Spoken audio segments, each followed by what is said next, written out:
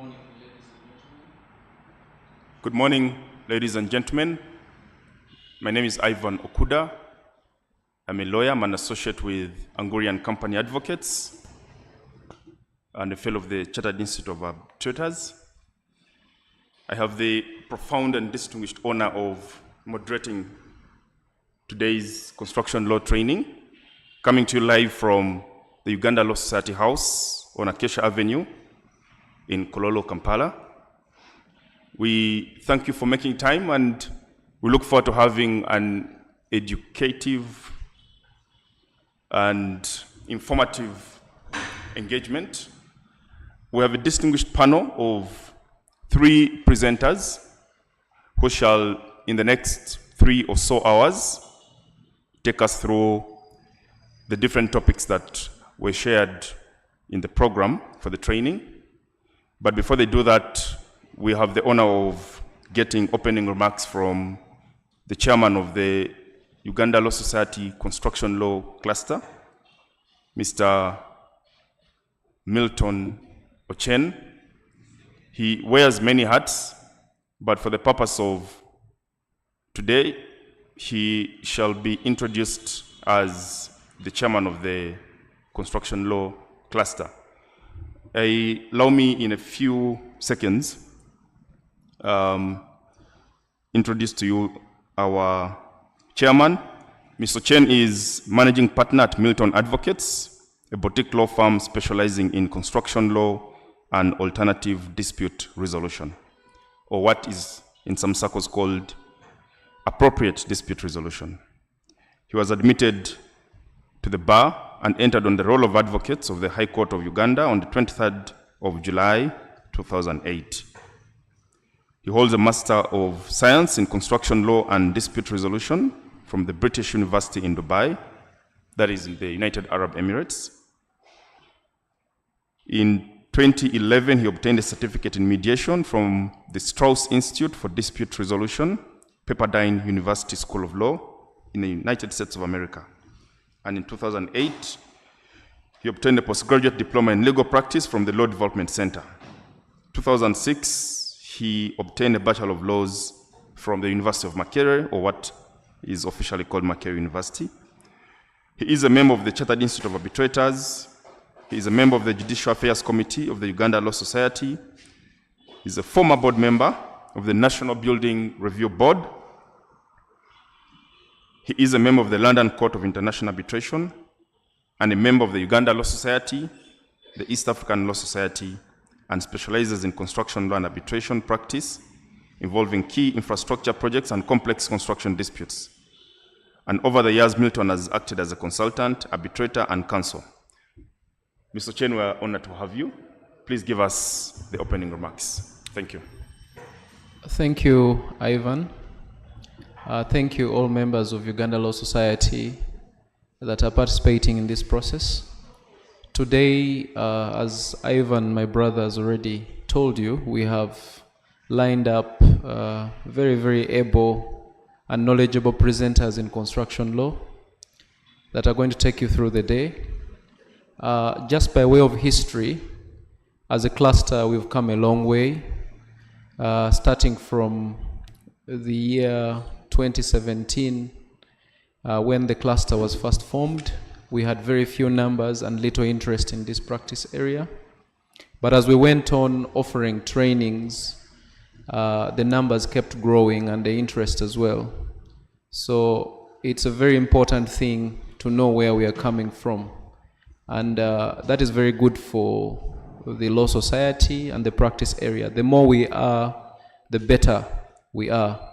So all participants that are participating today in this training and listening in, this is a very, very good practice area because it cuts across so many things in life. Oftentimes, everyone, including those on the street selling newspapers, want to save, and the ultimate objective is to construct, build a house, buy land and build a house. Businessmen, developers, want to enter the space. So it's a very critical area of our life, daily lives. Buildings that we live in, the roads that we drive on, are all part of this cluster area. Therefore, it is important that the more we understand it, the better for ourselves. Perhaps this might be the last time I'm chairing this cluster. It's grown. It is important that we have young blood take over, the likes of Ivan and many others that have come into this space. At an appropriate time, I believe the president will make that appointment of the new cluster chair to take us forward. I want to thank you all, cluster members, especially our reliable faculty members that have always turned up and responded positively to the call to come and train. It is very important because it is, as you know, construction law is a very expensive area of law. So if we are able to develop our own capacity, developing our faculty and able to train ourselves by ourselves, it's very helpful in terms of managing the resources. So those who have trained become trainers of trainers, and that way we grow. So I continue to make a clarion call to the membership of the Law Society. Let us participate. Let us be part of this movement. As you know, now we are taking a new direction of, as a society, of the 4Ds. Right now we are able to reach you using the digitalization platform, which is one of the 4Ds that the Law Society is pushing to be able to reach each and every member. So allow me, thank you all for being part of this, and let us have this session open and we start taking in the knowledge. I will continue being part of this conversation. As and when I can come in, I will always come in to support as we move along the day. Thank you very much, Ivan. I wish the presenters and the listeners all the best. Thank you. Thank you. Thank you, Mr. Chen. We will now dive deep into the presentation. The first presentation we shall have will come from Councillor Joan Chomjisha, who brings a wealth of experience and practical knowledge into the discussion. She shall present to us on FIDIC contracts, the roles and obligations of parties to a construction contract. Let me do a recital of her profile. Joan is an advocate of the High Court of Uganda, a member of the Chartered Institute of Arbitrators. She holds a bachelor's degree in law from Makerere University, a diploma in legal practice from the Law Development Center, master's degree in law from Northwestern University, Chicago, Illinois, USA. She has obtained FIDIC training from FIDIC certified trainers, holds a certificate in contract management from the International Law Institute, certificate in claims management from the claims class, a certificate in utility regulation from the London School of Economics. Joan holds 15 years work experience as a legal advisor in various government agencies, including the Uganda Law Reform Commission, Uganda Communications Commission, and the Uganda National Roads Authority. She is a member of the East Africa Law Society, Construction Law, Projects and Infrastructure Committee. At UNRWA, where she currently is employed in the Directorate of Legal Services, Joan oversees contracts and claims and provides legal advisory on major infrastructure and construction projects. These contracts include development partner funded contracts, the African Development Bank, European Union, World Bank, JICA, those are the Japanese, Islamic Development Bank, Exim Bank, and so many others. Ms. Chomjisha has played a pivotal role in the standardization of road construction contracts signed between Government of Uganda, international and local construction companies. She provides legal advisory services and participates in contract negotiations and contract management for various construction projects. She has participated in various dispute settlement processes through dispute adjudications, arbitration, and amicable settlements. Joanne, we're honored to have you. Please start us off on FIDIC contracts. What are FIDIC contracts for the start? When I was doing my master's in construction law from Robert Gordon University, one of the interesting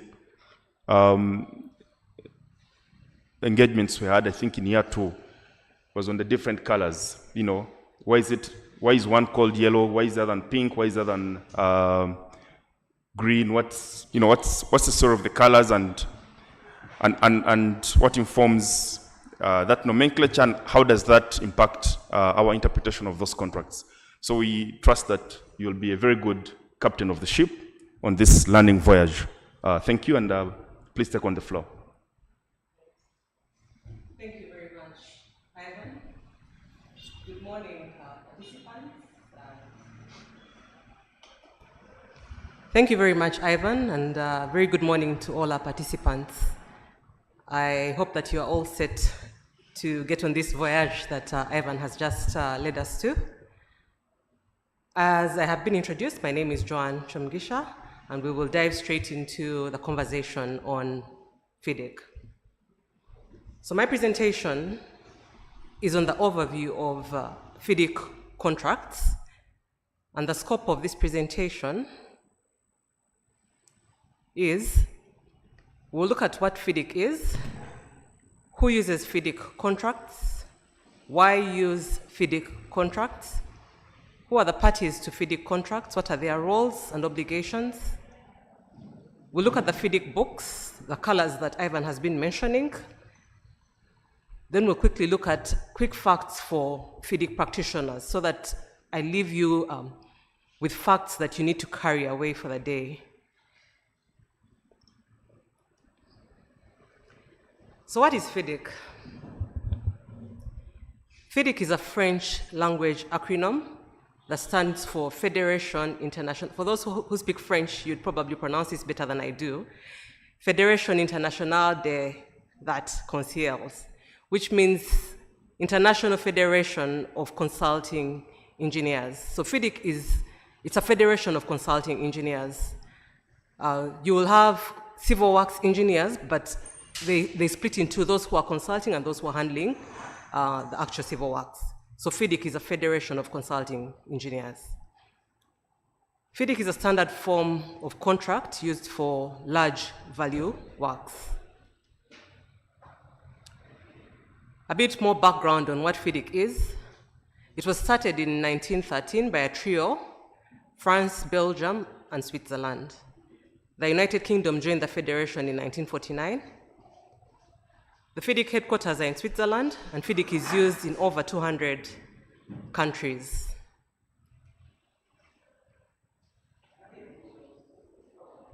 There are 3 categories of FIDIC membership. You have member association, associate member, affiliate member, and that website is where you can go to pick a bit more information on what FIDIC exactly is. Maybe what you need to note that in Uganda, the Uganda Association of Consulting Engineers is both a member association and an associate member.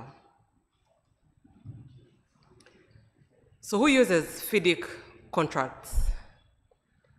FIDIC contracts are majorly used in high-value projects, usually public infrastructure projects such as roads, bridges, dams, oil and gas projects, and structures or buildings. FIDIC may also be used for private projects. So who uses FIDIC contracts? FIDIC is used for development projects funded by MDBs for use in aid-funded projects.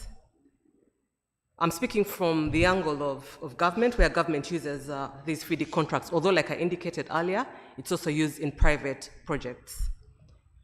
So some of the project financiers in Uganda include ADB, World Bank, EU, Exim Bank, JICA, Islamic Development Bank, Badea. Those are just a few.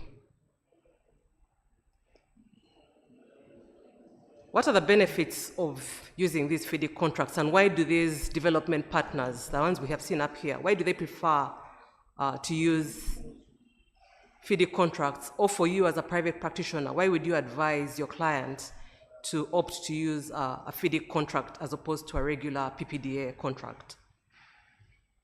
So FIDIC contracts are standardized and therefore are preferred by the international contractors who deem them as fair. Clarity of contracts, they're consistent, they have consistent wording, they're very well drafted. They cover all kinds of issues that may arise during construction.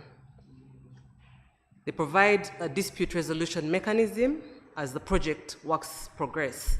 So FIDIC, typically when you have a dispute in a construction contract that is under FIDIC, you can proceed to have the dispute resolution mechanism implemented, but it doesn't affect the progress of the work. The progress of the works continues as you are resolving the disputes. It has best practices in the industry and it addresses the most common issues. So FIDIC contracts, the way they've been crafted and drafted, they anticipate many of the issues that could arise during construction, and therefore a way out is provided within the contract. That's why they're preferred by many of these international firms, because they provide, they establish the common issues and try and address the common issues. There's also a requirement for the multilateral development banks. So because we get a lot of funding from foreigners, these multilateral development banks, or the donors, prefer to use FIDIC because it is standardized, because they have tweaked it to what suits them. And as you know, a beggar doesn't have a choice most of the time. They prefer to use these MDBs, and therefore they would compel us to use the MDBs. The multilateral development banks have come up with their own book so that you use that FIDIC book for purposes of their contracts. Who are the parties to FIDIC contracts? So FIDIC contracts typically have three parties. They have the employer, you have the contractor, and you have the engineer. Those are the three parties of a FIDIC contract. And we're going to look at each of them and see what role each of those parties plays. We'll start with the employer. So who is the employer?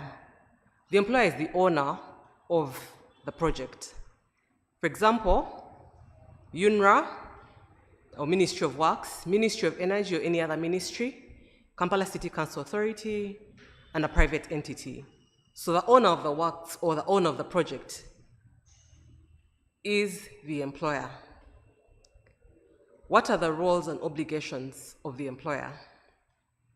So the employer sets the ball rolling because you're the one who decides, I want to implement this project, and therefore, this is what I'm going to do to implement it. You decide, you go through a procurement process and acquire your contractor, acquire your consulting engineer, and then you roll with it. So the employer is the owner of the project. They provide access to site. So as the employer, the owner of the project, you're the one to indicate to the contractor that this is the site where the works are going to be handled from kilometer 15 to kilometer 100. That is the site that I am availing to you at the beginning of the project. So you provide access to site, and you provide information, you provide data and documentation.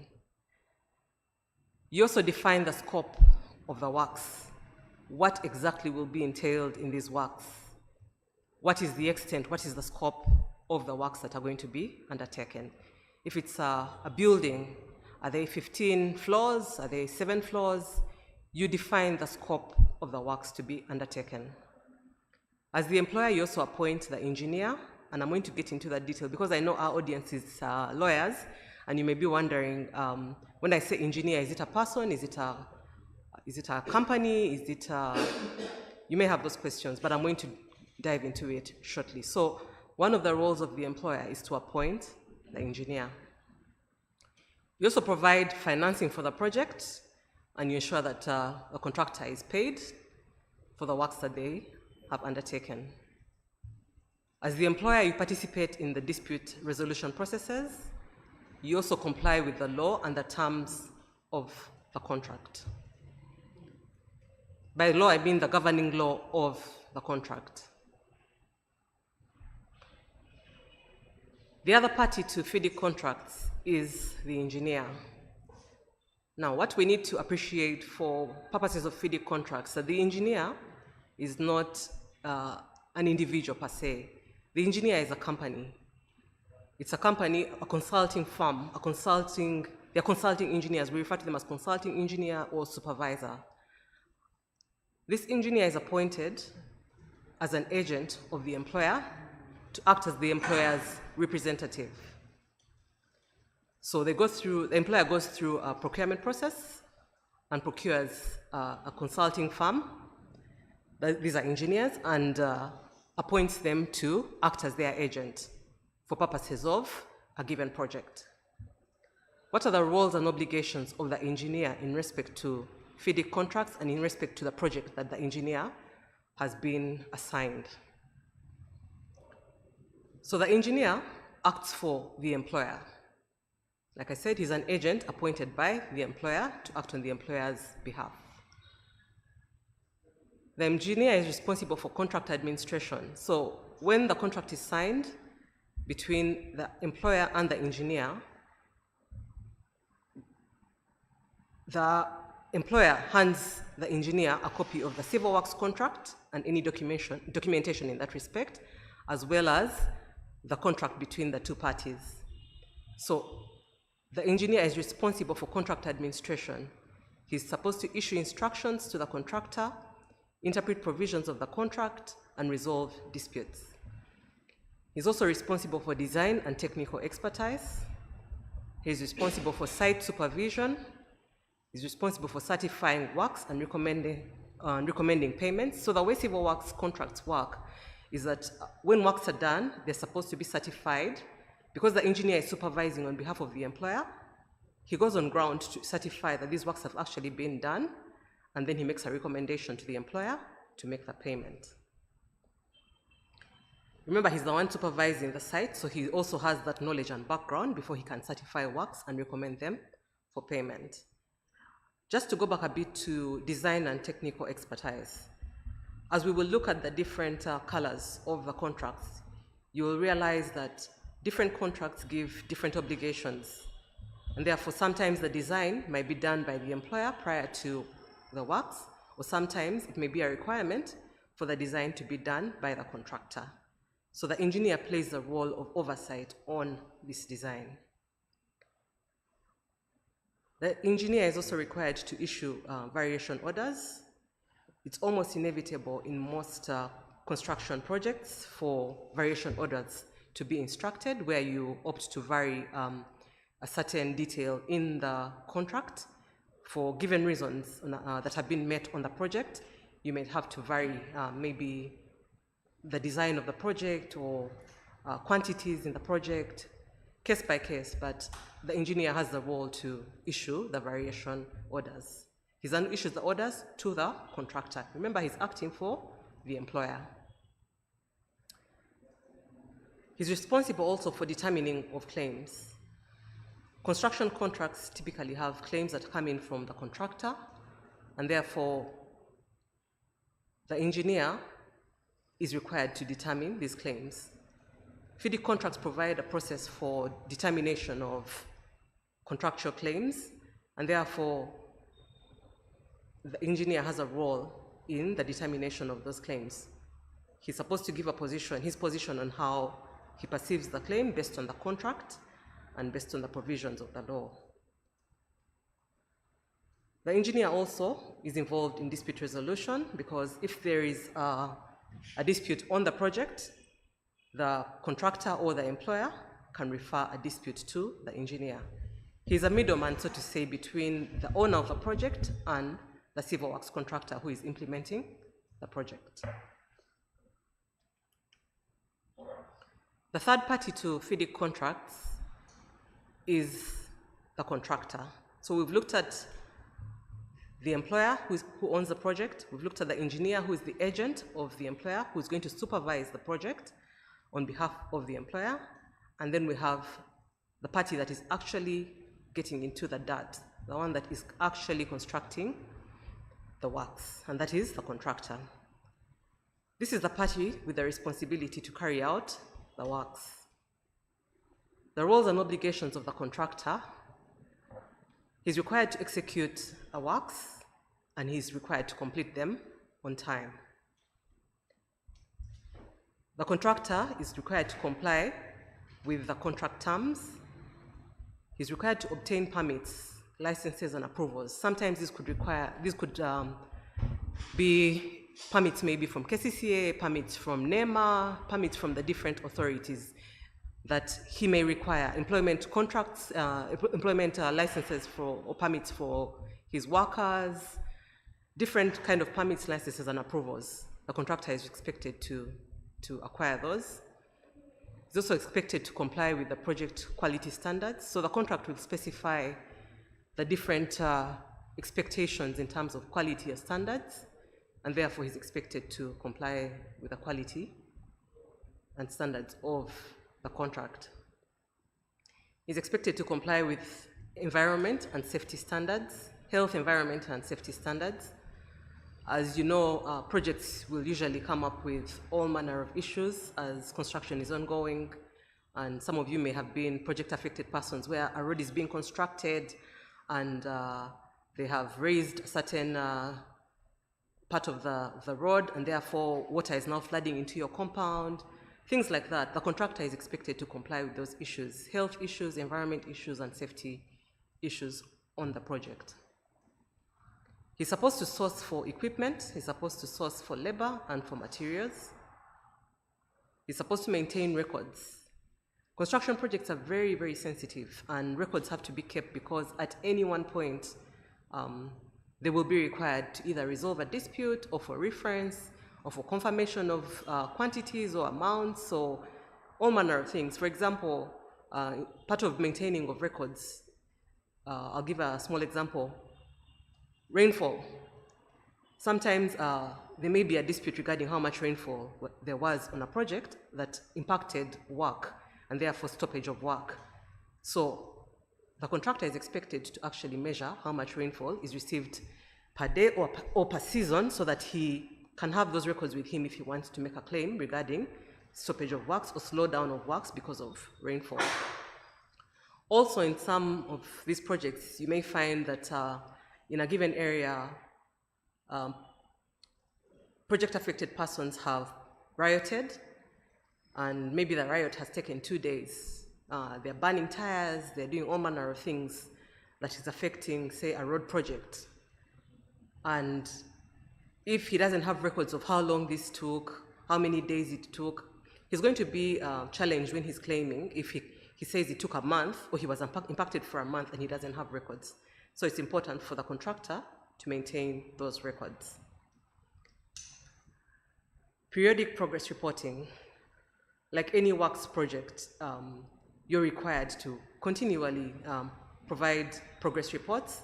So the contractor must maintain periodic progress reports to indicate progress on the project, 90% achieved, 80% achieved, periodically 5% achieved. Is it achieved within the time that was planned? Because they usually have a program, a detailed program, or that's something else that the contractor must prepare. He must prepare a program for the project, and he must share this in advance of the project. So yes, he has to do periodic progress reporting to the employer and to the engineer who is supervising him. So these FIDIC contracts, like I indicated, have 3 parties. We've looked at the employer, we've looked at the engineer, and we've looked at the contractor. So in terms of the actual contracts that are formed for purposes of civil works projects, whether building or road or any other, dams, bridges, you'll have 2 contracts. You'll have a contract between the consulting engineer and the employer, and I explained this earlier, that the employer appoints an engineer as his agent to supervise the project. Why is it done this way? These engineers are specialized in supervision of works and give the eye, because the employer is involved in so many other things. Usually they will have this engineer overseeing the project for them, because these projects cut across different parts of the country, and therefore the engineer is there to do the supervision of the works on behalf of the employer and to give instructions and all the other roles and obligations that we have looked at. So there will be a contract between employer and engineer. There will also be a contract between the employer and a contractor.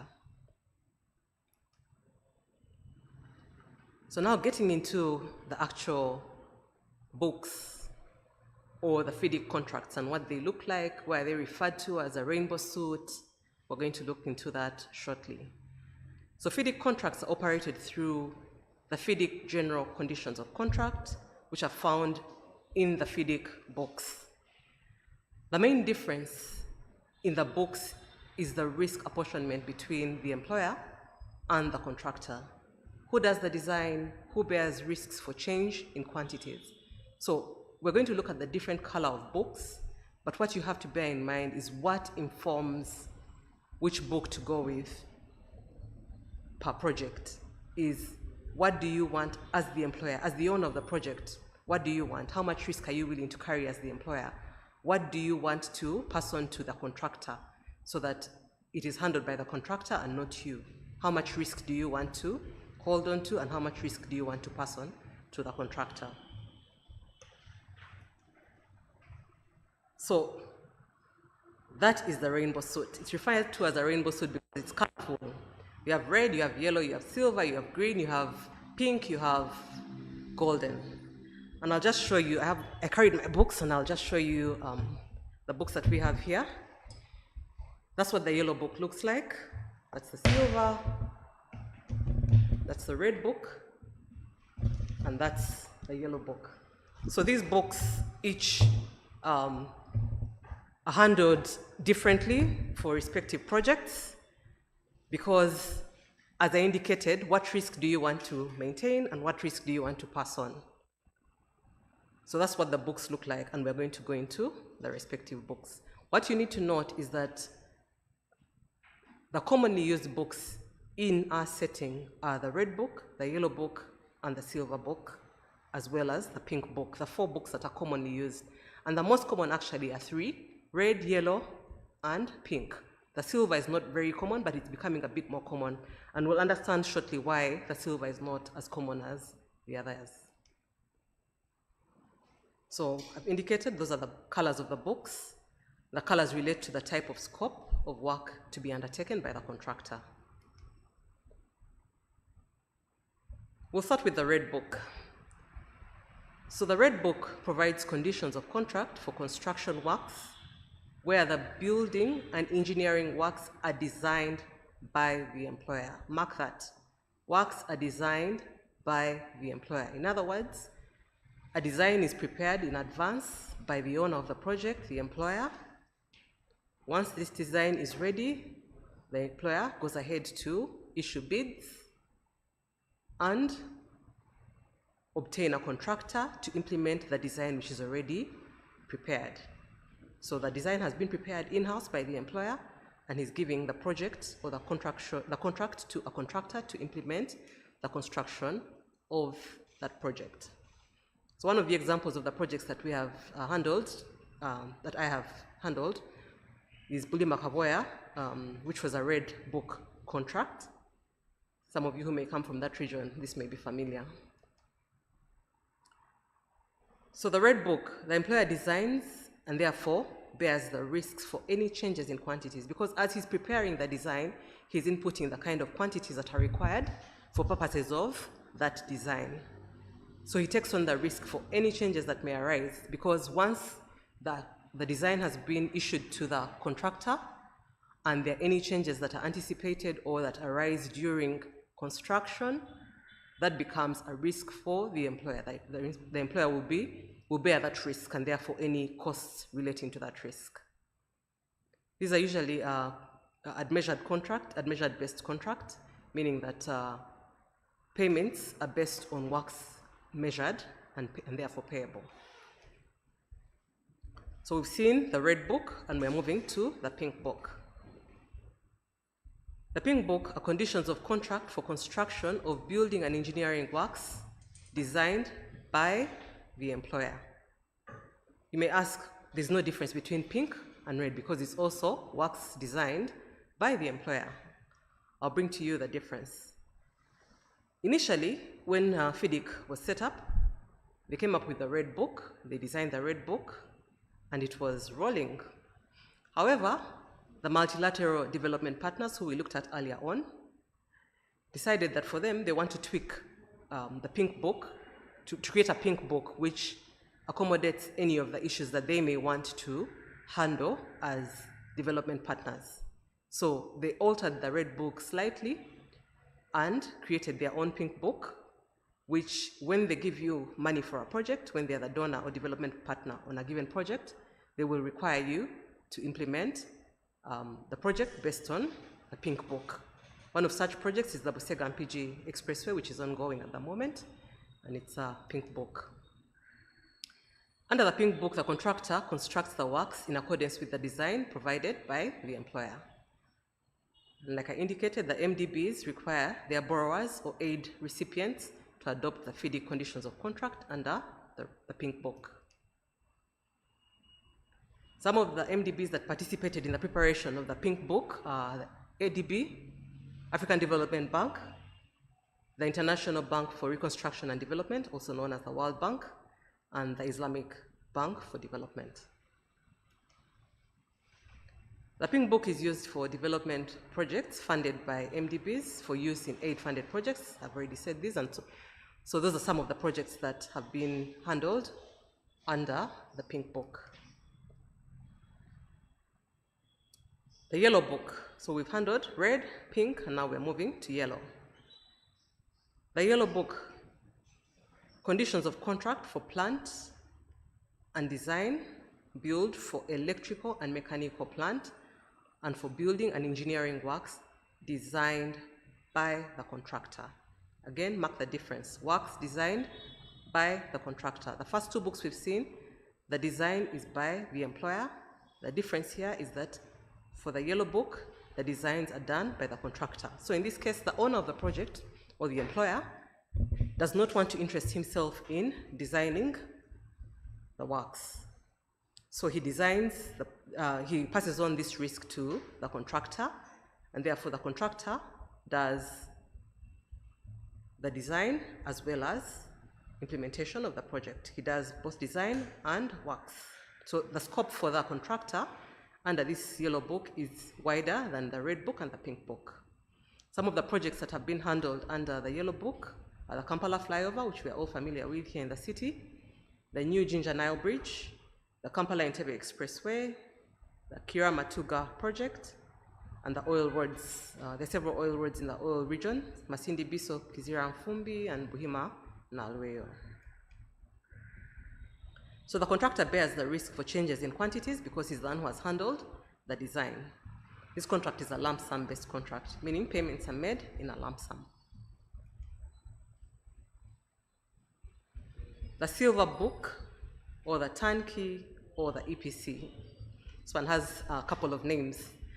And like I indicated earlier, it's not very commonly used here because of the cost implication. It's a very expensive type of project to handle. EPC, turnkey projects are more expensive than the previous ones we have looked at. In this case, the engineer, in EPC projects, the engineering, procuring, and construction are done by one party. So the EPC contractor is responsible for the engineering design of the works, its procurement, and subsequent construction.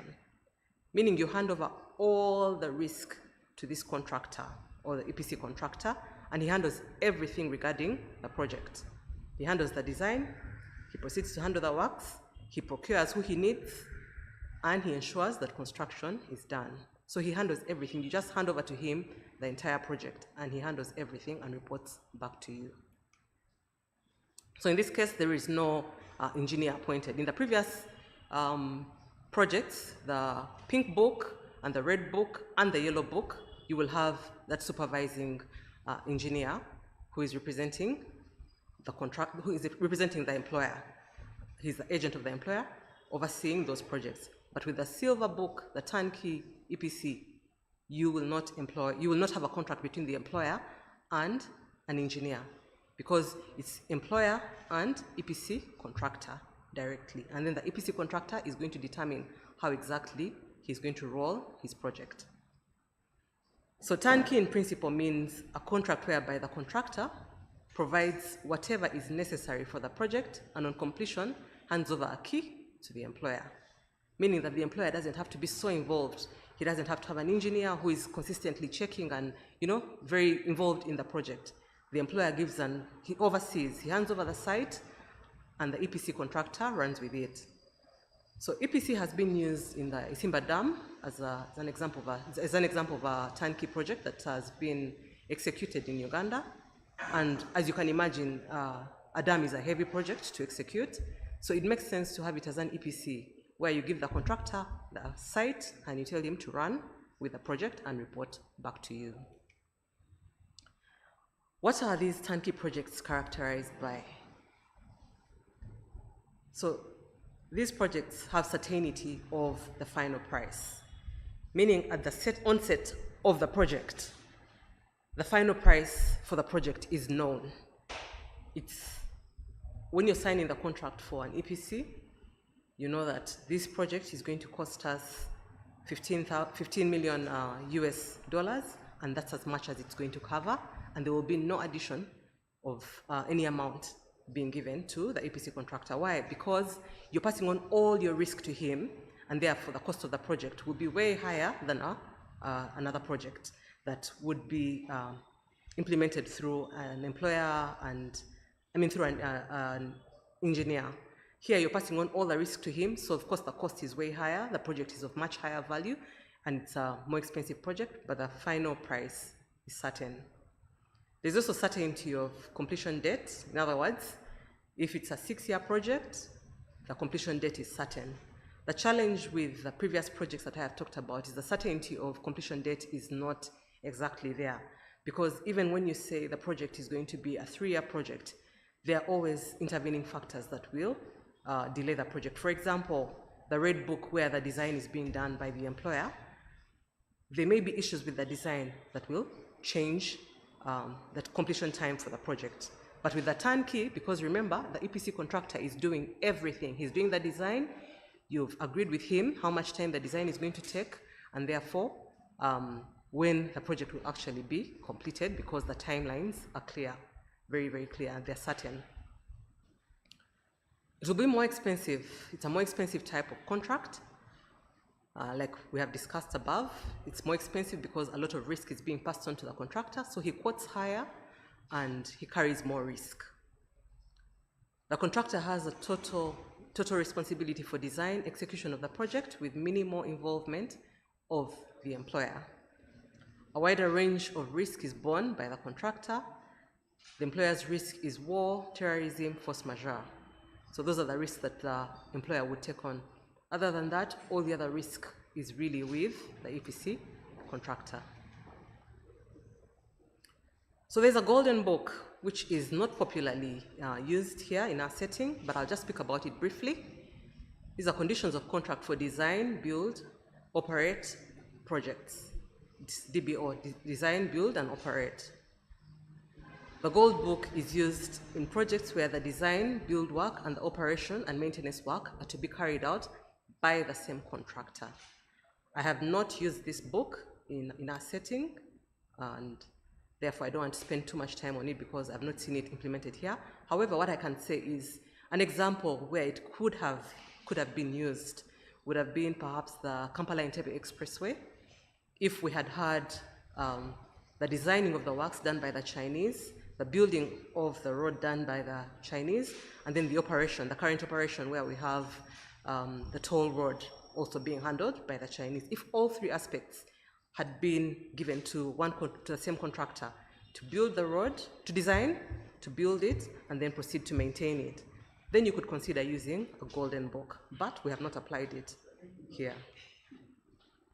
It's usually used for projects with an operation phase of 20 years, and therefore a toll road would actually fall in this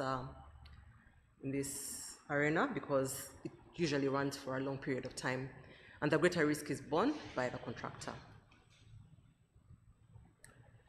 So what are the salient facts on FIDIC and the things that you need to know as you implement FIDIC, as you practice in this area, or as you handle your clients that have FIDIC projects or FIDIC contracts running, or if you have a dispute relating to FIDIC type contract. So FIDIC books have various editions. Most recent is the 2017 edition of the Red Book, Yellow Book, and Silver Book. The older editions are 1999 and 2010. So what you need to always take into account is, I have a FIDIC contract before me, which edition is it? Because the editions changed along the way, changed some clauses along the way, and therefore you need to be mindful of which one you are implementing at a given time. So various editions, be mindful of which edition you are implementing. For us to look into what 2017 edition introduced, it requires a whole other session, and therefore I'm not going to dig into that. But the FIDIC 2017 edition is different from the previous editions that are in use. Always check and confirm. Let me just talk about editions. One time I had a dispute, and we were before the Dispute Adjudication Board. So these contracts provide for a dispute mechanism where you have a dispute adjudicator. And we had an Ethiopian firm that kept on referring to an edition that we were not familiar with, because what we knew we were implementing was the 1999 edition, but they kept on quoting wrong clauses. And we closed the session with the Dispute Adjudication Board, wondering what had happened to our colleagues in that regard. So you need to be very careful that you actually refer to the right edition as you are handling these contracts for purposes of disputes in regard to that contract, or for purposes of implementation of the project. Don't get caught off guard quoting wrong clauses because you're referring to a wrong edition. The books all will look the same. It's a red book, there are 3 sets of the red book. It's a yellow book, there are 3 sets of the yellow book, but look at the edition of the book. Is it 2017 or 1999 or what? So always check and confirm which book and edition is applicable to a contract dispute that you are handling. Contract or the dispute that you are handling. The parties to FIDIC contracts have distinct responsibilities, so always know what the responsibilities of the different parties are, so that you're not accusing the wrong party for a responsibility that is actually yours, or that your party or your client is not claiming that something wasn't done, and yet it was actually the responsibility of your very client to ensure that they handled that responsibility or obligation. So FIDIC contracts typically include general conditions of contract, which we refer to as the GCCs, or particular conditions of contract, which we refer to as the PCCs. Particular conditions of contract. So the general conditions of contract are what we have just seen in the book. That book gives you the general conditions of contract. The FIDIC book, the red book, the yellow book, the pink book, whichever book, silver book, gives you the general conditions of contract. But for purposes of tweaking the contract, for example, if you need to have particular changes to the general conditions of contract. For example, the general conditions of contract are not going to tell you that this project will be a 4-year project or a 3-year project. But you want to specify that in your contract so that there's avoidance of doubt on the duration or completion time for that contract. You will indicate in the particular conditions of contract by specifying, for example, you get a clause from the general conditions of contract that speaks about time, and you say time for the project in the particular conditions of contract is 4 years. It's a duration of 4 years. You also want to specify in the particular conditions of contract, which is the governing law for this contract. You also want to specify when does it commence. You want to specify what is the percentage of liquidated damages. When do we give access to site? So we have the general conditions, but we have the particular conditions which give us leeway to specify the terms in the contract. The general conditions are not going to tell you that this road is 100 kilometers. The road you're going to construct is 100 kilometers, or the building is 10 floors. No, you will specify those in the particular conditions of contract. So these FIDIC contracts, when we have a final contract ready, we'll have the general conditions, we'll also have the particular conditions in that contract, we'll have all the other documents attached to the contract, but we must have particular conditions to specify what we want or to tweak clauses of the general conditions of contract that we need to capture specifically. So, like I've said, access to site, time for completion, commencement date, percentage liquidated damages, percentage retention, and I'll just speak briefly about liquidated damages for those who might not know what these are. So construction contracts have a clause on liquidated damages. Liquidated damages are chargeable when a contractor fails to complete works within the duration for completion indicated in the contract. For example, if you have a contract that was supposed to run for 3 years, however, for reasons attributable to the contractor, the project has gone into a 4th year, then as the owner of the project or the employer, you give notice to the contractor indicating that you're going to charge him liquidated damages. These are damages for the extra time that he has taken, because our plan was that we would have this project done in 3 years, would have this road ready in 3 years, and we want to start using it, but he has stretched us to a 4th year, and therefore we're going to charge him a certain percentage for that stretch. What you need to know is the general conditions will tell you charge liquidated damages, they will not tell you the percentage. So you have to go to your particular conditions of contract and specify 10% liquidated damages shall be chargeable should the contractor delay to complete the works. Similarly, percentage retention has to be clarified. What is a retention? When we are paying these contractors for works done, so they issue an interim payment certificate as the project goes along. If certain works have been achieved up to a certain point, the contractor will have an interim payment certificate issued, wanting to be paid for the works so far achieved. Maybe he has done 5 kilometers and he wants to be paid for those 5 kilometers. Now, the general conditions of contract will provide for retention to be charged. It's a mode of risk management to protect yourself as the employer.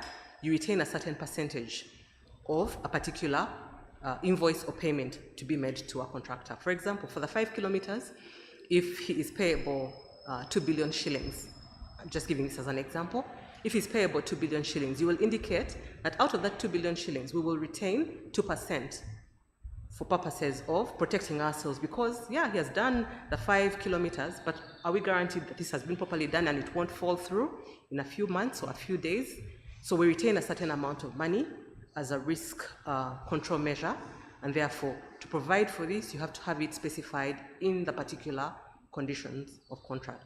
And so many other things that you need to specify in the particular conditions. I've just used these few as examples. In the particular conditions of contract, you talk about how the dispute is going to be handled and many other aspects of the project. FIDIC contracts also provide for claims and how they are to be lodged. Now, you may have heard construction claims, and you may not know what that is. It's a whole class as well that we cannot get into in detail today. But what you need to know is that FIDIC contracts provide for claims, construction claims, and how they are to be lodged. Notice must be issued within a period of 28 days from when the contractor became aware of the events or circumstances giving rise to the claim. Remember I talked about heavy rainfall or access to site. If you delay to give him site, say he was supposed to have started the project, you delay to give him site, or you've delayed to give him an advance, and yet the contract provided for advance payment, he is entitled to make a claim. But for him to make this claim, he must issue a notice within a given period of time. Again, refer to the edition of the contract that you are looking at. Is it a 99? Is it a 2017? What does it say about claims? What is the requirement for you to lodge this claim? So as you guide your client, make sure these things are alive to you, that construction claims are not just made at any time. You can't wake up a year later and say, I'm making a claim. There's a requirement for notice. The notice must be issued within a given period of time for it to be one that can be acknowledged. You also have to know to whom do these claims go to. Who do I make the claim to? Do I go straight to the employer? Do I go to the consulting engineer? To my direct supervisor, who's the consulting engineer? Or do I go to the employer to make this claim? And how do I make it? What do I specify? What do I state? There's a whole other class on claims. It's a very wide area, and therefore I'm not going to get into the detail of it. I just wanted you to know that there are claims, construction claims, and they have to be handled in a given period of time, and they must be handled in the specified provisions of the contract that you are handling. Maybe what you would note is that FIDIC 2017 provides that if a party cannot meet the 28 days notice period, it should notify the engineer and give reasons for the delay. So 2017 kind of gave a leeway from the from the previous editions, where 28 days were mandatory for the contractor to make his claim. What are the common triggers for construction claims? Like I said, I'm just browsing over these. I'm not getting into the actual detail of claims, but some of the things that would trigger a claim for your contractor client are delayed access to site. If you were supposed to give site to your your contractor was supposed to be given site by the employer within a given period of time, but because of one reason or the other, for example, you're supposed to construct a road, a 20-kilometer road, but you have to acquire land from project affected persons, and the acquisition of the land is taking long because perhaps there is no money to compensate the project affected persons. Then you delay to give site to the contractor. You've already signed a contract with him. He has started mobilizing.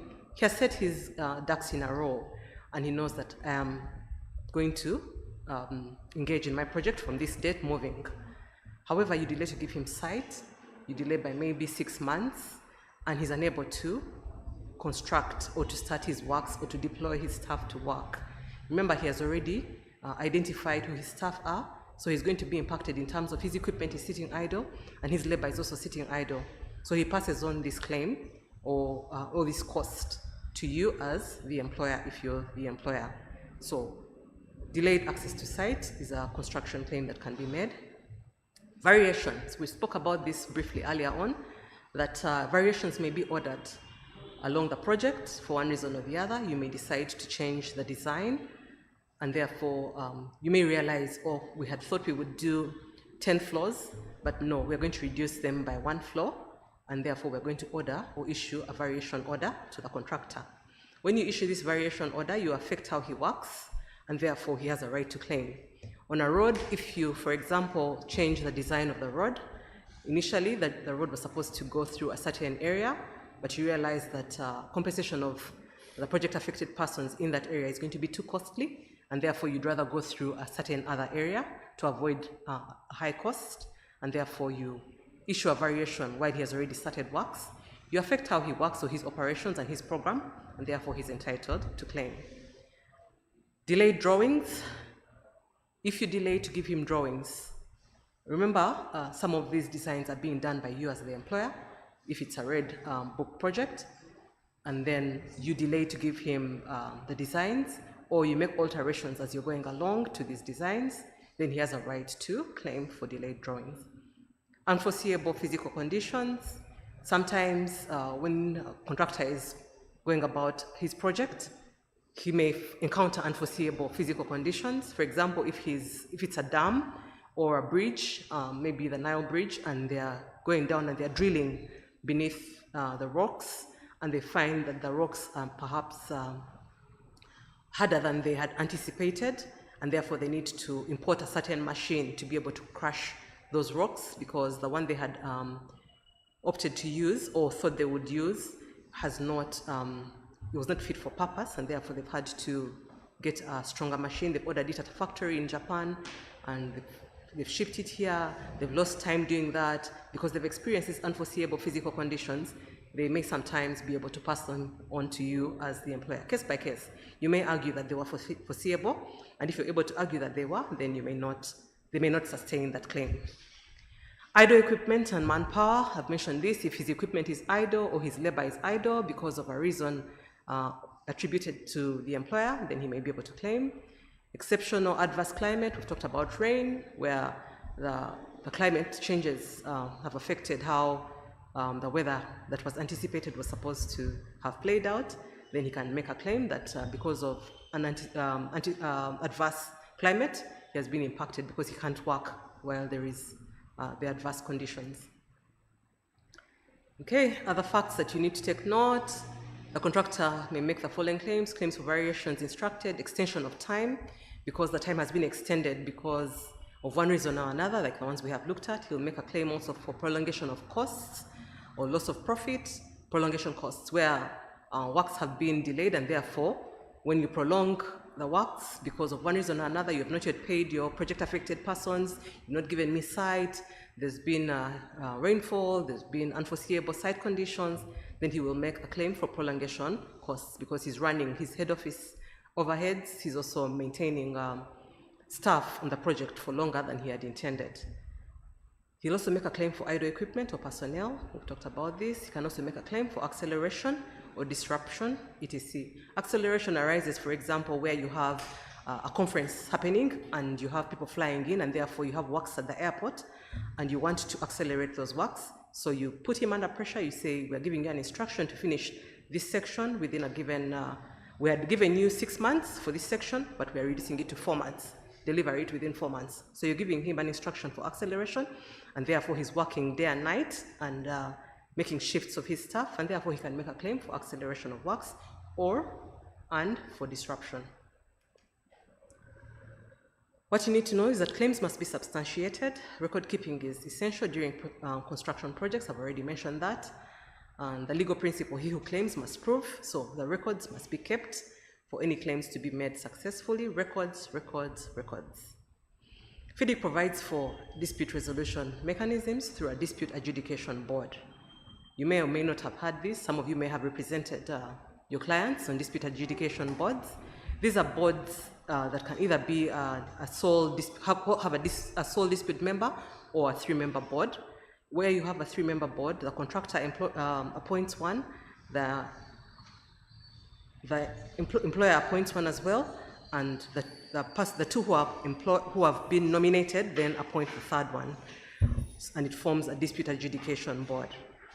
And that board sits to review any disputes that may arise during the project for purposes of resolving them as the project progresses. Construction projects do not stall because of disputes per se. They continue because they have this inbuilt, FIDIC contracts have an inbuilt dispute resolution mechanism through which disputes are resolved, and that is called the Dispute Adjudication Board. What you need to note, FIDIC 2017 refers to the Dispute Adjudication Board as a DAAB, Dispute Avoidance and Adjudication Board.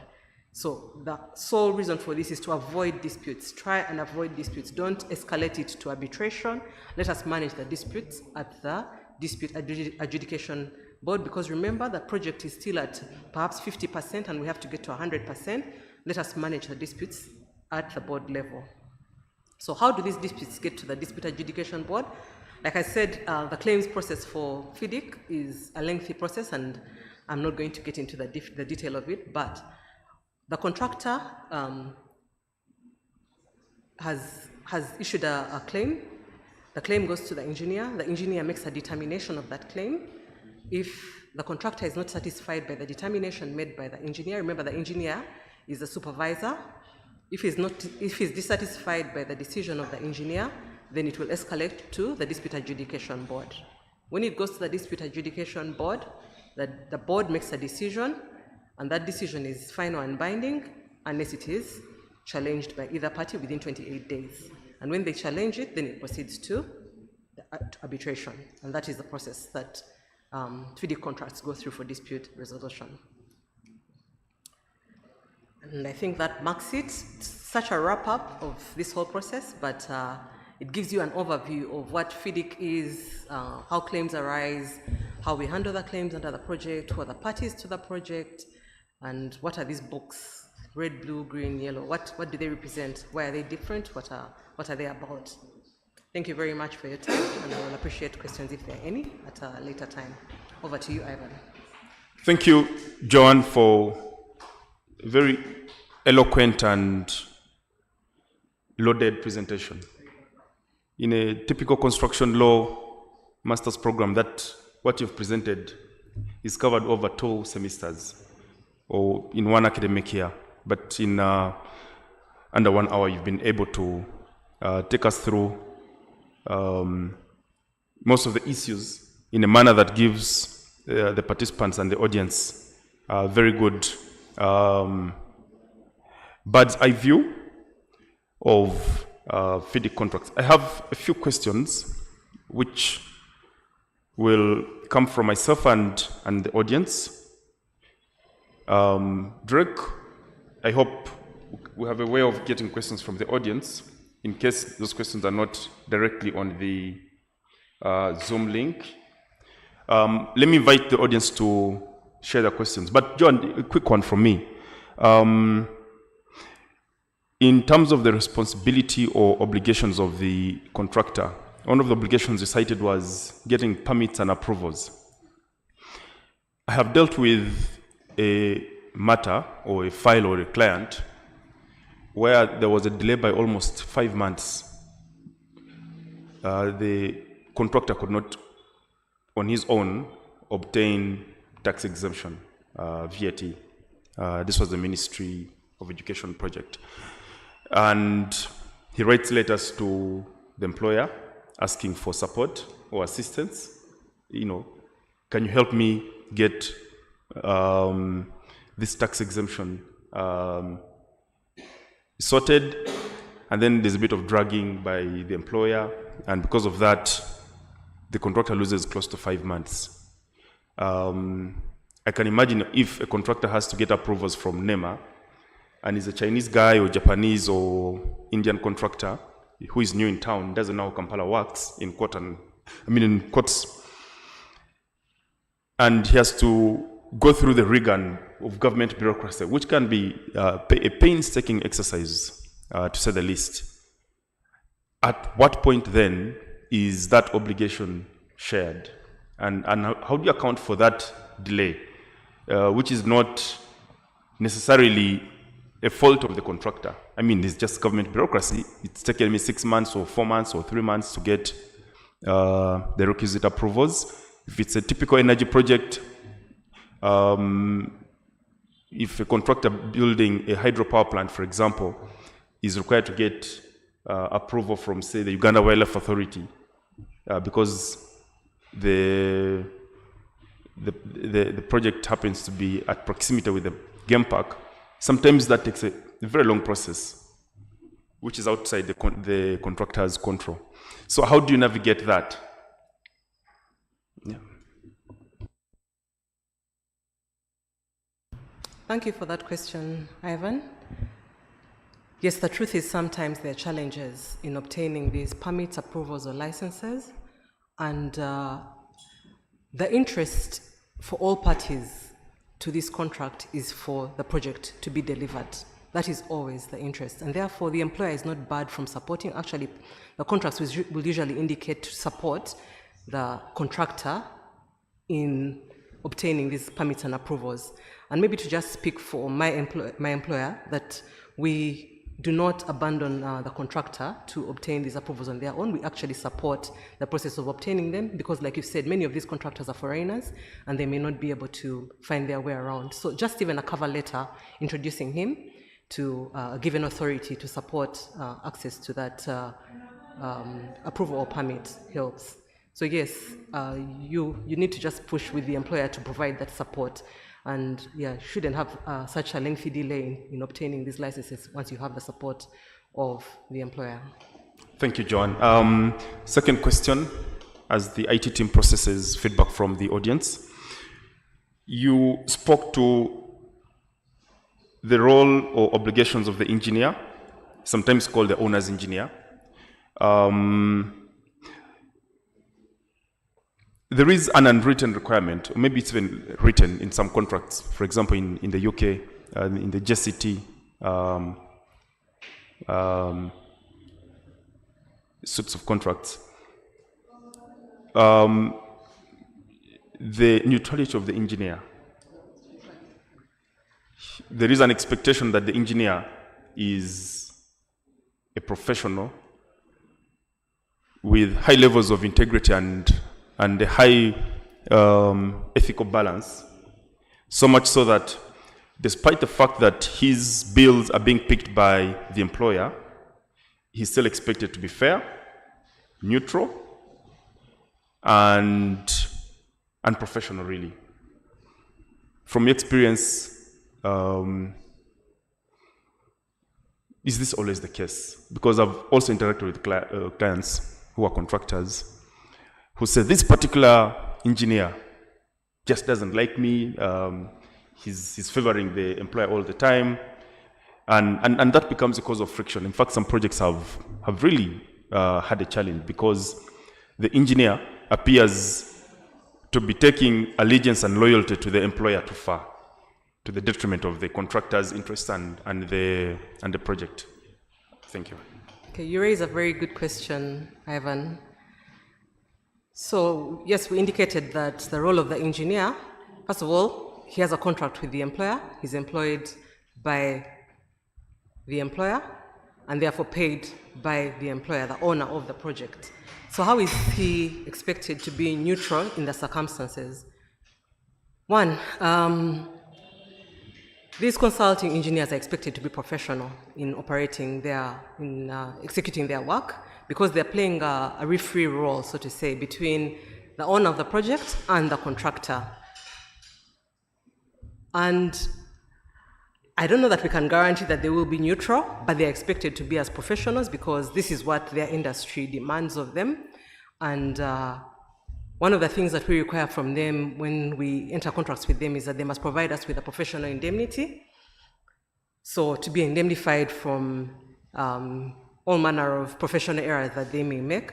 But true, it may be difficult for them to be neutral because sometimes your allegiance might be to the person that is paying you, but they're expected to be professional. So if indeed you have issues or challenges with an engineer, there are avenues for you to settle such circumstances, but they're expected as professionals to be neutral.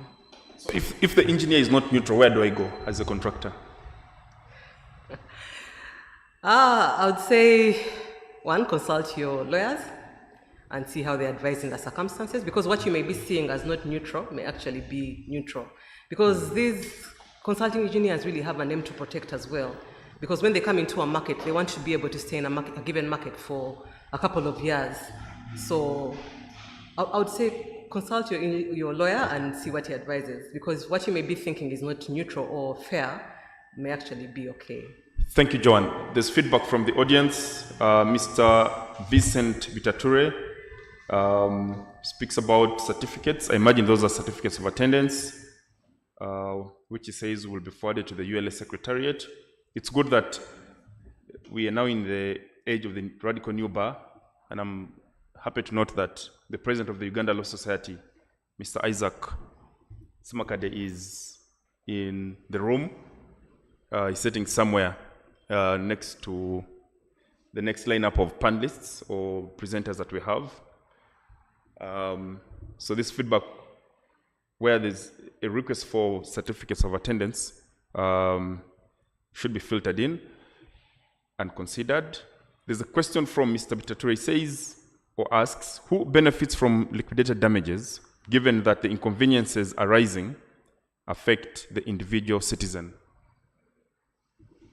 Could you please respond to that? Okay, thank you. So the damages I was talking about are referred to as liquidated damages. So these liquidated damages are for the employer.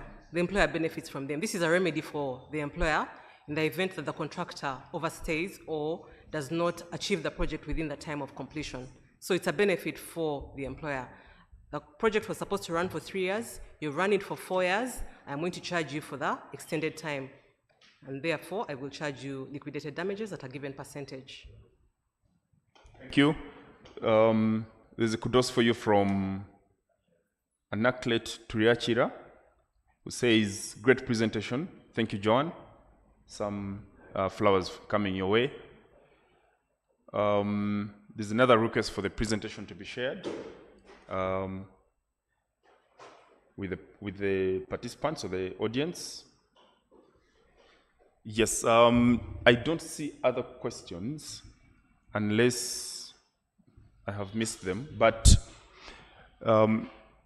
just one more question from me. You gave the example of Isimba as one of the rare times or occasions when Uganda's or government has used the Silver Book, in other words, a turnkey project. And one of the features of that contract type is certainty in price and certainty in completion date. In the real world, and is that achievable? Because on price, for example, if 4 years ago Company X was contracted on a silver book basis to construct a dam as complex as the Simba. And through the passage of time, there is change in prices of goods. For example, you've got the war in Russia and Ukraine. You've got the chaos in the Middle East. And that, for example, impacts movement of, the logistical cost of bringing fuel, for example, and other materials that are imported. How does the contractor then navigate certainty of price? Is there still no room for navigation around such practical challenges that impact the price of the contract? Okay, thank you again for that question, Ivan. For the person who requested for the presentations to be shared, I believe ULS will do so. Regarding EPC contracts and price and completion of time, what you need to remember is that the risk is on you as the contractor. So indeed, if war has broken out and it has impacted how you're going to bring your material or equipment into the country, that remains your risk as a contractor because the employer has passed on all this risk. So yes, there may be some variables, but the risk is with you as the EPC contractor and not, it's not a risk for the employer. Thank you so much, Joanne. Unless you have closing remarks, parting shots, you've done a good job simplifying things that are ordinarily very difficult and adding value to our audience. So allow me to thank you very much and wish you a good day. I want to thank you leaving after your presentation. Thank you so much. Thank you, Joanne. Thank you very much, audience. I wish you a lovely weekend. Right, ladies and gentlemen, we have the honor of the presence of the President of the Uganda Law Society, Senior Counsel Isaac Semakade. Mr. President, we've just had one presentation from Counsel Joanne Chomjisha, a distinguished expert in construction law. She's presented on FIDIC contracts, the roles and obligations of the different parties to the contracts and all the attendant dynamics around those contracts. After her, we shall have a presentation from two more presenters. We also had the benefit of opening remarks from the chairman of the construction law cluster, your very good supporter and friend, Mr. Milton Ochen. So, Mr. President, allow me with utmost humility invite you to speak to the audience. And thank you, before you do that, for a good job so far. It's been a few months in office, but we're feeling the vibe, we're feeling the heat. And I think the ULS is better than it was a few months ago. So thank you. Over to you, Mr. President. Thank you very, very much for those kind remarks. My brother, my friend, my interlocutor, Mr. Ivan Okuda. Are we good? All right.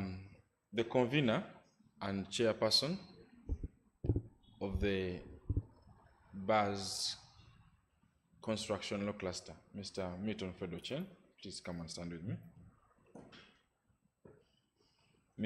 Our moderator, Mr. Ivan Okuda today, and our facilitators, Ms. Joanne Chomgisha, who has spoken, and those yet to speak. Allow me to give you my gratitude and the gratitude of the bar straight from the heart for the visionary idea of getting the construction law cluster operationalized.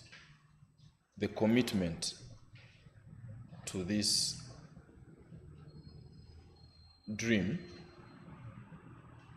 is immense. We've had a massive challenge at the bar, people taking up these positions. and allowing them to decay into some form of petty bourgeois farce. I have the position, but you don't really bring the blood, the toil, the sweat, and the tears that represent the legitimate expectations of the bar. You reduce the bar to your ego instead of subordinating your ego to the bar. I see the complete opposite here. I see it in you. It oozes. You are committed, especially now in the digital age, where you have to believe without seeing it for yourself that you have an audience, that you are on trial by a global audience. You have to have immense faith in digital transformation.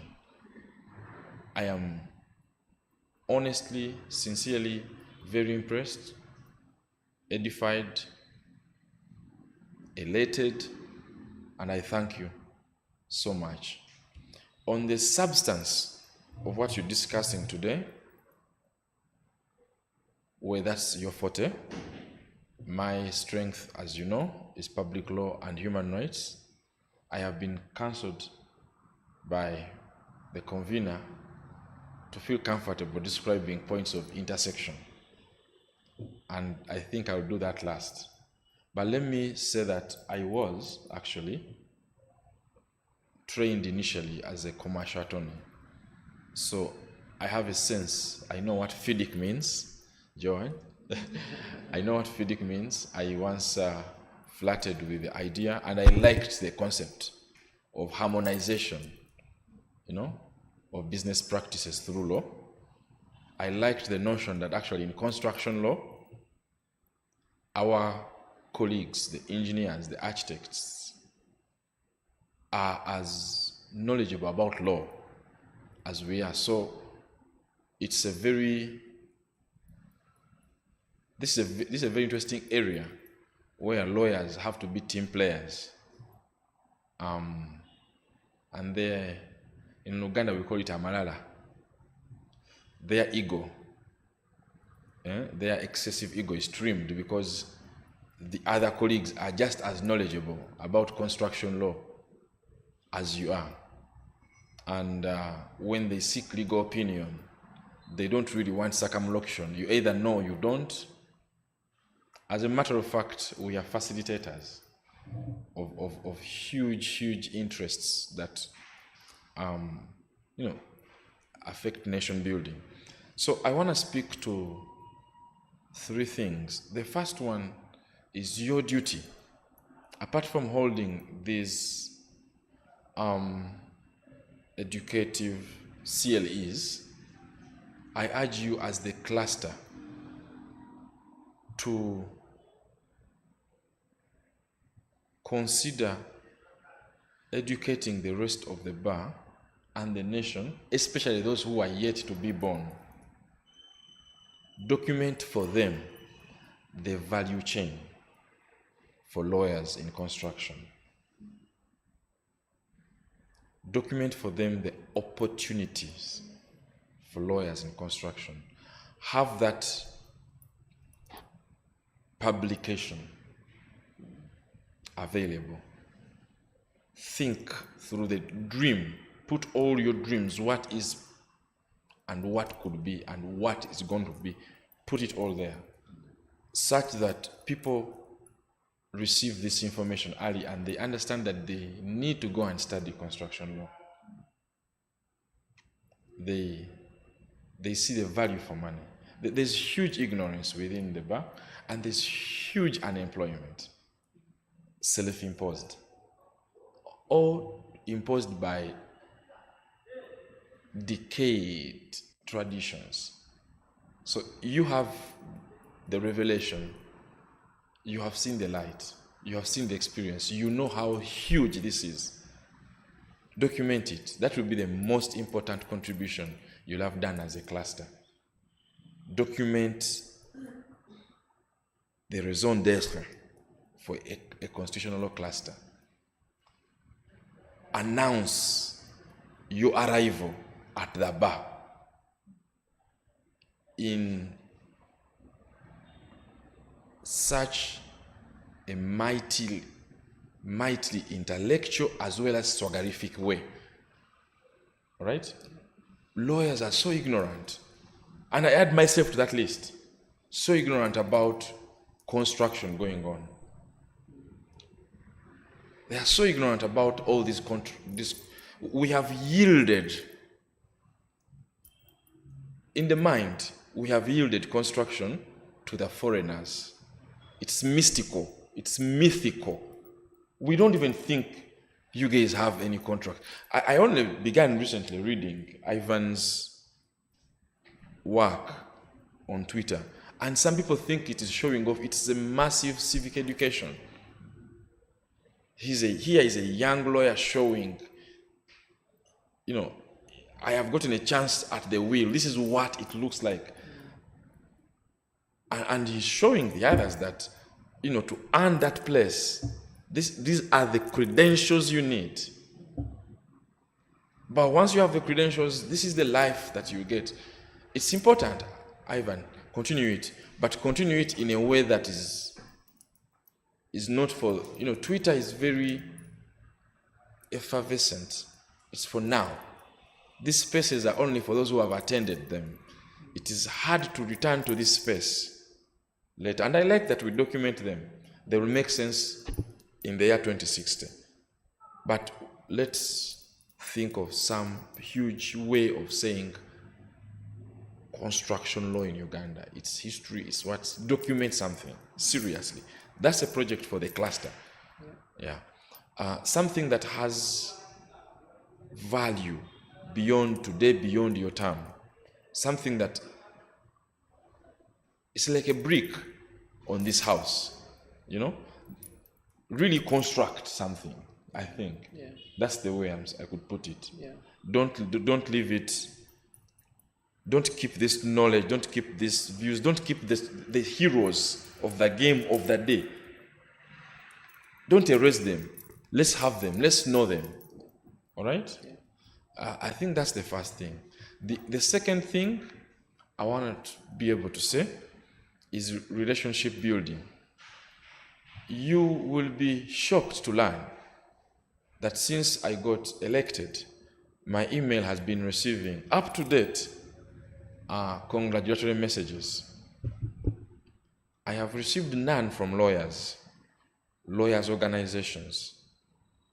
None whatsoever. Not from FIDA, not from Female Lawyers Network, not from anything. Do you know who has been sending me? The most recent?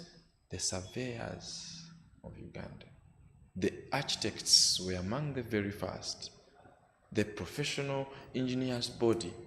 That's a vote of confidence in your work, in your field. They know the meaning of stability, continuity, strength in the office of the Alba leadership. Are you getting me? To them, change of office, change of government, the rituals of the bar, they consider them essential to their hopes and dreams and aspirations. That taught me something, that the demand, is there. The validity for your dreams is inescapable. So how do we involve? How do we build on that? How do we build on this call for affinity from the sister professions? Okay? It appears that we are more loved out of home than we are loved internally. Yes, and building on that, then tied to number one is that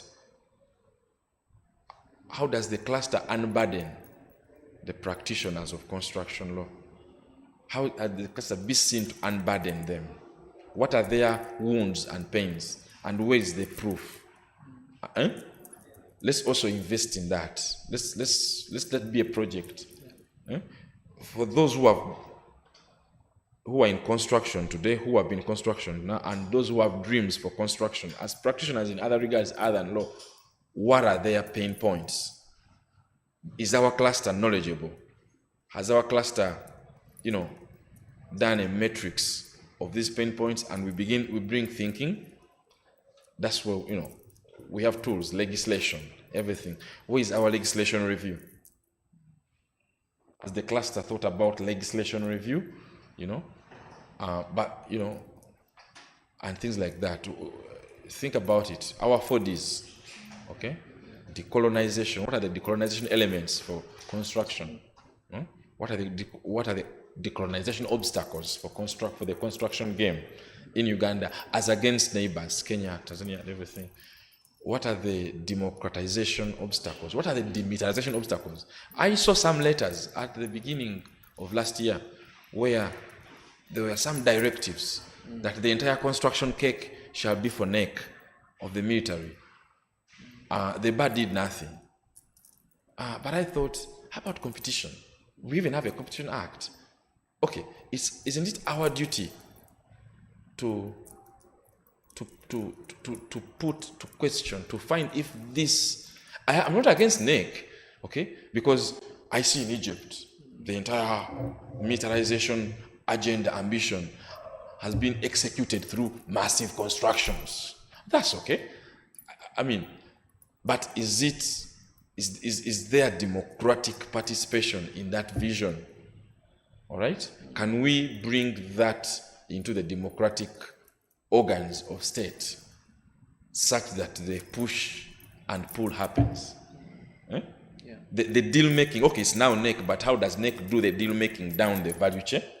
Down the value chain. Because then what I heard is that NEC really doesn't have the capacity, and now it is allocating contractors arbitrarily. It is subcontracting arbitrarily. Let it subcontract competitively. Okay? If that's the government position, fine. But NEC should then be seen to implement the PPDLO properly, PPP properly, and things like that. So that's something I feel that our cluster must not be too elitist. It must go out there in the trenches and find the pain points of our partners. And they feel consulted. So a consultation program, a consultation seminar, a consultation, think through it. We are doing a deal with Makerere University to enable us intellectualize and think through. Because that's what they do. They want to be able to be involved. So you can partner with them, and they can arrange for you the model for interacting with the stakeholders, so that the students, for instance, they can put like 40 students to go and do construction what do they call them? Undergraduate or postgraduate research, which helps you, For you provide the memorandum, the excitement, the ignition. You ignite these young minds. You speak to them, you provoke their minds. They go there and do the topics and bring this data, and it's in our databases about construction law. So I think we are not fair to what we can do if skeptics, you guys are early adopters, but skeptics and late adopters will judge you by what you put on the table. So put a dossier of contemporary challenges in construction law, a publication of the cluster. Put that on the table. Mr. Ochen. Yes. Lastly, conflict resolution. I know that you're all arbitrators and you're experts. Arbitration is having a challenge currently. I've received some of your colleagues telling me that some stakeholders are anti-arbitration clauses, and so on and so forth. So I asked that I get a draft executive order written. I haven't received it, but I said that's a very serious issue, because I talked to the representative, and I told him, well, from a constitutional perspective, arbitration is a constitutional directive. Right from the national objectives, private initiative in the right to development, people must drive their agenda, including justice agenda, foundation. So It's also in the Judicature Act. and so on and so forth. So we need. So I said this is more doctrinal than you think, and we need to present it that way. We need to remove the personalities and make the doctrinal argument, and as well as the foresighted argument, the data, the what, and so on, and the circumstances, so forth. Yes. So positive aspects of conflict resolution. You have a huge part to play in conflict resolution. I just said Mr. Kuda was doing good awareness of conflict resolution scenarios happening and how decisions are done and whether they get held. Speaking to this, lastly, I learned recently when I was in Ethiopia for the Pan-African Lawyers Union 14th Annual Conference and General Assembly. There was an infrastructure and project management breakout session. I got the business cards of the panel. I'll share. Okay. Yeah. There was a lady, very articulate, from the government of Ethiopia. She made the case that in project financing, African countries are suffering interest pricing And conditionalities. and conditionalities arising from their poor rule of law rating. Yeah. That the perception the rest of the world has of your rule of law institutions, your rule of law culture, do contracts bind in Uganda? Is conflict resolution, harmonious, swift, business-like? That is why they prefer their disputes to be taken to Yes. London and Paris. You are the generation that will change that. So it appears from listening to that lady, plus the American lawyer who works actually in Africa and Dubai and everything, I learned, damn, our work fighting for rule of law counts. It's the difference between 6% and 10%. It's the difference between, speed. She used an example of two airports, one in Ethiopia and another in Egypt. And same metrics. And she said the Egyptians got their pricing at 2%, the Ethiopians 6%, when Tigray happened 10%. Now they got stuck. But initially, all projects, were going to go off at the same level. But she said it's just a small boundary. These things are just, these are massive projects, neighboring, conditions are the same. The difference is how the stakeholders perceive your rule of law situation. So I came back with that message that, oh my God, we need to package this message. And I asked them actually to write for me a speech for the lawyer. I said, after listening to you, madam, I want you to write for me the case, because if I must address judges, the president, I need to make the case that actually your behavior steals opportunity in this manner. I can't be convincing, but she was very convincing. I didn't record it. I should probably ask David Donald Dare to give me the whole recording. It's amazing. But you have the capacity. You too can make the argument. Make the argument. It's non-political. Everything's just business sense. your late coming, your delayed judgments, and everything have this impact for the nation. That sort of argument I had not heard before. The courts coming from arbitration and watering down the whole arbitration. Yes. Plus us not bragging about our arbitration. Us not bragging about it and, bragging about the results that have come from it. If they're not out there, no one's going to blow a trumpet. So that's what I have to say. On the points of intersection and everything, the PAPs and everything, I'm not prepared. You guys are fast movers. This is the message from the bar. This is from us to you. We are grateful, and it's a labor of love. Thank you. We appreciate if you go in that direction. Even your children will appreciate, because they will find the direction, the signposting of change. They will find it there with your names on it. Yeah, as a contribution to the bar, to the nation, and to the international community of construction law experts. So I'm very grateful. Yes. Keep up the energy. Thank you. And good luck in the elections. Thank you. Thank Yes. you. Go there and educate these judges Yes. about what I've said, the impact of poor legal and judicial culture Thank you. on contract pricing. Thank you, Mr. President. Pleasure. Thank you.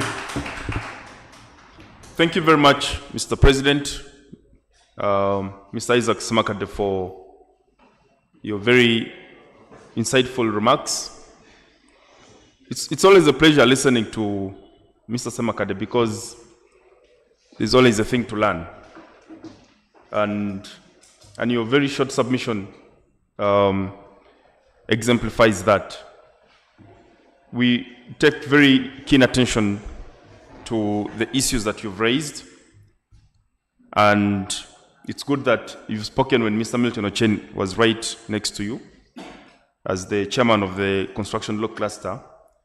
I have no doubt that he will take lead in bringing to life the suggestions and the guidance that you've offered for the good of the cluster, for the good of the society, and for the good of the country.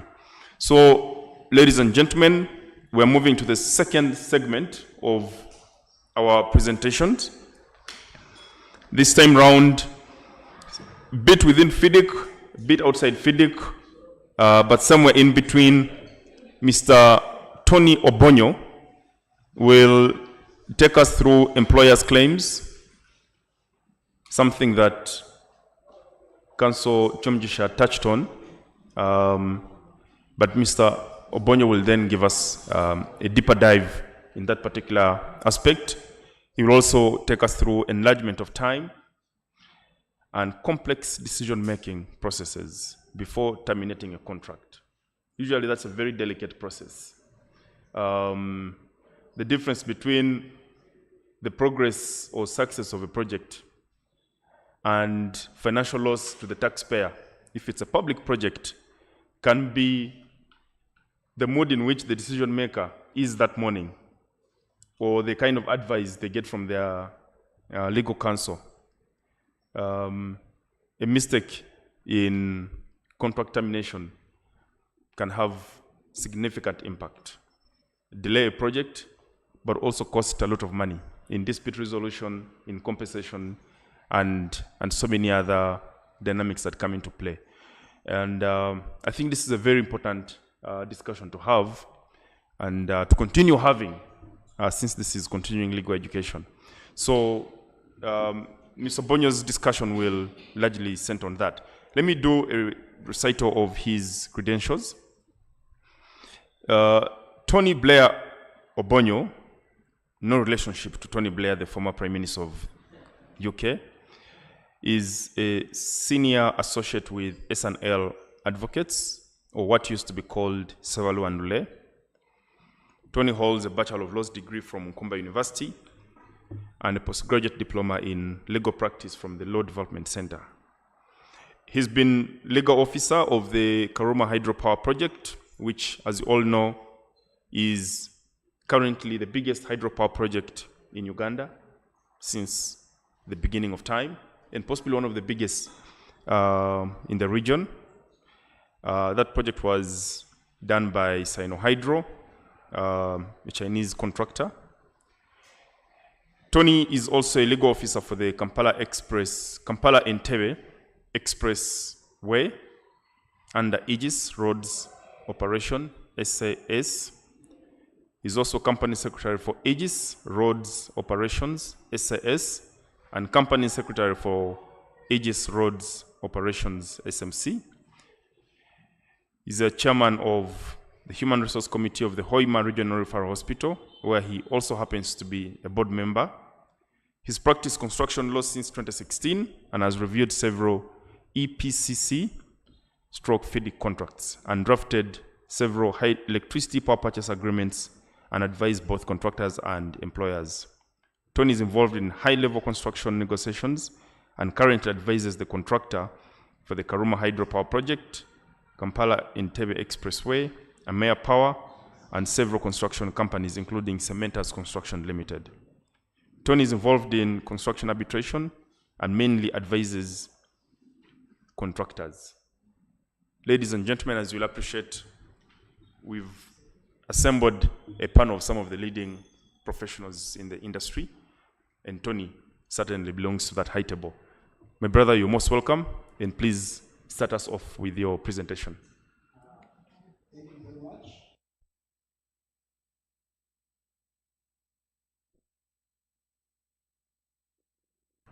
My name is Tony Obonyo, as I've been introduced, and I'm a senior associate at SNL Advocates.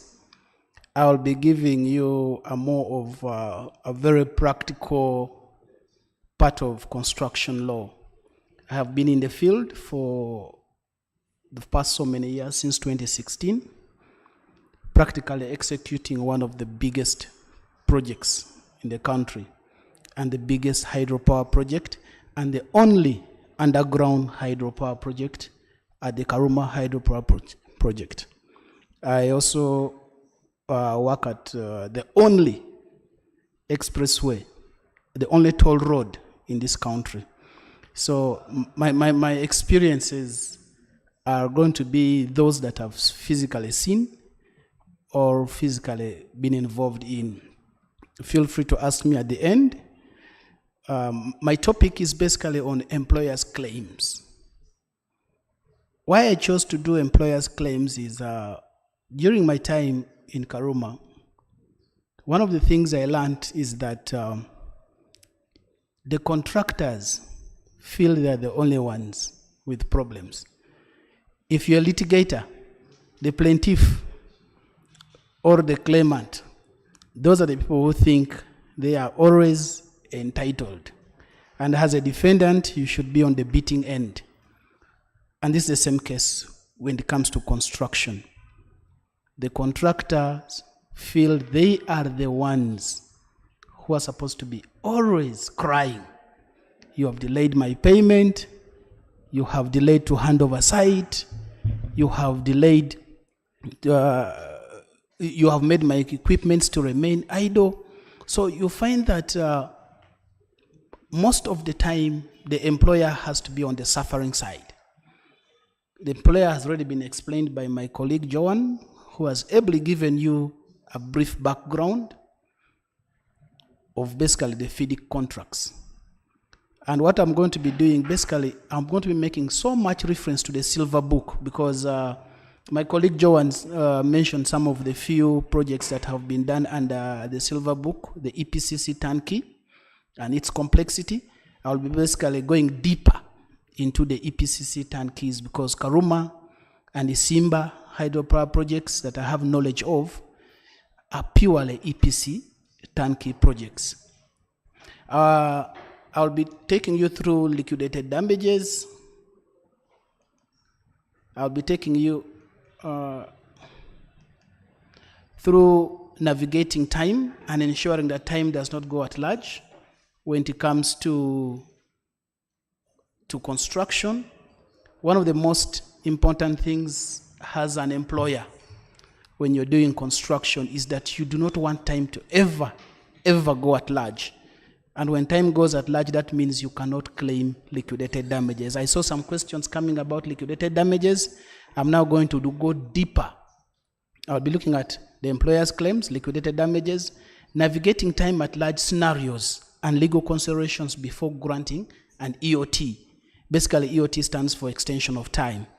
I'll also be looking at employer's remedies, termination of a contractor, and then the complex decision making. The moderator, Ivan, clearly stated that the success of a project or of any construction purely depends on decisions. There's a lot that is done in the boardroom compared to the physical work. When you see the builders on the road, the builders at a construction site, those are the foot soldiers. But the real mix, the real construction actually is done in the boardroom, where key decision making is very important. So I'll be taking you through what are those complex and critical decisions that you must take before you terminate a contractor. My colleague Joanne already discussed about the employer. I will not waste so much time, but the employer is basically the owner of a project. He is basically sometimes called, they have several names. They'll call him the developer, they'll call the employer, he may be called the owner. And you already have heard from my colleague other players, which I won't want to go through because that will be me repeating myself or repeating what has already been discussed. So, generally speaking, the employer is the owner of the project. For example, if you're doing the S&L, the ULS house, the employer is basically a ULS. Then is the owner of the project. Or ULS has an entity, is the owner of the house. So he is called, or they are called the employer. Now I want to dive into the employer's claim. There is typically a very wrong concept that there's a wrong belief that only contractors have claims against employers. Like I began in my introductory remarks, it is the contractor complaining, my time, my equipments are idle, my money has not been paid. So we are looking at what of the employer. If you're seated in the Attorney General's chambers, if you're seated as the legal officer at UNRWA, if you're seated as the legal officer at Rocco Construction, at Amea Construction, at Aegis Roads Operations, if you are the employer, what are your strengths? What are your strong points? What can you claim? That is what we are going to be looking at. So we are going to say, actually, every EPC contract, or generally every contract, every construction contract must have provisions providing for the employer's rights. Now, this is especially most of the problems the employer encounters are non-compliances from the side of the contractor. So when this happens, as an employer, what do you do to successfully execute your project? Now, this is where we get to the first remedy of the employer, liquidated damages. Joanne discussed this. I want to go into depth. Now, the most immediate right of claim for the contractor is for the employer is liquidated damages. And these liquidated damages must specifically be stated in the contract. You can't claim it if it is not in the contract. So if you're a lawyer out there and you're involved in drafting power sharing agreements, power purchase agreements, EPC contracts, and any other construction contract that you have chosen to apply to your construction, ensure that there is a provision protecting the employer. Ensure that there is a liquidated damage provision, especially where the contractor has not executed within the time frames. So every contract, however big or small, I just want to emphasize on this, however big or small a contract is, that contract must have provisions for liquidated damages. Where the contractor fails to complete the project in time, the employer will have the remedies in suing the contractor for damages, for breach of contract, for failure to complete the project in time. However, in so doing, the employer must consider that actual loss has been suffered. I faced scenarios in Karuma where the employer wants to apply liquidated damages, or the contractor wants to apply for extension of time. But the question is, has there been a loss? It is true, probably if the ULS house was meant to take 1 year in construction, and then the contractor, maybe first phase in 1 year, and the contractor is delayed by a few months, has a loss been suffered? Can that be covered in the next phase? So, as an employer, before you claim liquidated damages, you must ensure that a loss has actually been materialized. As an employer, you have suffered. Commercially, mainly the employer's loss is commercial in nature.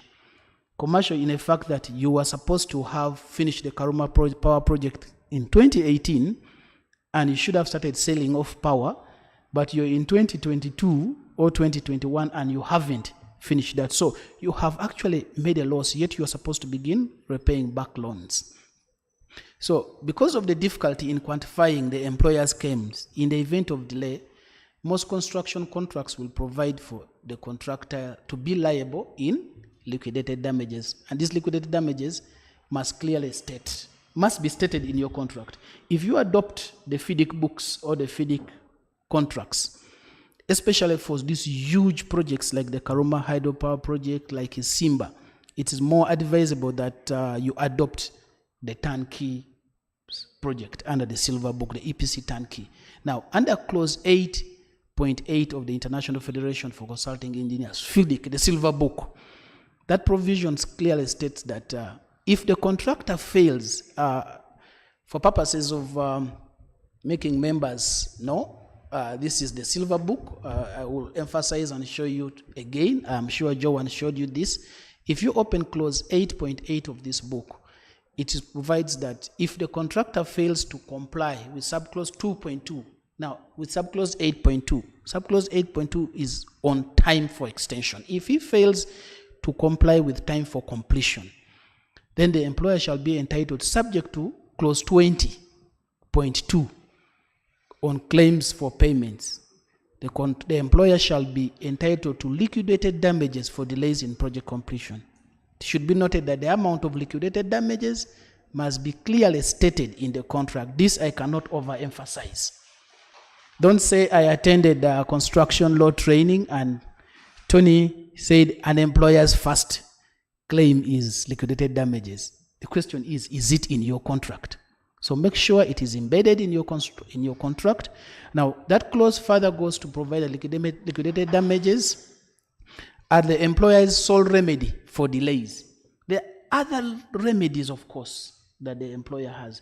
But if the employer must gain financially, I will be open to tell you that one of my clients, AG, suffered a liquidated damage claim from UNRWA amounting to about 1.3 billion shillings, because according to UNRWA, the Kampala-Entebbe Expressway installation of those toll roads, the toll system that you see lifting and closing so that cars pass through, ought to have been installed 6 months from the date of signing the contract in 2021. But they took some time due to COVID and many other delays. So UNRWA slapped the contractor with a claim of 1.3 billion, which we are actually challenging. So these are the things that, of course, they had the right as UNRWA. From our employer's perspective, they had the right because that clause is embedded in the contract. And the delay must always be calculated because liquidated must be physically shown in financial terms, meaning that the claim itself must be stated in the contract to the extent that the contract must be very specific on how much will be charged per day of delay. For example, if the contract says for each day that the contractor delays in delivering the project, the contractor shall be charged $10,000. Meaning if the contractor delays for 1 month, it is $10,000, $10,000 times 30 days. So when UNRWA computed their delays for a period of about 6 months, they came to about 1.3 billion shillings. That can be challenged by the contractor by giving several other reasons as to why they delayed the project. But yes, the core principle is the employer is entitled to that liquidated damages. We will go towards, my next presentation is on the grounds for employers' claims. Because you just can't wake up one morning. Principle is your contract must be as robust as possible. Has the lawyer seated behind that desk drafting a contract, look for the interests of your employer so that the grounds for claiming are very clear. I know there are there's some grounds that are basically common law grounds under construction that you can apply common law grounds to terminate or to bring up a claim. But it is very important for us not to argue common law, to have your common law is like our traditional laws. They are never written anywhere. They are passed on from generation to generation.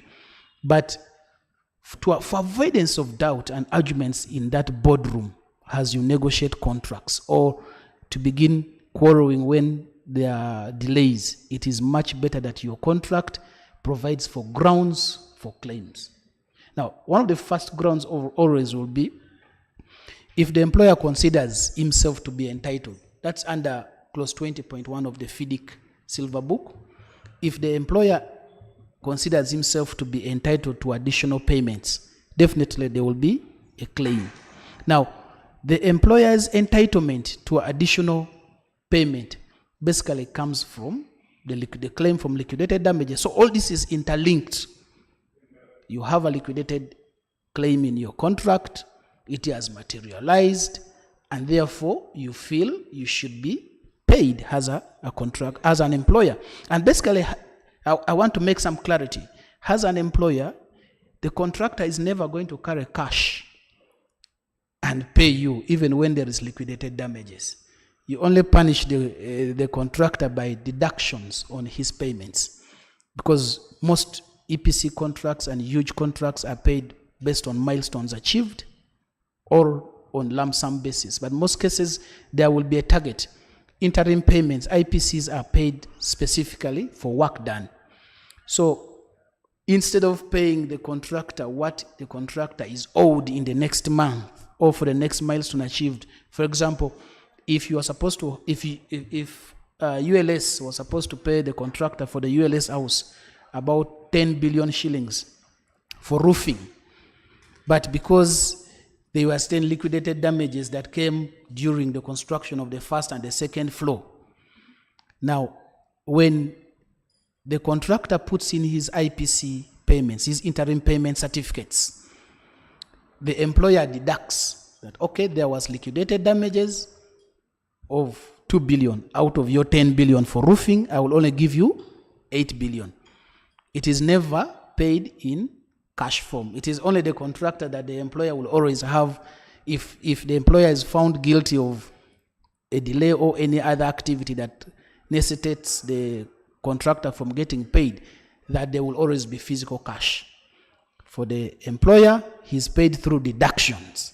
He pays less for what he's supposed to pay. Now, the other grounds for claims is basically our normal grounds, the breach of contract, failure by the contractor to complete the project in time. Joan has ably explained this, because when the contractor fails to complete a project in time, there is a loss. I will tell you, Karuma should have got completed in 2018, but it was commissioned in 2024. Calculate for yourself how much loss the employer has made by such delays. But of course, COVID, 2 years got lost in there because of COVID. But still, if the contractor fails to complete a project in time, definitely there's a huge loss on the employer. So definitely that necessitates you to make a claim. So failure by the contractor also to comply with the employer's statements of requirements or specifications. Every EPC turnkey project or any of these FIDIC contracts, which we mostly adopt, most constructions will adopt. Some construction companies or contracts will tend to fuse a mixture of the red book and the silver book and the yellow book, and you will fight in the boardroom trying to streamline which contract is being applied here. There's always a tendency of having an hybrid. I think this comes as a result of copy and paste. Like the president clearly stated, we must document these things so that people are clear and know that when I go to draft a contract, which is the best, or which one should I apply specifically? The crossbreed or hybrid integration of one contract to another basically causes confusions in the boardroom. For the boardrooms that I've been to, sometimes you feel you're going to get physical, simply because the contractor is stuck on a provision under the EPC contract that favors the contractor, and the employer is also stuck on a position still in the same contract that favors the employer. So you do not know where the middle ground is. As a consultant or the owner's engineer, at times you do not know, do I support my employer or do I support the contractor, or I bring my own third opinion in all this? So the technical specifications by the employer, if they are not followed by the contractor, there's need for a claim.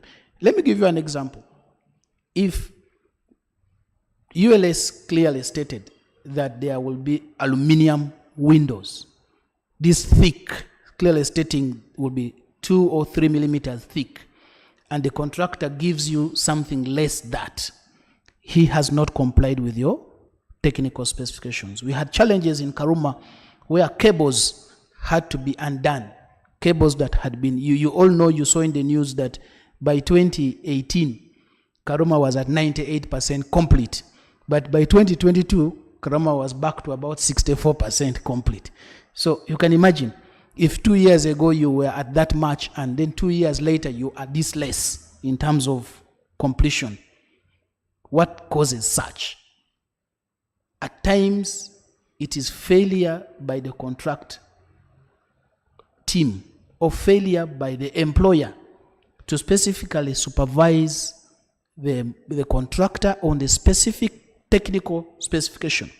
One of the challenges with an EPC contract, I am aware, Joan stated that sometimes in EPC contracts you may not need the consultant. But I'll tell you, for the case of Karuma, there were 2 consultants. You will be shocked that you have over 5 to 10 different entities supervising one contractor. You have UEGCL, Uganda Electricity Generation Company Limited. You have Uganda Electricity Transmission Limited. You have Uganda Electricity Distribution Limited. You have ERA. You have AF Consults from Switzerland. Then you have EIPL from India. All these different, both government entities and the hired consultants supervising one contractor. It is a huge and very complex thing. So at times the contractor might not understand which specific technical specification should I follow. Am I following the Indian standard? Am I following the British standard? Or are we following the American standard for a particular equipment to be delivered or material to be delivered? Like I told you, cables had to be uprooted. Cables that were fully installed, because the consultants came and said, okay, this does not meet the quality of the technical specifications. ULS can say, okay, the windows that have been installed are not as thick as we had anticipated. Probably it was the British standard that ULS had signed up for. Then a contractor goes and puts the Chinese standard or the Indian standard, which is less inferior. Now, when you fail to follow the technical specifications, the employer is entitled to throw the hammer on you and claim. And then where there is slow progress in work, if you look at clause 8.7 of the Silver Book, it clearly states so. Where the employer feels the contractor is extremely slow. You know, some of these contractors from practical experience will overestimate their capacity. In their profile, they will tell you, I have 10,000 employees, I have 60 cranes, I have... they paint a picture in a boardroom like they have it all to have the work executed in the next 2 years. For the record, I want to be very clear, and if there's anyone out there who will challenge me, I will tell you without doubt that in Uganda, almost no project is completed in time. I don't think even renovation of State House gets completed in time because of the slow progress by the contractors. Some of the slow progress is intentional. Sometimes has a contract engineer or a contract lawyer, you're forced to advise your client to actually slow the work. Tony, it's a very interesting observation you make, and I'm curious to ask the question why. Yes. Because I was recently reading a document where an engineer was writing to the State House Anti-Corruption Unit regarding an investigation on a construction project that's been dragging for 10 years. This is a project in the health sector. A project that ordinarily should have been completed in 3 years has dragged for 10 years. But this engineer was making a very interesting point. As a government employee, he said, wait a minute, why are you coming for only my project? And he listed 10 other projects. One has dragged for 12 years, another 10, 8. Anyway, the average is 8 to 9 years for projects that ordinarily should have been complete in 3 years. And these are not complex. I would understand for Karuma, given the complexity. These are very basic projects. By basic, I mean you're building 54 or 60 apartments, 2-3 bedroom for, say, a government hospital. And it's taking 10 years, 12 years, partly cash flow, which is the challenge with between the Minister of Finance and the end user of that finance. But apart from cash flow constraints, what explains these delays? Because you make a sweeping statement, which I find important and needs interrogation. No project in Uganda is completed on time. Thank you, Ivan. Thank you very much, moderator, for that question. I will tell you that, like I've said, I don't think even the State House of Uganda, when it comes to renovation, it is completed in time. There are so many reasons. One, I'll tell you from a Chinese perspective. I have very many Chinese clients who will tell you Uganda is one country with so many public holidays. So many public holidays. Ugandans are good at resting and not working. Do you know one of the reasons we used to claim for extension of time in Karuma was public holidays? If you look at our calendar, almost every 2 weeks, 3 weeks, there's a public holiday. Almost every month, there's a public holiday. That impacts. And remember, if you have a public holiday, which is on Thursday, chances are high that employees will not come on Friday. And they will not come on Saturday. They will not come on Sunday. Then on Monday, they will come in the evening.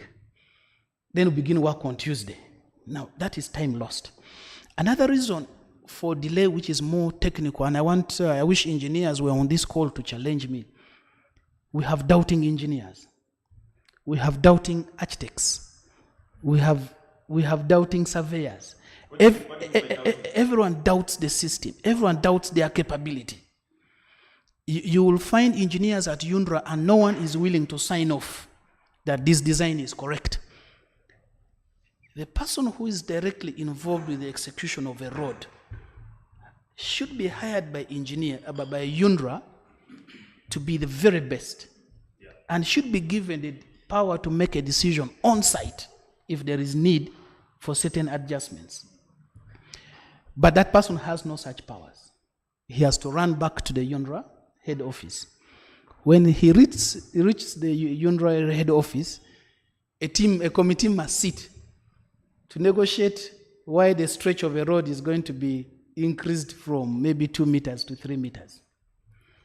After that committee has met, they will have to again go to another level. And because the change in design might have a financial implication, they'll say take it to the Solicitor General to sign off on this. He takes months to sit down to have a look at this. Solicitor General, everyone is scared. Well, if no one wants to be told that he's the one who called the shot on a particular thing, then eventually you have to run to State House for clearance. For a blue letter. So you find that there has been delay because one, the engineers, then the controlling entities, the supervising entities of our contractors, are so many. Like I gave an example of Karuma. You find you're being supervised by more than 7 entities. If you're doing a work for UNRWA, you are lucky to be supervised by 2. If you're doing work for Ministry of Works, probably you'll be supervised by engineers from Ministry of Works. You're supervised by engineers from UNRWA. You're being supervised by road fund engineers or road fund authorities. And you find that there is a slow decision making. Like we said, those critical decisions in the boardroom will determine the success of a project.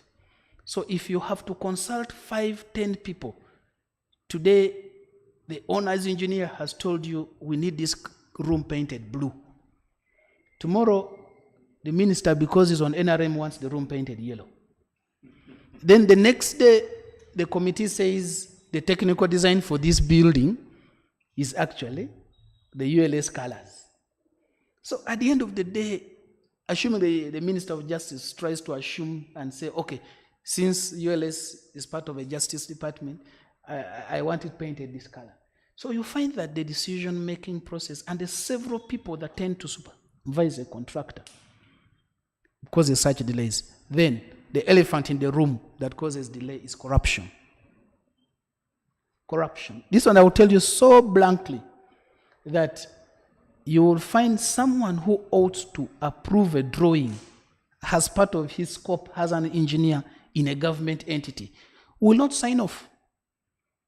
A black bag must be carried, and in that black bag there's a brown envelope that must be carried in order for someone to sign off on a drawing, sign off on a design, authorize a particular thing. Then now the person seated behind that government desk, not even government, even in the private sector, you could find someone who is supposed to sign and approve documents on behalf of ULS. He's saying, okay, I'm not accusing ULS because I don't have any proof on that. But you could find that because of corruption, there's that person in a government office who is saying, I am not going to sign off on your approvals of drawings until you give me a 50 million shillings. This we have experienced. Someone wants 30 million for him to approve a specification. Now, as a contractor, if you come from a country where there's zero tolerance to corruption, you take so long to make a decision as to whether you should approve, whether you should pay for this drawing, because you think this is a person who works for the investment authority, who works for UNRWA, who works for Ministry of Health, who works for Ministry of Energy, and within his job specification is to approve such a drawing. So you're like, I'm not going to pay. There you will face a delay. And then, of course, compensation. Other than the elephant in the room, which is corruption, compensation in projects are one of the things that take a lot of time. I'll tell you, in Karuma, over 13 years down the road, up to now, some people have not been compensated. And many other projects, because people inflate prices, sometimes ghosts are paid in these projects. So you find all these are the things that cause delays. You reach a project and there's a protest.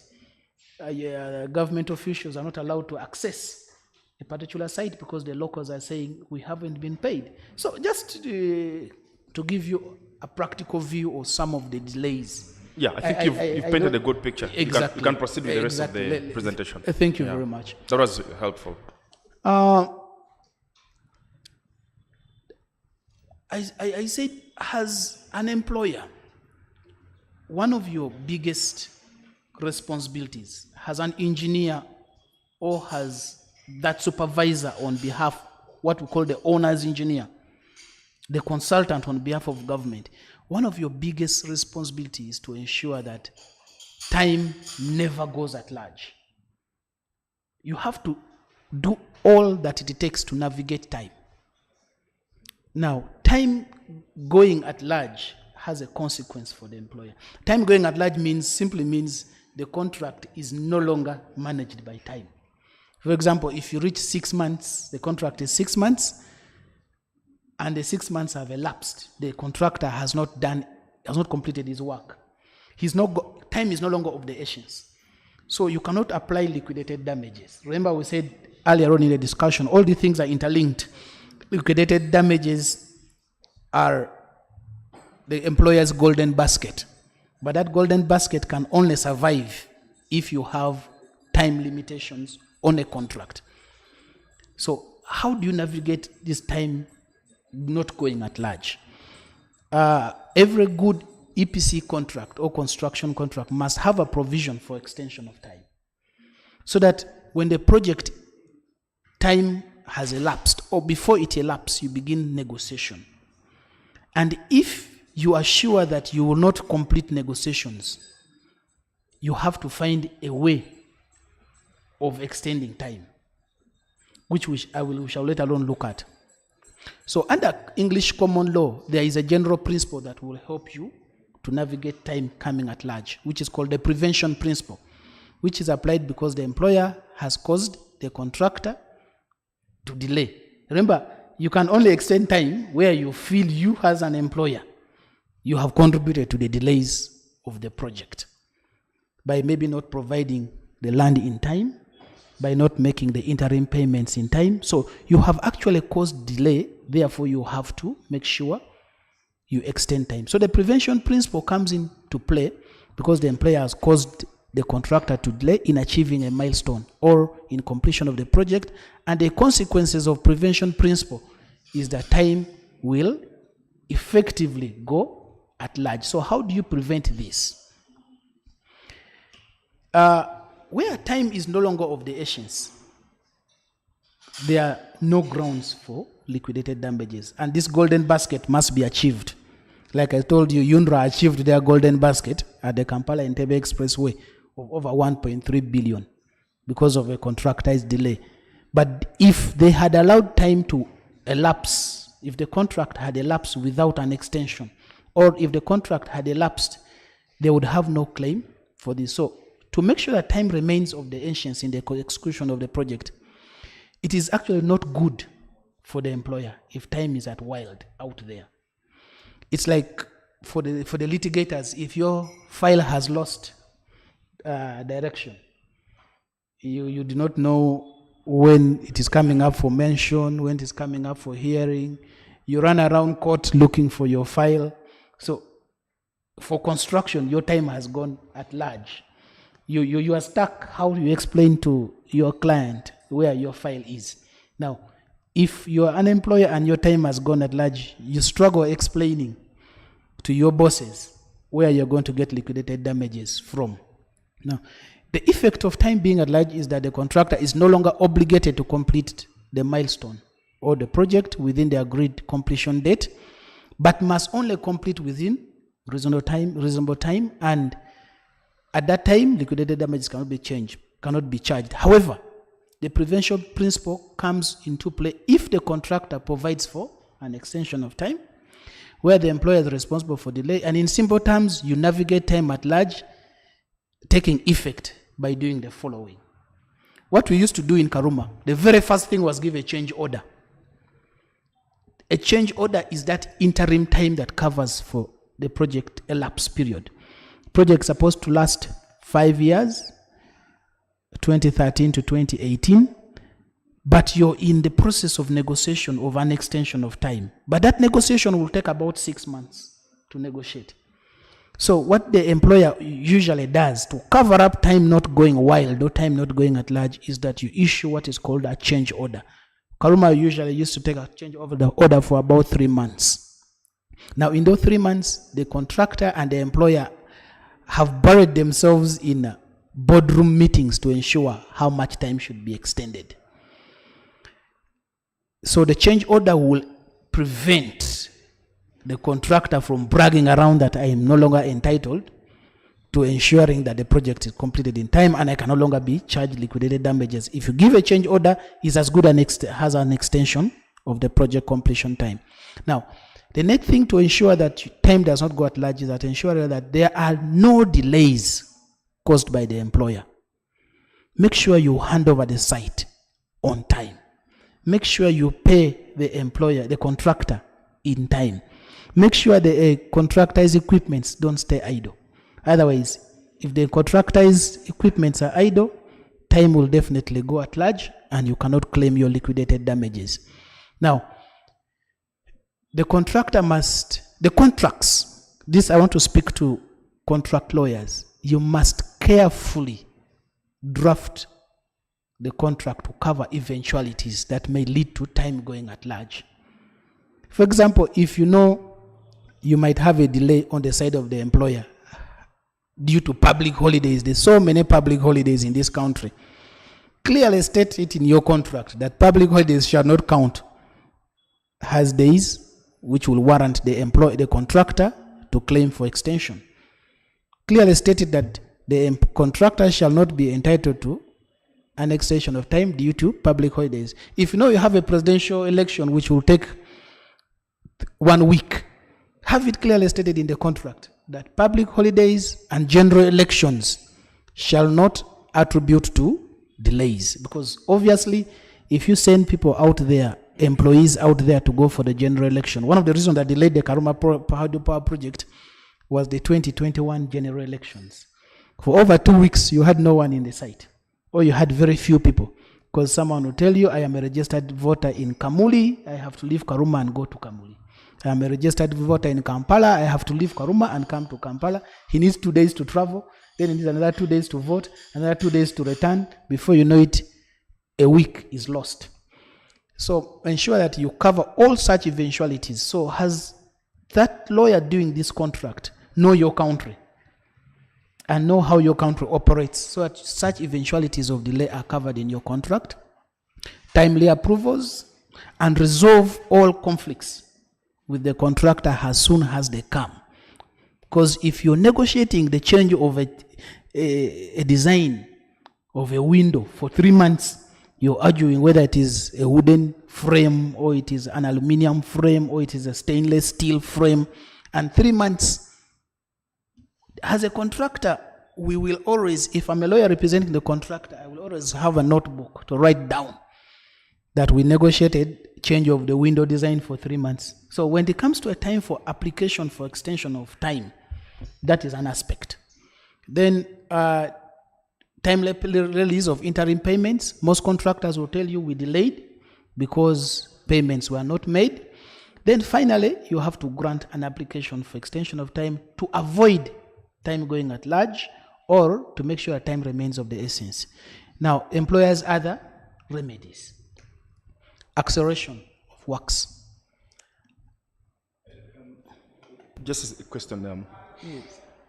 How far can the extensions go? Which sessions? The extensions for time. I mean, how many times, in terms of the legroom that the employer has? Because, for example, the example I gave, where you have a project that's dragged for 12 years, should have been completed in 2 or 3 years. Can you keep extending time indefinitely? The FIDIC contracts leave such provisions for the parties. You know, this being a contract, you can be intentional and put it in your contract that the contract shall not be extended more than 3 times, or the contract shall not be extended for more than 5 times. But as African developing countries, we are very reluctant to have such clauses in the contract, because we know there can be many factors that will lead to delays. Most of the delays, by the way, are not by contractors. Most of the delays are by the employer, are caused by the employer. So contracts have been left open, because every extension is an addendum. It's a new contract, meaning parties are free to negotiate. Karuma was extended, I think, 6 times. 2018, 2019, 2020, 2021, 2022, 2023, then finally 2024. So such delays can be limited, or such number of extensions. Me, I would advise that every party, let me give an example. Right now, the Karuma Bridge is being done. The speed at which the Karuma Bridge is being done is so fast. If every project in the country is done in that way, of course, I know the first said the initial stage would be 3 months of partial closure, partially open, then another 3 months of full closure. And if you look at the updates, at least the videos I've seen, it's like none other, there's a small delay, but they have rushed it into very quickly. Why? Because there's immense pressure coming from the leaders in the other side of the country who are always monitoring. Actually, one of the people who are monitoring, the vice chairperson of the parliamentary committee, I think, on government infrastructure, is an MP from the north, and he knows that bridge has affected his people. So he always makes sure it is supervised. So if all contracts were supervised like the way the Karuma Bridge is being supervised with a lot of pressure, then I think there will be no need for 1 or 2 extensions. But generally, to answer your question, the parties are free to state it in their contract, and my guidance, the guidance from me would be that let's go very deliberate in ensuring that we have a cap. More than 2 times, no more extension. The contract is terminated. Let me proceed to my next presentation. Yes, I was talking of the other remedies, because we are looking at the employer's claims. An employer can have a claim for acceleration of works. Now, when a claim for acceleration of works comes to the contractor, it means that he is supposed to double his speed. The contractor doubling his speed will mean the contractor has to provide additional equipments, additional machinery, additional staff, labor. So the employer may instruct the contractor to accelerate works by taking steps to recover the delays, e.g. by increasing labor, machinery. However, there are instances where the contractor will tell you, I am not able. When I came for this project, you told me I needed 500 employees, and I have them. Now, if you want me to accelerate time, of course, variation orders will come in for additional cost and the rest. Sometimes the employer will choose to say, okay, I will supply you with the equipments you lack. If you have an employer like UNRWA that has their own equipments, road equipments, they can choose to lease it out to you, has a way of accelerating time, but of course that comes with a variation, which will lead to reduction in your contract fee. Then back charging contractors, this basically is the same thing. You back charge them when you provide them with the different equipments that they will need. Then to avoid disputes, it is crucial that the employer must document and agree upon the additional supplies, including their quantities, the hours, the rates, and the rates for purposes of transparency and fairness. So that if you are charging, you're back charging the contractor for a grader that you provided for him to accelerate work, you are so transparent that you're saying this grader at market value is supposed to be hired at 1 million shillings. Don't try to exploit the contractor by saying this grader is hired but at 10 million shillings, which is not the market value. So for transparency and fairness, the back charging must be open. Now, there can be also other claims arising from poor quality of work, or basically quality of work. If you look at the EPC Turnkey Silver Book, clause 7.3, 7.5, 7.6, all this talks to the employer's right to claim where the contractor has produced poor quality of work. You look at the roads around this country, and sometimes they are laughable. You look at the roads, a road is done in 2 days and there are potholes. Some roads develop potholes even before the construction is done. You're doing 10 kilometers, as you're done with 5 kilometers, the first 5 kilometers already have potholes. Now, as UNRWA, as Ministry of Works, I'm not sure if John will agree with you on that, but you will agree. I don't think John will agree with you. Yeah, Joan, I'm sorry to attack Joan in 2 days the potholes on a this, commissioned road. But the hyperbole is taken. It's okay. Yes. I'm sorry, Joan, my colleague. But the truth is the quality of the roads at times are extremely very poor. And when the road is of poor quality and the employer is sure that he paid for something different, this is where the provision 7.3 of the silver book comes in to say the employer has the right to claim for poor quality work done by the contractor.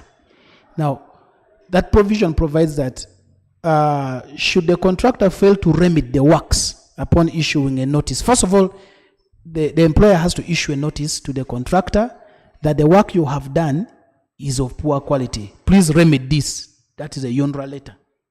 And if UNRA, if the contractor, for example, if Cementas that is doing the road, after 2 weeks or after a particular time provided in the notice, he has not remedied the work, then the employer is empowered to slice the hammer and say, okay, I'm deducting close to 2 billion shillings from your payment due to failure to execute the project in time. So this is a right that UNRA will have. This is a right that Ministry of Works will have as an employer for the quality of work done. Withholding the contractor's payments is one of the delays. Withholding the contractor's payments is one of the remedies available to the employer.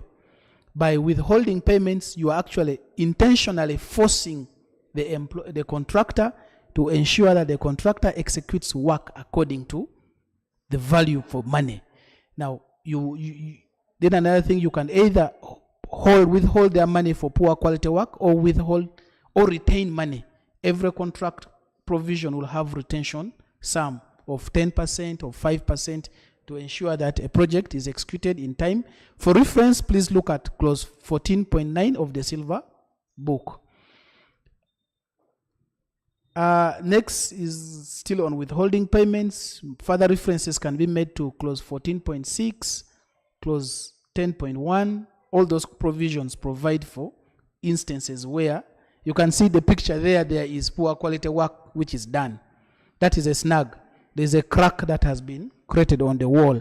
So this crack has come in because of poor quality work. Therefore, as an employer, you are entitled under this different, either the Silver Book, the Red Book, the Yellow Book, to withhold payments. Now, termination. This should be the last resort, in my opinion, to terminate a contractor. And I will give you, we shall now go to the last part of the presentation on how you navigate this hard decision-making process before you terminate a contractor. Now, termination is basically ending the contract. Before you terminate, you have applied liquidated damages and the contractor has not corrected the work. You have withheld his money, still the contractor has not fulfilled his obligation.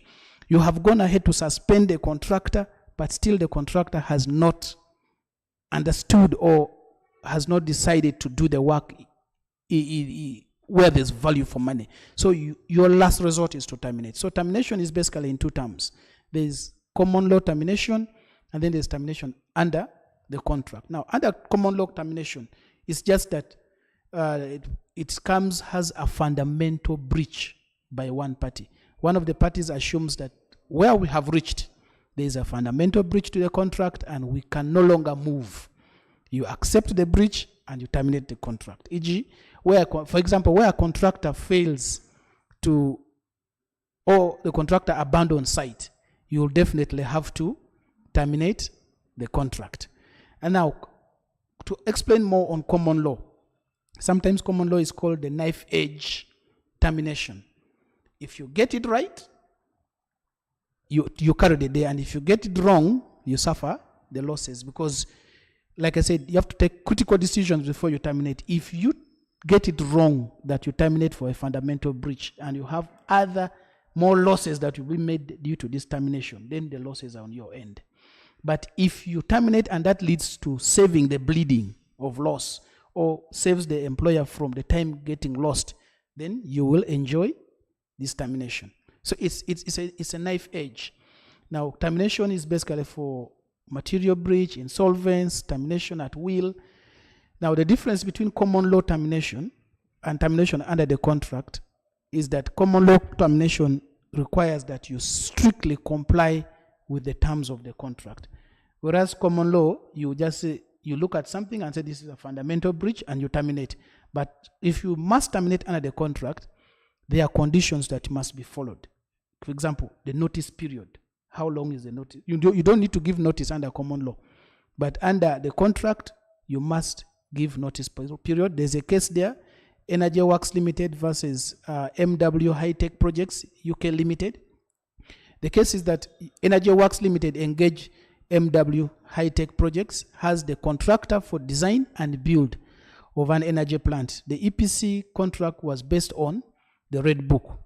11 months after the contractual completion date had expired, the plant had still not been commissioned, and the contractor suspended commissioning of the works. Energy Works then purported to terminate the contract based on clause 44.1 for delays in completion. Now, the court held that the employer was right, or the employer was entitled to terminate for a fundamental breach, because if 11 months down the road from the completion date you haven't commissioned, basically it's a fundamental breach and a termination is necessary. Now, employer's right to terminate is sometimes considered, much as it is considered as a last resort, it is his most powerful tool, but it's a dangerous tool that you don't take anyhowly. One of the other remedies for contractor or claims that a contractor can make is to make a call on the bank guarantees. You as an employer, you have seen your contractor is not executing in time, but he has a bank guarantee, either a performance guarantee or an advance payment guarantee.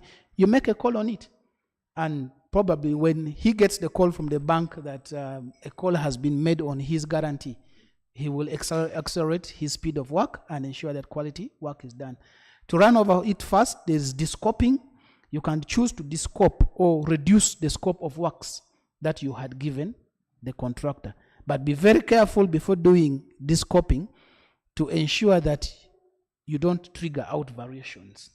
Because when you're descoping, if you had a contractor, for example, if you had Rocco Construction to do the ULS house from the ground to the roof, but you feel because of his incompetencies or because of the contractor's failure to execute the work in time, you could choose to say, okay, you're not going to do the roof. I'm reducing this from your scope of work. You do the first floor and the second floor, and I'll give the roof and the third floor to another contractor. So you descope. That means you reduce the payments made. Now let's go to the final part of the complex decision making before you terminate. It is very rare to terminate a contractor, especially where the contractor is an EPC or is an EPC turnkey contractor. He is responsible for design, he's responsible for build, he's responsible for procurement, he's responsible for engineering, and probably the loan with which such a project is being constructed is got from his country of origin. So you find there are complex decision making that you must do as an employer in your boardroom. First of all, look at the time that it will take you to retain a contractor.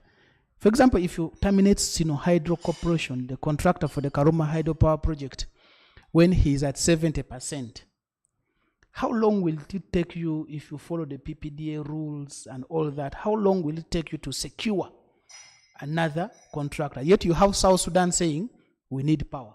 You have Rwanda saying, we need your power. And Kenya saying, we need your power. So you, as the employer, you don't be emotional to carry that knife to terminate. You have to think from both a commercial and a legal perspective. Basically, think like King Solomon. Exactly.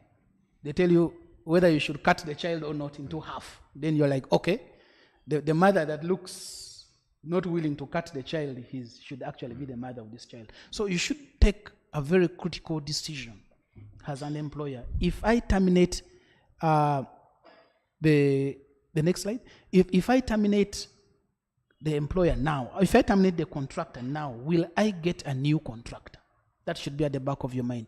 And then the time you have already lost, Imagine you are 8 years into a contract. Then you need 1 year, according to the PPDA rules and this, to get a new contractor. How much time will you take? Then the international relations that are involved here, especially where the contractor is a state-owned company of another country. You have to be very critical. This is my last slide. You must be very critical in the decision making. If the contractor is Power China from China and the money is from the Exim Bank of China, if you terminate this contractor, what are the international implications? Is this something you want to have on the bilateral relationships? If the contractor is from Kenya, are you willing to terminate a Kenyan company at the risk of creating poor relationship between Uganda and Kenya?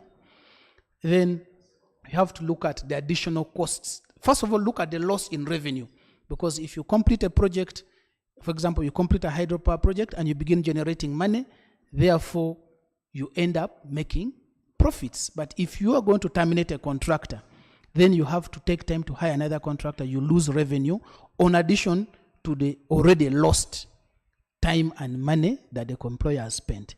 Thank you very much. This brings us to the end of my presentation. If there are any questions, I'll be happy to take. Thank you. Thank you very much, Mr. Tony Obonyo, for that incisive intervention and presentation. The few questions, Basalira Asman, I don't know if that is the same Basalira who is a member of parliament from Bujiri and an old boy of Kira College Butiki, but I want to think he's the one. Asks, could the panelists explain whether such delays are prevalent in private projects? The discussion is more focused on public projects. Mr. Obonyo. Yes, thank you very much. You know, it's easy to manage delays in a private entity. If I am building my house and I am the sole decision maker, the chances of delays are going to be very minimal. If there are delays probably because I have failed to provide the finances. Why I'm making more reference to huge projects and governments is that the delays are more common when the project is government, because there are several reasons. Making payments is a process. You have to go to parliament, convince parliament that this money must be released. But if it is money coming from my pocket, I'll wake up one morning and go and buy all the materials. So there are very limited chances of delays where it's a private entity which is doing the work because of decision making and easy management. However, it is more complex because we all know there are government bureaucracies that lead to such delays. Yeah.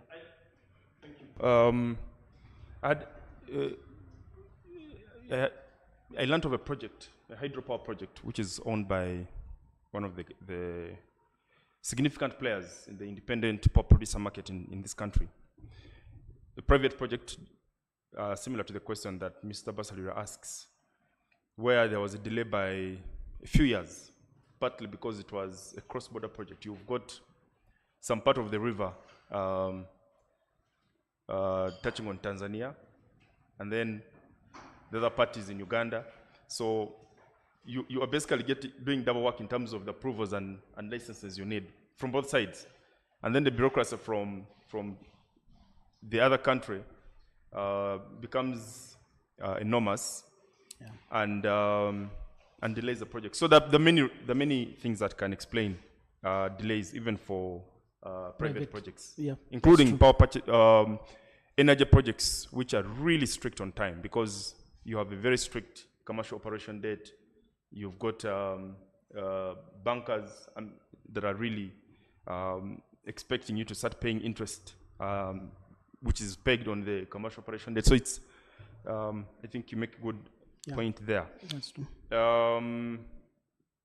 Mr. Vincent Vitature says, on the issue of public holidays, delaying project completion, Professor Kamuntu Ephraim had proposed 7/24 work in 1979. Shamelessly, he was condemned as a communist by religious leaders. I don't know if you want to respond to that. He's basically saying Yeah, we should possibly go the Asian way, where I think I would agree with in you. Singapore people work up to 11 p.m., 10 p.m., and then you have to be in office at 7 a.m. And on weekends you're expected to work. Is that a desirable thing I think to complete a project? my experience from How projects. do you balance that with labor rights? I think we need to do certain amendments to our labor laws. The British basically left us with laws that encouraged us to have enough. We have to decolonize, actually, one of the Ds of the Law Society. Thank you, Mr. Chen, for that. We really need to, like the president was saying, we have to look at the laws that govern construction. Is it still compliant? Do we need to decolonize it? To me, yes. The whole thing of public holidays coming in after every now and then, we have noticed is delaying the projects. Yes, there's a debate that should be had on over issues of labor rights. Those can be amended. There are certain public holidays that are not relevant anymore in this country. Why would you be having such days if they delay projects? We can limit and remain with only a few essential holidays. Chinese are so developed, but Chinese only have what is called the Chinese New Year, which takes about a week. And after that, there's no more holiday until the next year again. So that people get to work. A country where people work is a country that develops very fast. I agree with the professor's proposal, though people condemn him to be communist. The communist countries at times have developed so faster than us who are trying to be so democratic, an extent of living so much leisure time. Yeah, so I will agree with him. Of course, there's also a counterbalance argument to that, which possibly is even a contractor's question to also answer. If you want people to work on public holidays and on weekends, I suspect that the average Ugandan worker would be happy to do that if that is coming with Additional costs. additional pay. Or I saw that in South Africa. I lived there for over 1 year. Even to get a waitress to work on a public holiday, you've got to pay them overtime. If you're to get them to work past 5 p.m., you've got to pay them overtime. If you don't do that, then that matter can end up in the labor court. Yeah. So it's That's true. I'll tell you. give and take. I'll tell you. In Karuma, we used to pay the employees extra money to work on holidays. If you're working on a Sunday, you get an extra 50,000. So if you work for 4 Sundays in a month, you have got an extra 200,000 on your salary. But I'll tell you that derails development of a country. It might look good from a perspective that the employee is earning extra money, but that will come to an extra cost of construction. And if it is a government project, it's an extra cost on government. So as the employee gets extra money, the government incurs extra costs, the taxes have to increase. So either way, it's a double-edged sword. Thank you, Tony. Patience Akampura asks, first, she's grateful for your presentation, and Thank then you. asks, you mentioned retention money as one of the remedies available to them. Doesn't the employer face a risk of breach of contract if the employer retains more than the agreed percentage? Thank you, Patience. Thank you for appreciating the presentation. There are basically 2 types of retention. There is retention which is strictly in the contract, and you can choose to, that must be complied with. I want to be clear on this. If it is 5%, you must retain only and only the 5% on every payment. However, the retention money which I meant here, or the retention that I meant here for purposes of this discussion, was the retention for poor quality work done. For example, if you are supposed to deliver work in specifications, in a particular design and specification, but as a contractor, you have delivered something which is relatively of much poor quality. As an employer, I am not going to pay you the value that is agreed in the contract. I will retain more 5%. Remember, you already have a contractual 5%, and then I will retain another 5% because of the poor quality work. That will pull the ears of the contractor to probably do better. So we have two retentions. Don't risk to increase the retention, which is in the contract, but you are allowed. There should always be a clause also. You can choose to intentionally have a draft of an EPC contract and state that where there's poor quality work, the employer shall retain. Remember the 5% retention in the contract, that one is not negotiable. But you can have an additional retention. In Karuma, they did that so much. Instead of getting 1 or 2 billion in a month for the work done, you get maybe 1 billion instead of 2 billion. 1 billion is gained in retention for poor quality, but this retention can be returned back to the contractor if the contractor finally rectifies the defects. Okay, thank you. We have a question by way of inquiry from Narong Kumasmaya, who asks, where can I obtain the silver book and at what cost? I see you have the FIDIC books on your... I think these books will depend on where you get them. Sorry? Okay. I'm actually being advised that you can go onto the FIDIC website and you order for these books. You can also check out the bookstores in Uganda. I doubt if you will find them, but you may probably buy them online. Or if you get an opportunity to fly to one of these modern countries that use these FIDIC books, take a check out in their bookshops and you purchase. The prices will vary from where you're getting them. Certainly don't buy from Nasarawa. Certainly not. Some pages will be missing. You'll be citing all sorts of outdated things. Yes. There's an observation from one of the members of the audience, quote unquote, Mr. Walter Okidi. He says, local governments are suffering from contracts where USAID funds. Mr. Walter Okidi says local governments are suffering from contracts where USAID funds the projects, oversees the procurement, agreements are signed by local government, in brackets, USAID does not sign, payments are approved by USAID, usually with delays beyond the period provided in the agreement. The contractor sues for breach. PPDA merely prepares the bidding document. Worse, USAID is not liable for the breach and does not provide coverage for that in the contingency. The local government has no choice in the matter. Can a local government find an escape route from such an onerous contract? Thank you very much, Mr. Okidi. His scenario comes from very practical situations. You find it's an international funder who is funding this project, but then you have the executing agents, which is totally different. The employer is different, the contractor is different, the financing agency is different. It all goes back to the art of drafting contracts.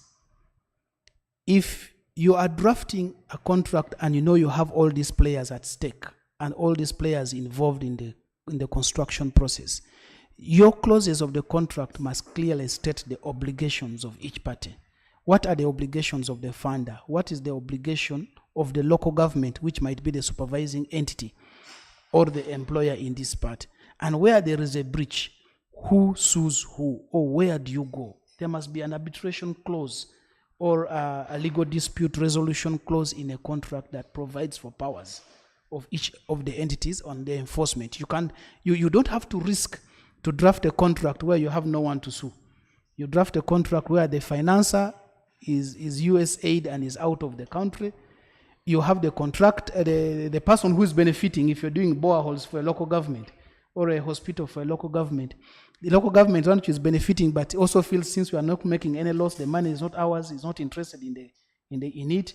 The PPDA will say we simply drafted your contract, but you must have stringent terms in a contract that provides for the enforcement of this contract and who shall pay where there is a breach. Never leave a contract to go at large or completely wild and open without certain strings attached. That's why be very careful. Always involve experienced lawyers construction lawyers or any lawyer when you're drafting such complex documents? I have a question, Tony.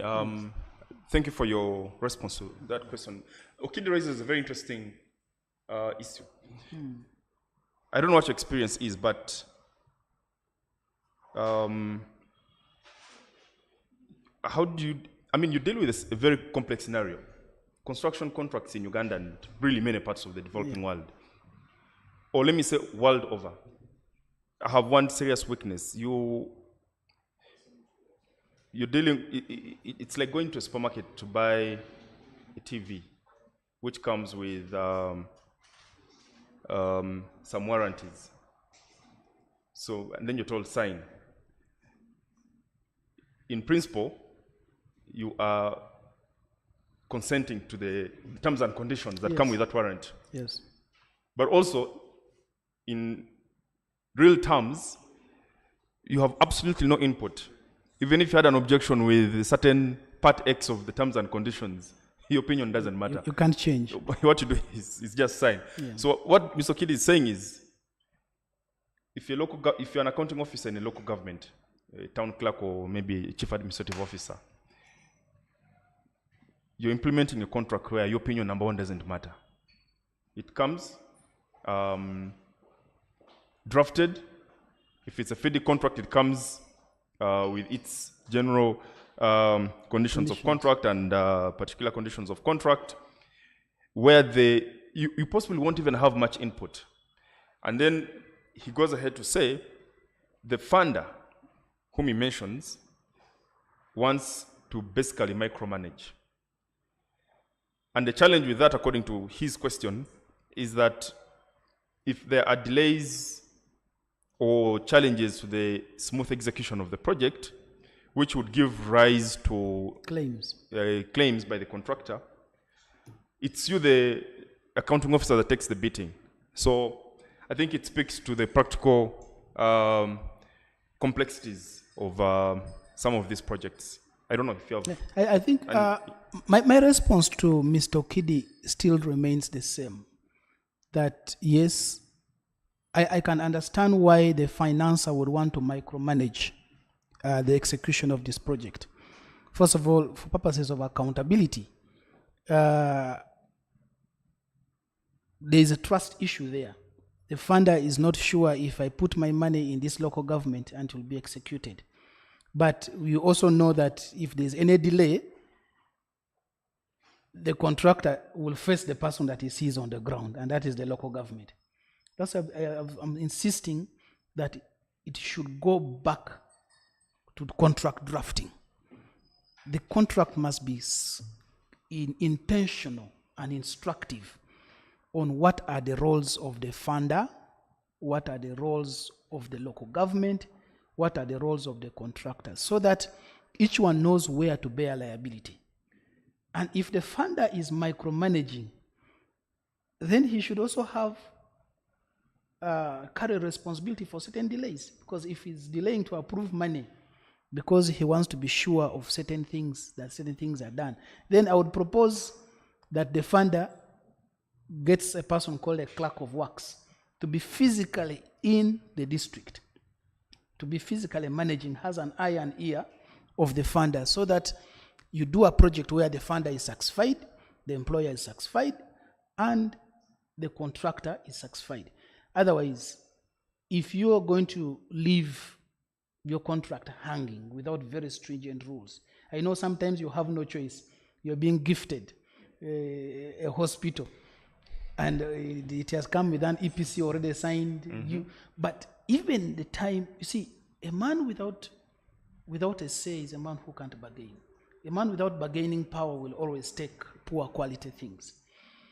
Why accept something to be descended upon you? Then that means local governments, under their local governments association, have to bring this to the Ministry of Local Government. That, you know, there are instances where projects are thrown on us, already signed, and then we are micromanaged.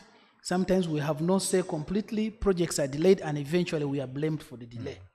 So that at an international level, the local government gets to have discussions with these funders and say, okay, if you want to micromanage this project, then you should be able to hire your man on the ground, what we always call the clerk of works, so that the funder is satisfied and the blame does not go to the local government. This saves everyone, but at the end of the day, it is contract drafting. Thank you. Thank you. Tony, I have a question from Mr. Edgar Agava. Edgar is my classmate at Robert Gordon University in the Master of Laws in Construction Law and Arbitration class. He is very enthusiastic about construction law and has very keen interest on adjudication. He asks, can you advise on which records can be considered under prolongation? And of course, he's grateful to you, Tony, for your presentation. What's the question? Edgar Gaba says, can you advise on which records are considered under prolongation? Prolongation? Yes. As in elongation of time? Yeah. Yes. What conditions will be considered? If Records. Sorry?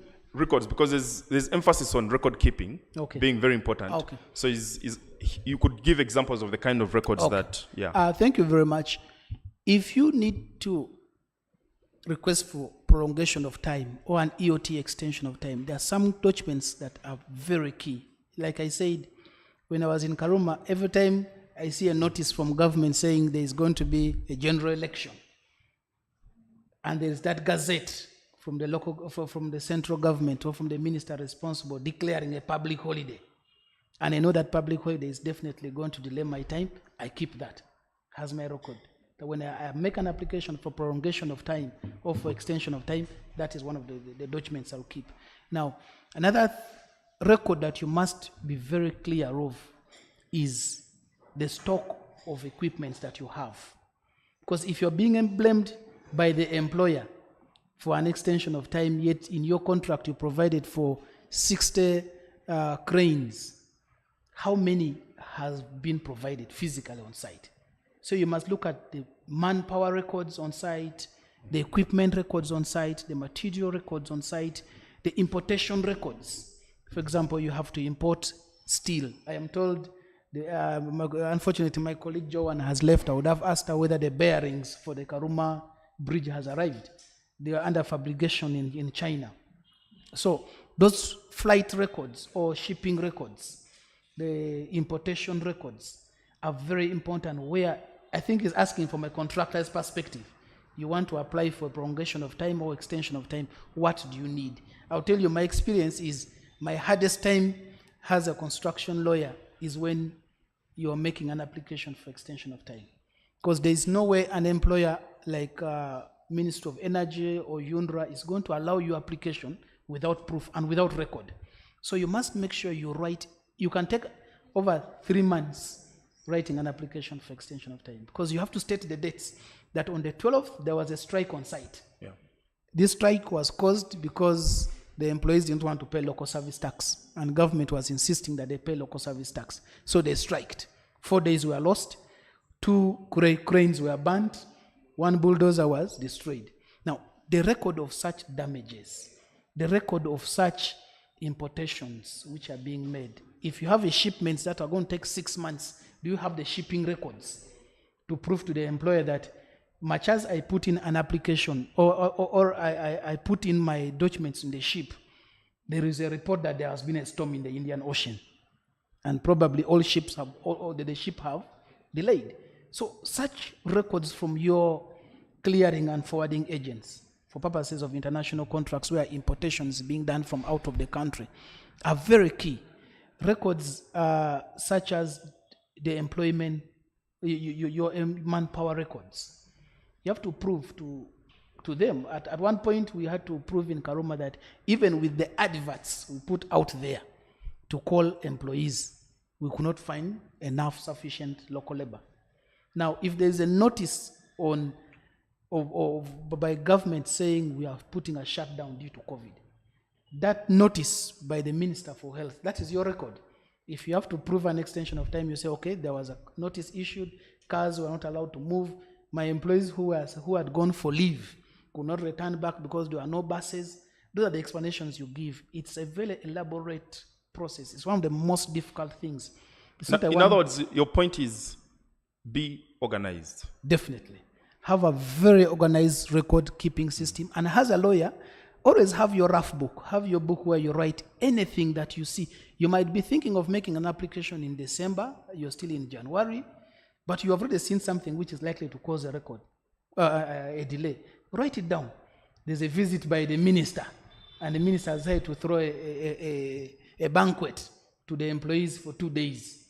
So the guys are feasting and eating for 2 days. There's no work because probably the minister is rewarding them. Now that is a delay. Write it down. So have proper record keeping. There is no silver lining on which are the records. Anything that you feel will cause delay to your project, have it recorded down. Very good. I hope that answers Mr. Gava's question comprehensively. Mr. Victor Bahati asks, quote unquote, corruption is an issue that starts in the boardrooms and at times is well endorsed by the contractor, employer, and supervisor stroke owner's engineer. How can construction lawyers navigate such scenarios, balancing the parties' rights and professional duty as a lawyer? That's a hard one to answer. You need to have gray hair, actually, to answer how you navigate corruption. Because sometimes you are really stuck in there.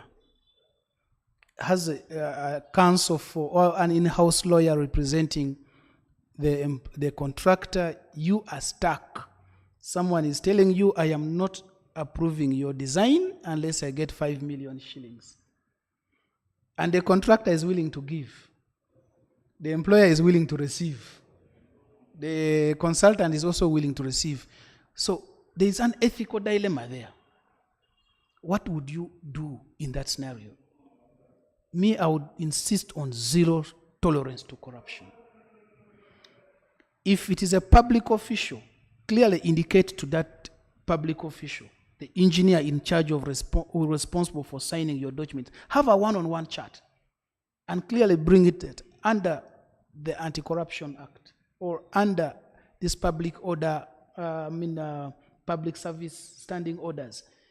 It is your obligation to sign these designs. Why should I pay you? But I'm telling you, in Uganda, should you go by that, your project will take another 20 years. You will definitely face delays. So it is your morality. It's an ethical question of you as a lawyer. Are you willing to dip your hand into corruption to ensure that the project is done? My answer would be no. It is only good if everyone does their role. But before you put the lawyer into that unethical scenario, my appeal to the responsible executing agencies on the side of government, don't ask for a bribe. No one will bribe if you don't ask for it. That's one thing I've noticed. If it is your responsibility to issue a letter, if you are NEMA and I have written to you for an environmental impact assessment, and you know the work I am going to do or my client is going to do is going to affect the environment, be bold and say, no, I'm not going to allow you to dump maram into the river. Don't approve my environmental impact assessment. And then after, you say, okay, if you can give me 10 million, I will approve it. That is very unethical. So has a developing area or has a cluster of construction law, I think my chairman and president of the cluster will agree with me that we work on a principle of zero tolerance to corruption. As a lawyer, if you're an in-house counsel, try as much as possible not to get your hands dirty, because you will tarnish your image, you will tarnish the image of your contractor, and your contractor can be disbarred if eventually it is understood that he's involved in such. You don't want your client to be blacklisted because you received the money. I think the bottom line is let's have zero tolerance to corruption, especially in construction. We have already noticed that corruption is one of the factors that delay construction. Zero tolerance to corruption will definitely increase at the rate at which construction is done and will make our area of practice more profitable. Thank you. I had an interaction with a contractor who was comparing Rwanda and Uganda and said, it's good to do business in Uganda because people are bold. They name their price, And if a guy wants to sign off a change order, he will tell you, give me $10,000, I sign it off tomorrow. In Rwanda, because the system is fairly strict on corruption, rather than, because the guy won't ask you for $10,000 to sign off your change order, so what he will do is subject it to the normal bureaucracy of government, and then before you know, it's taken a longer time, maybe 3, 4, 5 months. Yeah. And this person was telling me they've had projects delayed for so many years because the contractor is failing to ask the government person to name his price. The government person is failing to ask the contractor for something, and that causes delays. Then he says, in Uganda, I come, put $10,000 on the table, and I have my document signed. But I agree with you on the ethical dilemma and the judgment that has to be made. Moderator, if you look at... Okay. Milton, you want to say something? Yes. On that? Yeah, let's... You don't have to leave here. It's okay. Thank you for that question. The issue of corruption, like Tony has said, we should not tolerate corruption in construction contracts or performance.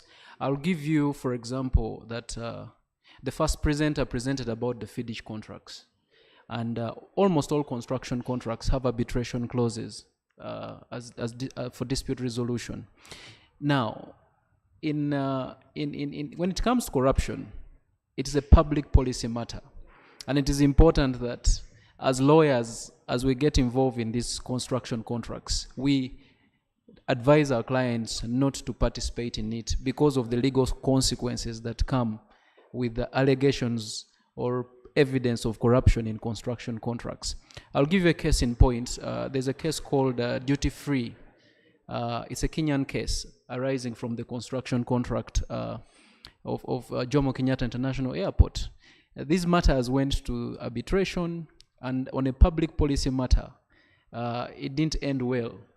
So it is important that we advise our clients to desist from corruption, because at the end of the day, when a dispute arises and issues of corruptions or allegations of corruptions with evidence come, you will fail to enforce your rights on a public policy ground. So it is very important that you can read about that case. It's quite elaborative. It goes deep into corruption in construction contracts. In that case, it was alleged that the contract was procured through corruption, where the president, the former president Daniel Arap Moi, took a bribe to award that contract, and that cuts across. So I wanted to make that contribution. Thank you. Thank you for that useful input, Mr. Chen. We've really come to the end of Mr. Obonyo's presentation. I have a comment from Isaac Jurugo Kodil, who says, thank you for organizing this very exciting discussion. Bernard Bantarachi says, a very consequential session here. There's another comment from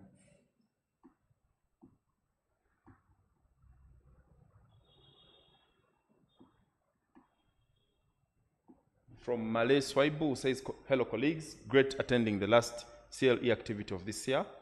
Points in Zirinze. So Josefuna. All right, thank you, Tony, for a very good discussion. Very complex issues.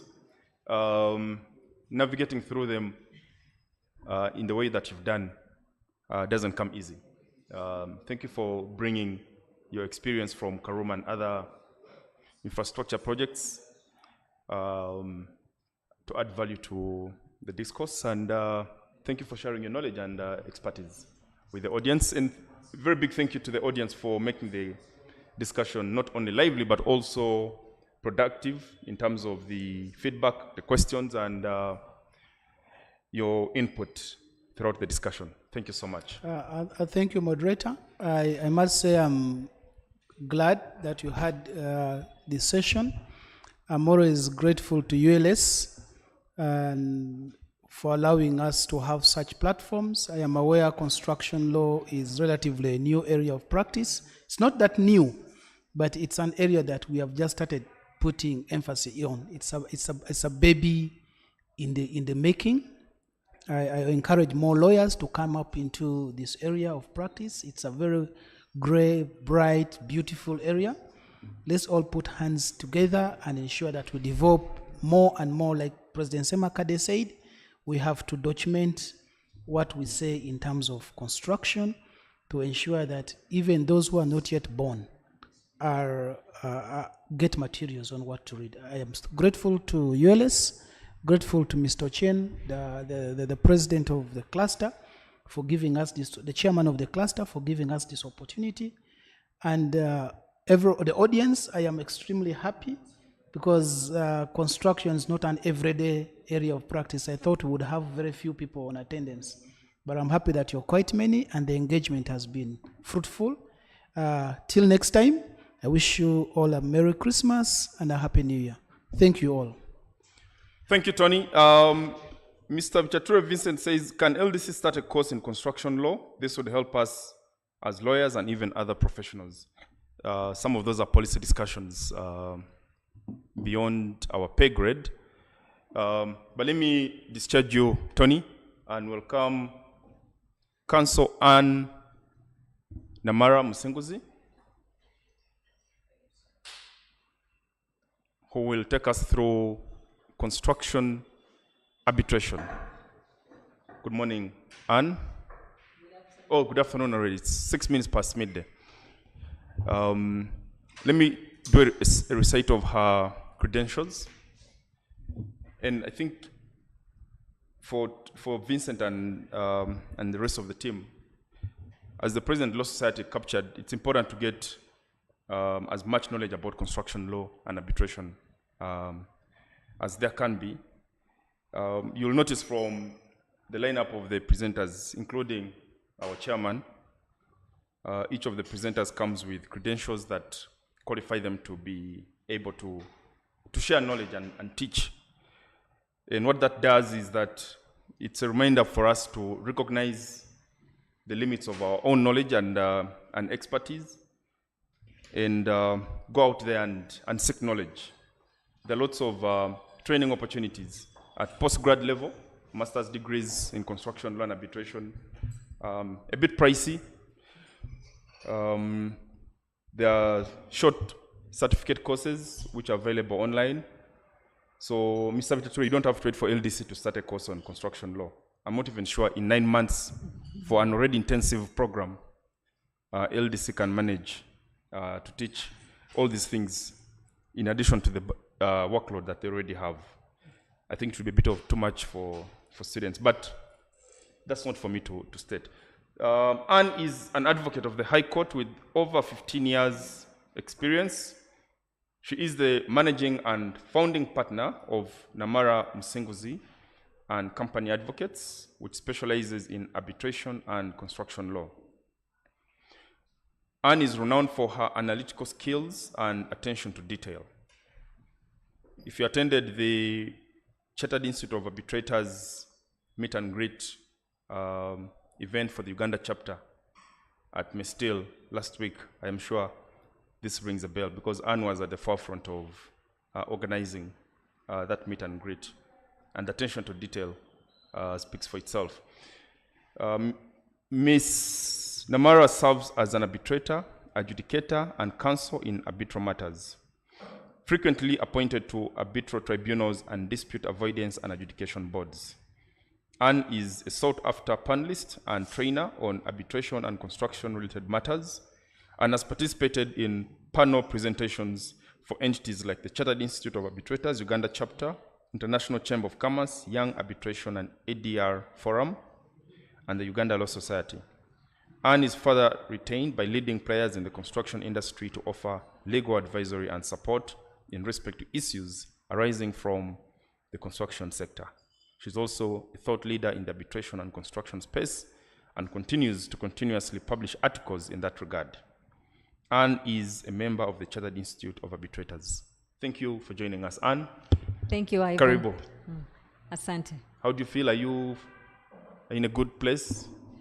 After Definitely. listening to the other presenters for more than 2 hours. Definitely I am. I come to do the wrap-up. The dispute. yes. How are the disputes handled? My predecessors have spoken about so many things. They've taken us through the different types of FIDIC contracts. They've taken us through the obligations of all the parties, the engineer, the contractor, the employer. They have taken us through claims, the contractor's claims, the employer's claims, and now at the tail end, when a dispute has arisen, how is it handled? That is what I'm here to discuss. One party may say, you gave me access to site. The other party may say you didn't give access to the site. Variations, extensions of time. One may say I'm entitled to an extension of time, and the employer will be like, no, you're not entitled to an extension of time. You have not substantiated your claim. The employer may say they are entitled to liquidated damages, and the contractor may dispute that. So all these are various disputes that arise during the life of a project. And as we have had, the project can take up to 9 years. It is hardly possible for a project to be completed in time. And of course, it is inconceivable that no dispute will arise. The disputes will arise. And when they do, what happens? Construction arbitration is my presentation today. Thank you, Anne. Just to start off your presentation, I'm curious. Arbitration is arbitration in the sense that you can do arbitration for so many things or on so many things. Energy, maybe even tax, investment, and lots of other things. Why do you call it construction arbitration? What does construction arbitration exactly mean? What makes it special from, say, because in the energy space where I happen to play sometimes, we don't talk of energy arbitration, we just talk of arbitration. But in the construction space, then we say construction arbitration. In fact, you have LLMs now in construction law and arbitration. So help us just unpack that, then you can dive into the rest of your presentation.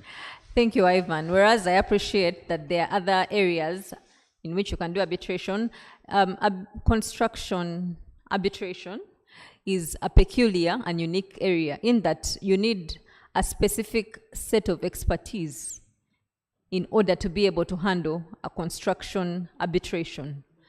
That is why you hear people asking, where do I get this experience? Is there an LLM? When will LDC give us this course? Because this is something we're barely taught at school. So we like to boast and call it construction arbitration because it is unique, it is peculiar. Without knowledge in this field, there is no way that you are going to be able to handle an arbitration in construction law. There are too many moving parts. You must put yourself in the shoes of the engineer, the shoes of the employer, the shoes of the contractor, the shoes of the quantity surveyor, of all the different players on the construction project. You as the arbitrator must have knowledge. So when you sit as arbitrator, you're sitting as engineer, you're sitting as contractor, you're sitting as QS, you're sitting as employer. You're sitting as all the people who are employed on the project. So you must have knowledge. And getting that knowledge means you must go and study to get that knowledge. And that is why we uniquely call it construction arbitration. Thank you. I think that's a brilliant explanation. Please proceed and make your presentation. Thank you, Ivan. I would like to thank the previous speakers for a job well done. And I would like to thank our cluster chair, Mr. Milton Ochen. Thank you for steering this ship. Thank you to our president, Uganda Law Society, for giving us this opportunity. And I will go straight into my presentation on construction arbitration. So, as I said, a dispute has arisen. What do you do? Where do you go? What is ADR anyway? And why would I not go to court? Why would I opt for ADR? Before I delve into the discussion of why arbitration, it is important for us to discuss the various types of ADR. We all know that ADR is alternative dispute resolution, and there are different types of ways of resolving disputes without recourse to court. Just a second. How do I use this?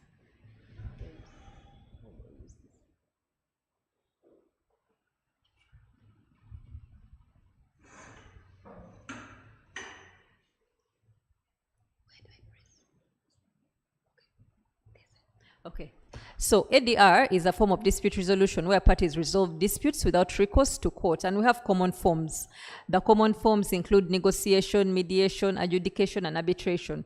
Negotiation, parties just talk. A dispute has arisen, and parties will sit down and try and resolve the dispute without the intervention of a third party. For example, in a construction project, if it's an issue of access to site, the contractor and the employer could decide to sit down and say, okay, look here, you did not give me the site by the date stipulated in the contract, but I'm willing to waive my claims, or I'm willing to take a cut to a certain extent. So we do not need to go into adjudication, we don't need to go to arbitration. So they settle the matter there. That is negotiation. Mediation is if after the negotiation, the parties have still failed to reach a decision, then they will call a neutral third party known as a mediator. The role of the neutral third party is to try and guide them and steer them to a mutually acceptable conclusion without them having to go to any other remedy. And to note that the decision of the mediator is not binding. They can only guide. They are just a guiding light, but they cannot coerce them. And even though they make a decision, it is not binding. So if, for example, the contractor says that I'm entitled to an extension of time because you did not give me the site in time, and because you did not give me the site in time, I was not able to complete the project in time. So the mediator can try and guide that dispute and find out exactly whether the site was handed over in time. And if they find that actually there was late access to site, they could pass a decision, but the parties are not bound by it. So what happens when the parties are not satisfied by the decision of the mediator? Remember, it's even not binding. There's something else that is peculiar to construction contracts, and that is called adjudication. Ivan asked me a question in the beginning. He said, why do we call it construction arbitration? Because of the many moving ADR parts. And one of them is adjudication. It is only peculiar to construction contracts. Parties submit their disputes to an individual or a tribunal. The tribunal could be a DAB or a DAB, that is if you're using FIDIC, or even if you're not using the FIDIC suite, you could decide to have a DAB. A DAB with a single A is a Dispute Adjudication Board. FIDIC 2017, because of the need to avoid disputes, introduced a DAB, and the DAB is the Dispute Avoidance and Adjudication Board. So if you have an issue, you can go to the adjudicator, the tribunal, the individual, that renders a decision within a contractually stipulated time, as we shall discuss. The contracts usually give a time frame for rendering of this decision by the DAB. To note that adjudication is final and binding in the interim, until a party dissatisfied with the decision proceeds to submit the same to arbitration where it's heard de novo. Meaning that when an adjudicator gives a decision and says, yes, the contractor substantiated the claim and the employer is liable for late access to site, the employer is liable for extension of time, the contractor did not do the work in time, so he's liable for liquidated damages. When they give that decision, it is binding for a certain amount of time. If a party doesn't proceed to arbitration within the contractually stipulated time, then the decision of the adjudicator is final and binding. If a party proceeds to arbitration, then the dispute is heard de novo. It is heard as though adjudication did not take place in the first instance. So, yes, Ivan. I'm curious, for the benefit of the listener. Yes. How strict are those timelines? Is there flexibility, as sometimes happens in our normal court system, where a party can invoke the inherent jurisdiction of court to Extend enlarge time. Yeah. Remember that one of the advantages of ADR is it quickly resolves disputes. So these timelines, I would want to say, are cast in stone. So if the FIDIC suite says that if you're dissatisfied with the decision of an adjudicator, within, I think it's 28 days, you issue a notice of dissatisfaction. If you don't issue the notice of dissatisfaction, then the decision is final and binding. So to answer your question, Ivan, the timelines are cast in stone. You miss the timeline, unfortunately for you, the decision of the adjudicator is final. But that brings me to another point, Ivan. We say that the decision of the adjudicator is final, but how is such a decision enforced? And the jury is still out on this. How is the decision of an adjudicator enforced? Especially where in jurisdictions like Uganda, Yes. you do not have A law. statutory We don't have a statutory law. Yes. adjudication as it is in the UK, for example. Yes. So there was a unique case that went to the High Court. UNRA was one of the parties. Please put up my slides.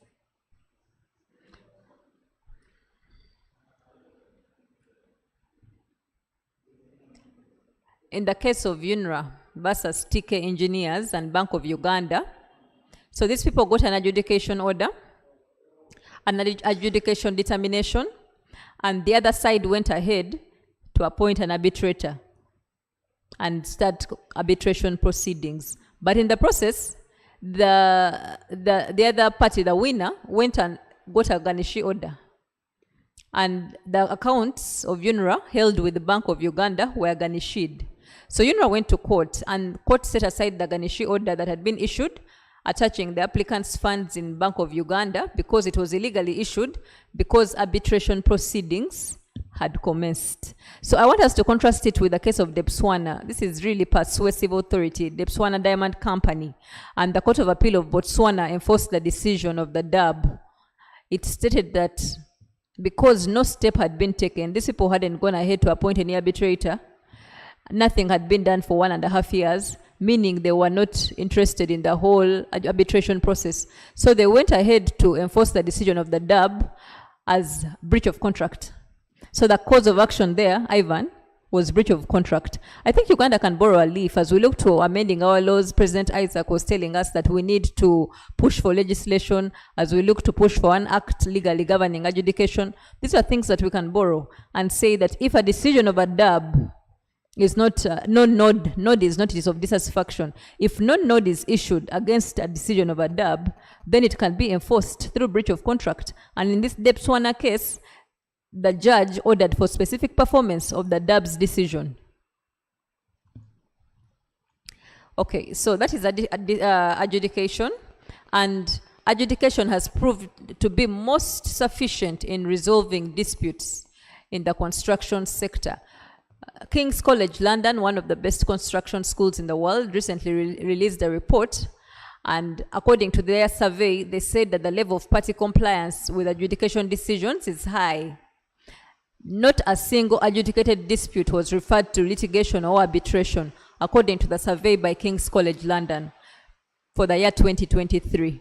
So how our adjudicators are appointed?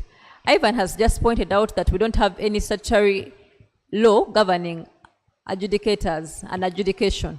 So adjudicators are appointed by agreement of the parties or by adjudicator nominating bodies. So the parties in the construction contract can agree and say that we shall appoint an adjudicator in this way, or we shall ask FIDIC to be our adjudicator nominating body, or we shall ask the Chartered Institute of Arbitrators to be our adjudicator nominating body. To bring it home locally, the Construction Law Institute, which is the only private institute offering practical construction law training, is an adjudicator nominating body. I would urge us all to consider adjudicator nominating bodies in our contracts because it makes it simpler. Where the parties have failed to agree on the appointment of an adjudicator, if you have an A and B in your body, in your contract, they can easily appoint that adjudicator for you. And all these adjudicator nominating bodies have rules governing the adjudication process. And to note that even if you haven't chosen one of them, you can adopt their rules. Even where you have appointed in an ad hoc manner, you can adopt the rules, but it is advisable to have an adjudicator nominating body. So let us go to ADR in construction contracts. what kind of ADR is considered in construction contracts. We have already discussed the different types of ADR. We've seen the negotiation, the mediation, the adjudication. So when you come to the peculiar construction contracts, what ADR is in them? And the best form of ADR is a hybrid dispute resolution clause that provides for more than one form of dispute resolution. So you'll have a contract that says you start with negotiation. If it fails, you go to mediation. If that fails, then you'll do adjudication and then arbitration. So let's take a look at some of the popular construction contracts that are used in the construction industry. And one of them is the PPDA. In the PPDA contract, adjudication is a second resort when a party is dissatisfied with the decision of the project manager. So a decision of the project manager is the method of first resort in the PPDA contracts for ADR. If you are dissatisfied with that decision, that is when you opt for adjudication. And the timelines in the PPDA contracts, Ivan, are very strict, unlike in the FIDIC suite concerning the decision of an adjudicator. An adjudicator is supposed to give a decision within 28 days after the referral. If you're dissatisfied, then you elect for arbitration, which is final and which is binding. And if no arbitral proceedings are commenced within 28 days from the date of the award, the decision, then the decision is final and binding. And as we spoke about it, you can go ahead and enforce it as though it were a breach of contract. So when we come to the FIDIC suite, adjudication is a second resort when a party is dissatisfied with the determination of the engineer. But one thing you need to note, the difference between PPDA and FIDIC is that before an engineer makes their determination, they first consult the parties to try and reach an amicable settlement. So the engineer acts as though they were a mediator. When the parties fail to reach an agreement, that is when the engineer makes a determination. I think you can see how unique construction law is, and that is why we have a specific masters dedicated to it. So adjudication is carried out by a DAB. To note that under FIDIC 1999, there was no DAB, there was only a dispute adjudication board. So the DAB is contractually appointed, and they are required to give their decision within 84 days. The difference between the DAB in FIDIC and the DAB in PPDA is that the DAB in FIDIC can increase and extend the time with the agreement of the parties. This is one of the rare times where these times are not cast in stone. So if within 84 days a decision is not ready, the DAB can inform the parties. If the parties agree, then they can extend the time for rendering that decision. So when that decision is rendered, the party who is dissatisfied is required to issue a nod within 28 days. Even after this nod has been issued, before the matter can be referred to arbitration, the parties are still required to talk. So you can see that at every stage of a dispute in construction, there is talking and talking and talking, because construction contracts are of high value. There are relationships that are very fragile, that could be lost if parties were just allowed to go straight to arbitration. So at every stage, and also counting the fact that time is lost in all these disputes, so at every stage the parties are encouraged to speak amicably. So where no nod has been issued, like we said, the decision of the adjudicator becomes final and binding. If a nod has been issued and the parties have still failed to talk, then the parties can go to arbitration. They're given 56 days within which to try and amicably settle the dispute. If they can't, then they go to arbitration, which is final and binding. Now, the difference in the FIDIC Suite 2017 is that it introduced a DAB. The DAB is the Dispute Avoidance and Adjudication Board. So, like I said, construction is high value, and they're usually big projects. They're usually serving a community need. So the more the delay, the more harm to the community. So what does the DAB do? It is set up at the beginning of the project. As you sign the contract, the DAB is set up. What is the role of the DAB? To avoid disputes. That is its primary role. How do they avoid disputes? By ensuring that they are part of the project, the entire project cycle. So they will maybe attend site meetings, They will do impromptu visits to the site. If they are called upon to resolve disputes without adjudicating where they are sitting as dispute avoidance boards, they'll go and try to do that because their core mandate is to avoid disputes. They also have the mandate of informally settling disputes, but to note that these informal proceedings are not binding on the parties. So if the DAB fails to avoid the disputes, or if they try every manner possible to try and informally settle the disputes, and this fails, then the parties are required to formally start adjudication proceedings. And after the adjudication proceedings, if they are dissatisfied, then they can go to arbitration. Yes, Ivan. Again, for the benefit of the listener, what does it take to be a member of a DAB? You know, Mr. Simakade spoke to opportunities for lawyers in the construction space, and I know that there are dispute avoidance boards where dispute avoidance and adjudication boards where lawyers sit. What does it take to be a DAB member? Is it a voluntary role? Is one paid? As a member, what does one do on a DAB? Do I have to campaign the way Mr. Milton Ochen has to campaign to join the Judicial Service Commission? Just a light moment, but yeah. Thanks, Ivan. Now, let me start with a question that makes lawyers very happy. What is in it for us? What does it bring to our table? Money. Imagine you are on the DAB from the time of execution of the contract to the time of completion of the project. So, definitely, it is a way of, President Isaac said we are voluntarily unemployed. It's some manner of getting employment.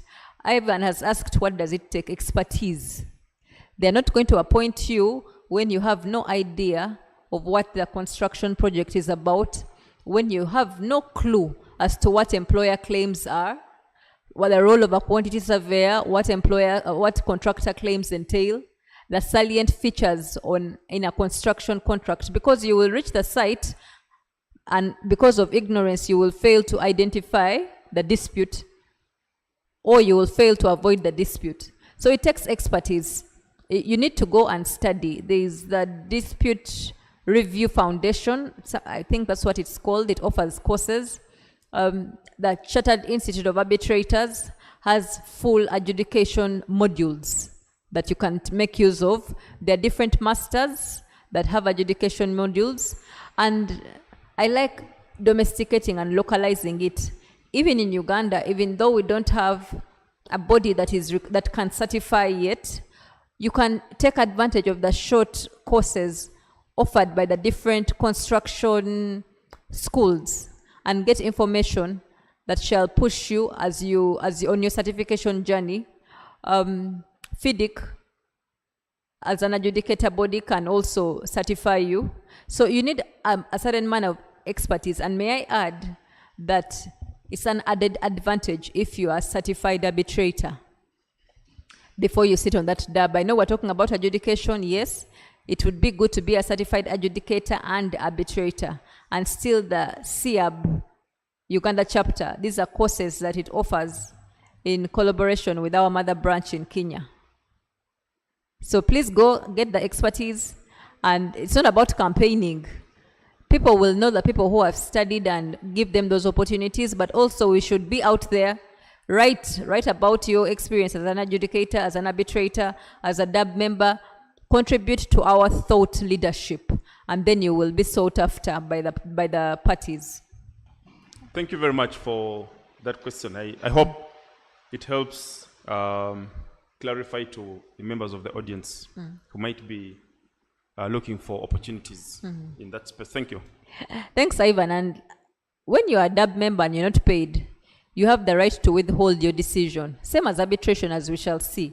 If the parties don't pay you, unlike a court judgment where the judge must deliver a judgment, here you're not mandated to deliver a decision without being paid.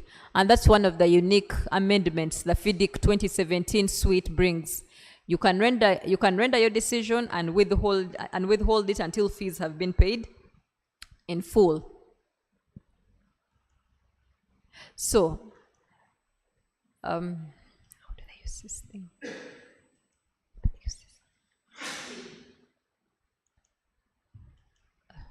So let's go to arbitration, specifically in construction contracts.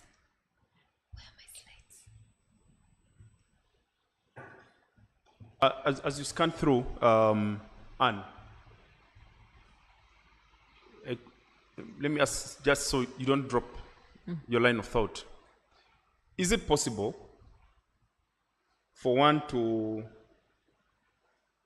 jump the adjudication stage and jump straight to arbitration? In other words, for example, I terminate the contract, I'm the employer, I terminate your contract as the contractor without resort to or subjecting my dispute with you as a contractor to the DAB. So once I've terminated, the contract is dead. The alternative then, I mean, the recourse for the contractor is to go to arbitration. Have there been, or would there be circumstances where one can raise what in the civil courts we call a preliminary objection and say, I object that this person did, this matter has prematurely come to arbitration. We haven't exhausted the dispute resolution mechanisms in the contract. How does that play out?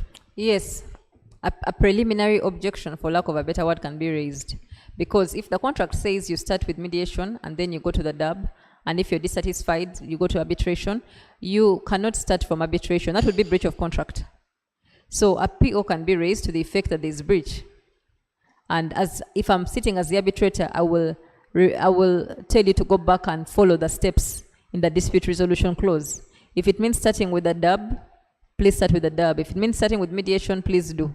You can't jump the chain. But then what happens if the contract is terminated?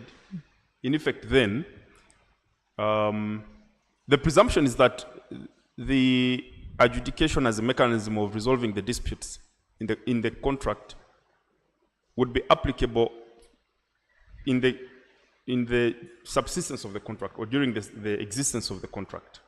Now, one party wakes up one day and just terminates the contract. Would you still then subject the parties to adjudication before they can come to arbitration?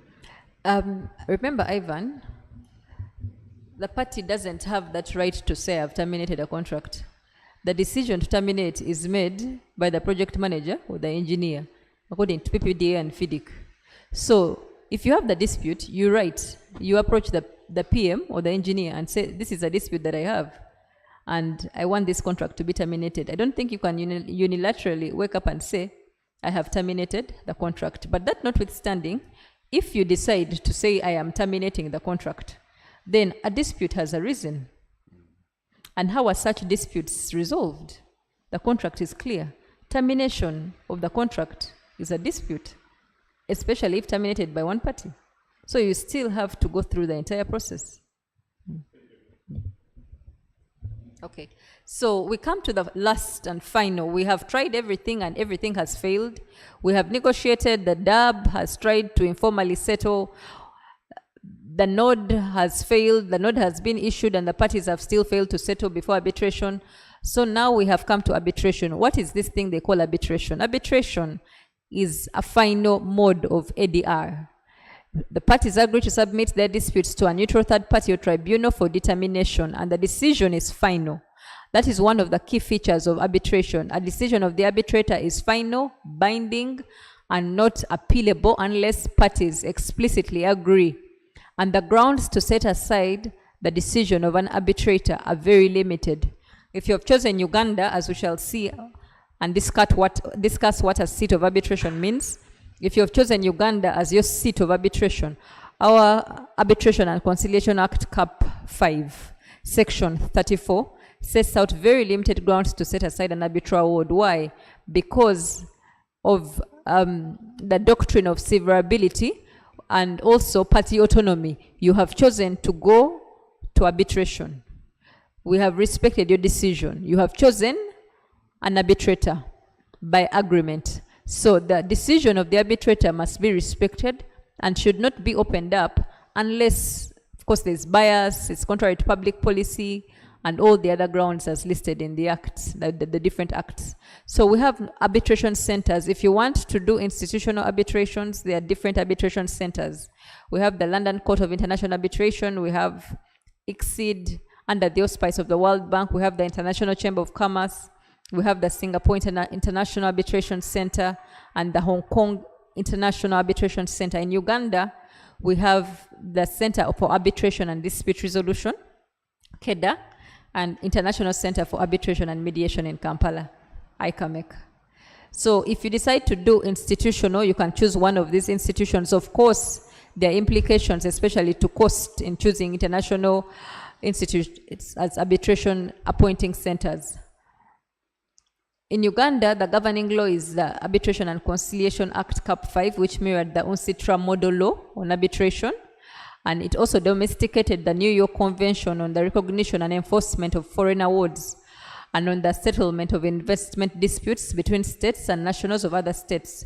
So what does this mean? Because we ratified these conventions, if an award is rendered from another country, if the seat of the arbitration is, for example, the United Kingdom, and you want to have the award enforced in Uganda, in as much as Uganda was not the seat of the arbitration, we are obliged to enforce the awards presented to our courts for enforcement by virtue of us having ratified those conventions. Is it a matter of course? No. The conventions provide for grounds to refuse to enforce an award, and the grounds mirror those for setting aside public policy, contrary to our laws. There are different grounds, but the general rule is we cannot refuse to enforce an award because Uganda was not the seat of the arbitration. To note that arbitration is founded in agreement of the parties, so it's very important that it is included in the construction contract. We should have a proper arbitration clause, but also there's still hope. Where parties haven't included arbitration in the contract, they are free to adopt arbitration and execute an agreement to that effect in the event that a dispute arises. And how is this possible? The arbitration clause, as I said, is a standalone agreement. It is an agreement within an agreement. And so it is separable because it is a standalone contract. So you don't, even if it is not there in your construction contract, you can agree to arbitration and your agreement shall be taken to be an arbitration clause. So what are the key features of an arbitration clause? We've seen so many pathological arbitration clauses. Pathological meaning that you think you have an arbitration contract or an arbitration clause, whereas not, because it lacks some key features. And one of the key features is that it must provide for arbitration as a final and binding remedy. You cannot say, for example, you have a clause that says if the parties are aggrieved with the decision of the arbitrator, they shall proceed to litigation before a court with competent jurisdiction. This is a very pathological clause because it demonstrates that arbitration in this point is not final. It doesn't bring out the finality of an arbitration, of the arbitration process. And it must specify the scope of disputes that are arbitrable. There are some contracts where some disputes shall be subject to court determination, and then others are arbitrable. So before you subject your dispute to arbitration, you need to be very sure that it is within the scope of disputes that is arbitrable according to the contract and according to the law of Uganda or the law of the seat that you will have chosen, because there are different disputes that are not arbitrable in different seats. And also it should specify the seat. I've been talking about the seat. The seat is not the venue. We need to get this and understand this very well. The seat and the venue are two different things. The venue is the place where the arbitration shall be carried out. For example, in the boardroom of the Uganda Law Society, that is the venue. The seat is the lex arbitri, the legal jurisdiction of the arbitration. For example, it's the courts of the seat that determine where the award shall be set aside. It's the court of the seat that shall issue interim protective measures. So it determines, the seat determines all interventions of court. Remember that in arbitration, courts are only supposed to interfere within the scope as stated in the law. So it is the law of the seat that shall determine the intervention of court. So if your seat in your agreement, you decided to be fancy and you said the seat of our arbitration shall be London, that means that if you want an interim order, you go to London. If you want your award, if someone wants to apply for a setting aside, they must go to London. The courts of Uganda do not have jurisdiction to hear an application to set aside where the seat is London or any other jurisdiction. And we've seen it in our courts. People have a different seat in their arbitration. For example, Paris. When it comes to time to getting an interim protective measure, they come to the courts of Uganda. The courts of Uganda don't have the jurisdiction. They don't even have the jurisdiction to hear applications to set aside. They only have jurisdiction to hear enforcement because of the conventions and the doctrine of reciprocity. So we need to be very careful in our construction contracts when we are choosing the seat, because it determines the legal jurisdiction of the arbitration. So I hope I'm clear that there is the law of the seat, and then there is the venue. All these are different from the law of the arbitration and the law of the contract. So all this should be stated. And that comes to my next point. The arbitration clause should specify the law governing the arbitration. We have the law governing the arbitration. We have the law governing the construction contract. In some instances, they're the same. In some cases, they're different. It is very common to have the seat in London, the law governing the arbitration, Paris, and the law governing the contract, Uganda.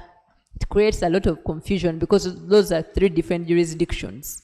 So it is always advisable to, if in as much as possible, to have one law governing all laws. If not, you can, and if the parties, for example, are from different jurisdictions, then you can agree on different laws. In the absence of any of the provisions, then the arbitrator can lead the parties to agree on what the seat is and what the law is governing the arbitration. We have jurisprudence in other countries that have said that where the parties, where the agreement is silent, then it is imputed that the law of the arbitration and the law of the contract and the law of the seat are the same.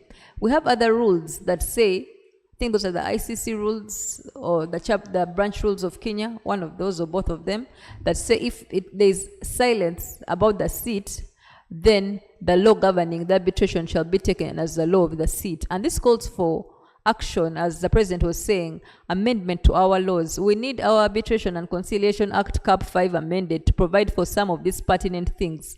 What happens where the agreement is quiet on the seat?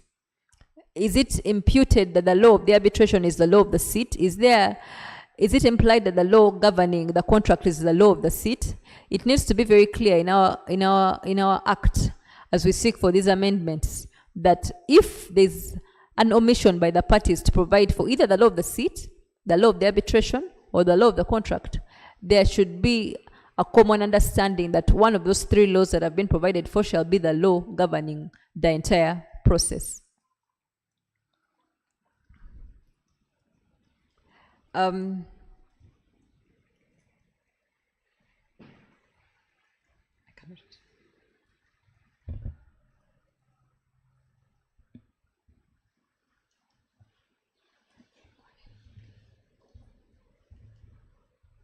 Okay, the other features of an arbitration clause, it should specify the mode of appointing the arbitrator. Who appoints the arbitrator? How are they appointed? If the parties fail to agree, what happens? The agreement should state the appointing authority, which can be an individual or an entity. For example, SIAB, Uganda Society of Architects, a judge can be an appointing authority, but that is contractually. If your contract is silent as to who the appointing authority shall be, if you have chosen Uganda as your seat, then KEDA and ICAMEC are legally recognized as appointing authorities. It depends on the seat that you have chosen. They'll be the ones to advise on how the arbitrators are appointed in the event that the parties fail to agree. It should also specify the rules governing the arbitration. To note that if it's a FIDIC construction contract, as Joan discussed, and Tony, the different FIDIC rainbow suite, the rules are explicitly stated to be the ICC rules. So if you adopt FIDIC, the rules governing your arbitration are the ICC rules. But of course, this can be changed in the special conditions and you adopt something else. If you don't change it in your special conditions, it's the ICC rules that shall govern the contract. For other contracts, the parties can agree on the rules, KEDA rules, ICAMEC, LCIA, the CIAB rules of Kenya or whichever branch of CIAB. So the rules should be specified. If any of these things are missing in an arbitration clause, the beauty with arbitration is that the parties can sit down and agree on all the missing items and put them in. And also you should specify whether it's ad hoc or institutional.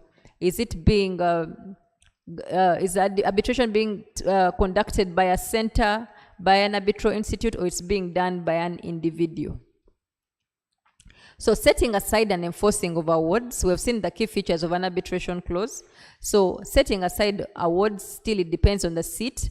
The grounds for setting aside an award, if you have chosen Uganda as the seat, are in section 35 of our CAP 5. And you must file, again, time is of the essence. You must file your application to set aside the award within 30 days after the award is rendered by the arbitrator. And the 30 days start to run as soon as the award is delivered by the arbitrator. They don't start to run when you collect it. They start to run when the award is delivered. So if I'm the arbitrator and I communicate that the award is ready and attached is a copy on email, and today is 13th December, if you choose to collect it on 15th December, the time started already. You'll be 2 days late. The time starts to run immediately. The arbitrator renders the decision. And we've seen cases of parties going to court and arguing this whole time thing. I would urge us to be diligent. As soon as the award is issued, the days start running. So if you intend to set it aside, I would urge you to immediately go and lodge your application at the commercial court, if Uganda is your seat, other than waiting to go to court and argue whether it is calendar days, or whichever Gregorian calendar, whatever calendar we're following. Let's just be diligent and ensure that we are within the 30 days, other than going to court and leaving it to court to do the math for us. That is setting aside, and the grounds are in section 35. If the award is contrary to public policy, if there was bias, then the award can be set aside. We've had instances in Uganda. Uganda is pro-arbitration. We would like to thank our courts for being pro-arbitration and upholding arbitral awards. But there have been instances where court has set aside arbitral awards on these grounds. In the case of Smile Communications and ATC, the judge set aside the award on grounds of bias because the arbitrator had dedicated a book to one of the counsel in the proceedings. During the commencement of during the hearing of the arbitration, he wrote a book and he dedicated it to one of the counsel. And in the manner of dedication was so, according to court, it was so intimate because after, I think, thanking his parents, he dedicated it to the counsel, and court said there was evident bias. We've seen awards set aside on grounds of public policy.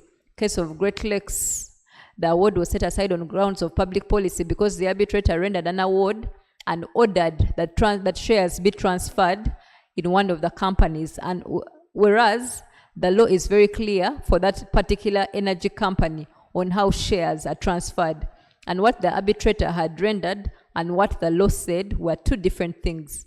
So the award was set aside, but it's in very limited grounds. They are very narrow.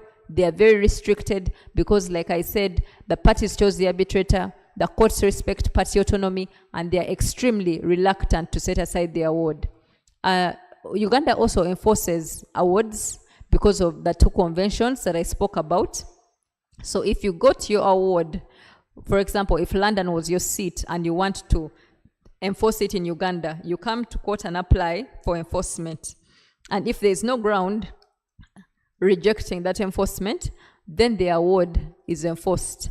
And the awards are enforced as decrees of court, meaning the whole execution, you go through the entire execution process.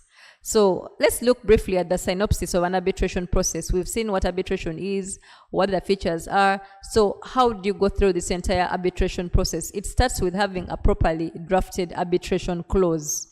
If it is pathological, the parties can cure it by mutually agreeing. If that fails, then you may not have an arbitration clause and the parties are free to go to court. And so once we have a drafted clause, arbitration is commenced by the aggrieved party by communicating to the other party that a dispute has arisen and the same has been referred to arbitration. The arbitrator is appointed in accordance with the terms of the contract, failure of which the parties refer the appointment to an appointing authority as discussed. To note that it is pertinent that an arbitrator is appointed who has the expertise in construction law. Again, I go back to Ivan's beginning question that why do we call it construction arbitration? I hope by now you have seen the expertise you need to be a construction arbitrator. So it is important to appoint somebody who is an expert arbitrator in construction law, lest you get an award that will be set aside by the courts on all the grounds stated in section 35.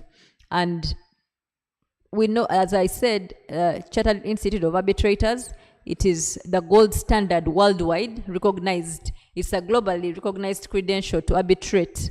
So it would be an added advantage for your arbitrator to be a certified arbitrator with CIAB.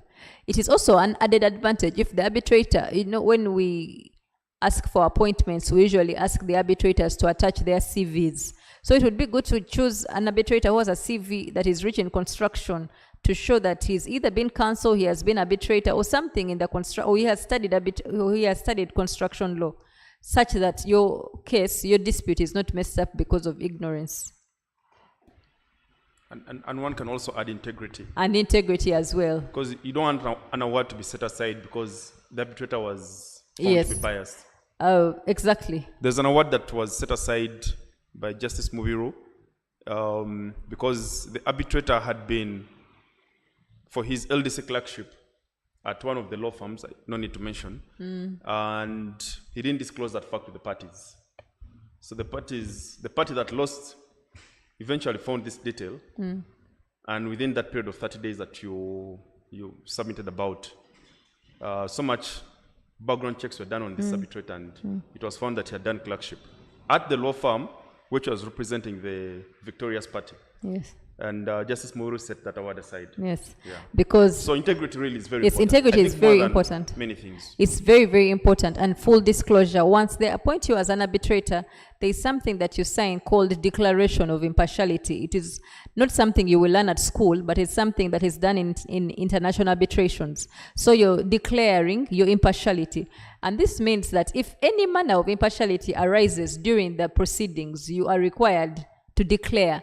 And the IBA has a very good guide on impartiality and conflict of interest. They call it the traffic lights. So if you're in red there, you cannot handle. You recuse yourself. There is orange waiver, and then there is green where you're completely safe. You can look for those IBA rules on conflict of interest. They shall guide you. If you fall within the red exceptions, you must just excuse yourself. Otherwise, you'll be entering into the arena of bias and lack of integrity. And I would also like to talk about integrity more. We've spoken a lot about corruption. Last year, there was a very big case. The seat was London. I call it the PID case in Nigeria. The judges in London said if ever there was corruption in an arbitration, that particular case on all fours satisfied all the corners of corruption. Every manner of corruption that you can think about was done in that PID case by the parties, and the judges fell short of saying by the arbitrators. So it cast arbitration in a very bad light. And as Milton has said, and as Ivan has said, and as Tony has said, we need to be extremely careful, especially, and this was a construction case. And a very big case, it involved the government of Nigeria and so many government bodies. And corruption, at every case, the corruption will just go, at every stage, the corruption will just go a notch higher. So we need to ensure that our integrity, because an arbitrator, what you sell is your integrity and your expertise. And the two are not mutually exclusive. You must have both at all times. So going back to arbitration process, I have to accept my appointment as an arbitrator and declare any conflict. And then I call for the preliminary meeting. It's at that meeting where parties agree on mode of procedure and filing of all documents within stipulated timelines. And at this stage, the parties agree on the tribunal fees and sign what we call procedure order number 1 that contains all the agreement of the parties. One, the parties have to agree that the arbitrator has jurisdiction. They have to agree on the fees. They have to agree whether they are going to proceed by documents only or by calling witnesses.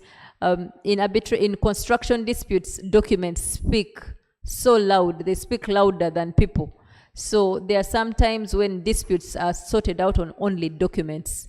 So that preliminary meeting is very important because the critical issues of the arbitration, the rules, everything, when the award will be issued, everything is agreed upon in this preliminary meeting and reduced into procedure order number 1. Yes, Ivan. And it's good you've been an arbitrator before. Yes. In Uganda. So it's a good question to ask you. Now that you mentioned the arbitration fees. Yes. Do we have anything close to a scale of fees in Uganda? In other words, I'm counsel for the claimant, Milton is counsel for the respondent. We've come to Anne Namara as the arbitrator. She's been appointed. The subject matter in terms of the value is, say, $1 million. And Anne says, my fees for the arbitration shall be 200 million. That becomes very costly for the parties. Another arbitrator in a similar claim of $1 million might ask for $40,000. Another one might say 20 million shillings will do for me. I ask that because I've interacted with 2 invoices in the last 30 days. An arbitration happening in Uganda, a dispute of about 4 billion. I won't go into the details. The arbitrator says my fee will be 150 million. So the parties meet at the middle, 50-50%. Then another arbitration at the International Chamber of Commerce, a dispute of about $4.5 million. The invoice from the for one arbitrator is $150,000. The parties have to meet at the middle. So if you split that by 50%, that's about $75,000. The difference between the two, and this is real life examples, is that at the International Chamber of Commerce, just like the London Court of International Arbitration, an arbitrator cannot wake up and ask for $150,000. There's a scale. Yeah. So much so that even when you're filing your claim or the request for arbitration, you'll just go to the internet and Google International Chamber of Commerce schedule of fees.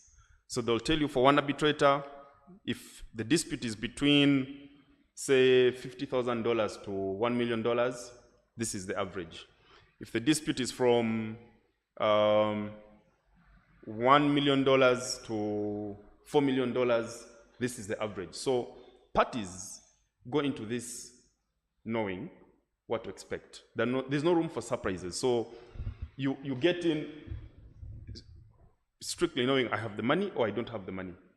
Therefore, I'm going in for this. My experience with the Ugandan jurisdiction is that our arbitrators simply charge based on a scale that exists only in their mind. Yes.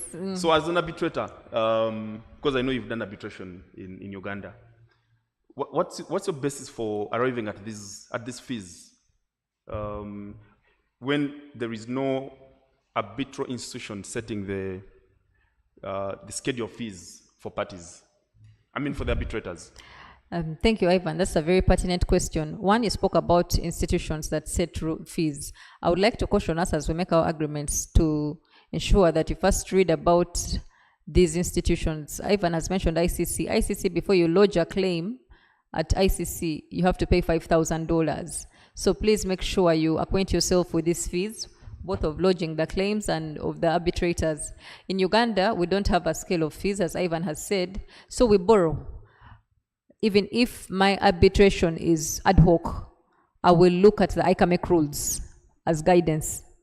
I will consider our remuneration rules as guidance, because there is no party, there's no client or party who will, you will appear before them and give them a figure, Isaac said, from your head.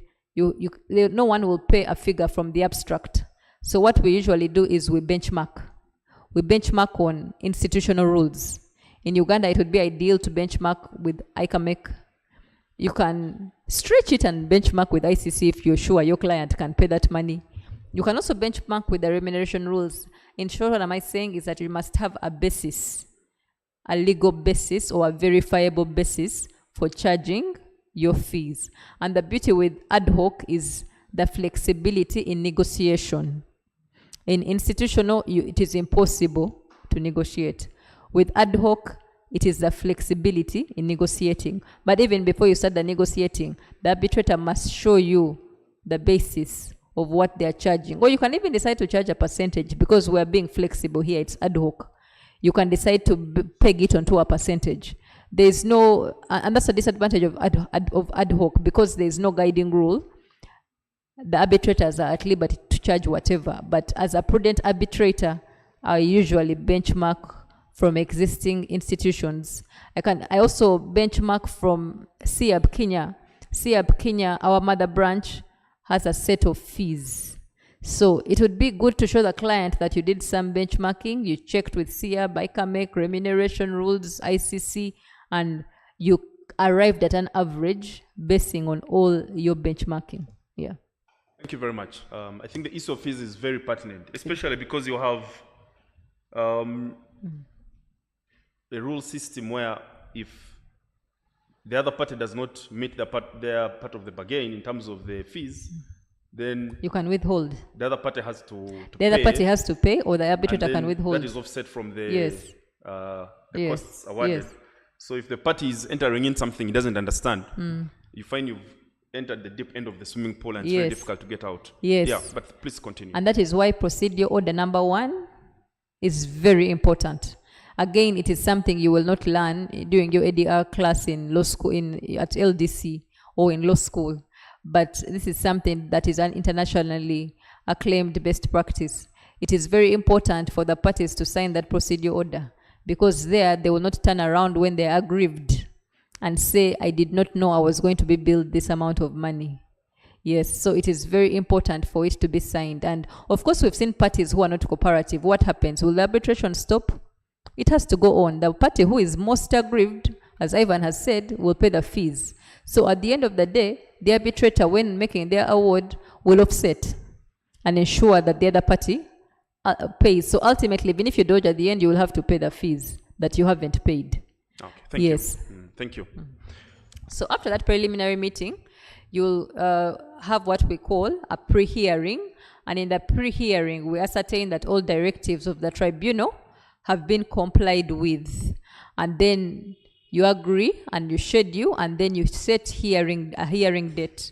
And so I've had people say that they thought that arbitration is very informal. So when they appear before you for an arbitration and they want to be as informal as not filing any document, as informal as not scheduling, this is where they forget that arbitration is actually, you are sitting to render a decision. So there's no informality in this thing. Everything has to be followed to the letter. So the award must be rendered within the time stipulated by the law of the seat. If we have adopted Uganda, it must be rendered within 60 days unless the tribunal informs the parties that time has been extended. To note that if you want to render your award after 60 days, you don't wait for day 61 and say, I will render my award after 90 days. There, your award will be set aside. You have to inform the parties before the expiry of the 60th day that you will not be able to render your award in time. And you will let them know. They need not approve. It's not like adjudication where they need to approve. They need not approve. You're just informing them that you're going to render your award late. And speaking about the hearing before the award, the parties can agree to call experts. It's a construction dispute. So the lawyer or whoever the arbitrator is not possessed with all the knowledge. So a quantity surveyor is very important as an expert witness, especially to determine issues of quantum. An engineer is very important. A project manager, all those are important expert witnesses. And I'm not so sure an arbitration can go ahead without an expert witness being called, because the arbitrator is not knowledgeable in every area. President Semakade was telling us this morning that we should stop thinking as lawyers that we're the alpha and omega of the arbitration, construction, claims process. We need the quantity surveyor, we need the project manager, we need the engineer, because we don't have any knowledge in those things. We have basic knowledge, but we need deep knowledge of these experts. So after the award has been rendered, the tribunal can correct it if there are any clerical errors, if there are any computational errors, if the parties require interpretation. They may also make an additional award. Maybe they did not tackle the issue of extension of time. Somehow it was omitted, or they did not address the issue of liquidated damages. Somehow it was not talked about, or the issue of performance guarantees and whether they were cashed lawfully. So they can make an additional award to that effect. And once all that is done, it can be enforced and recognized as and enforced as a decree of court. That is, if no application has been made to set it aside.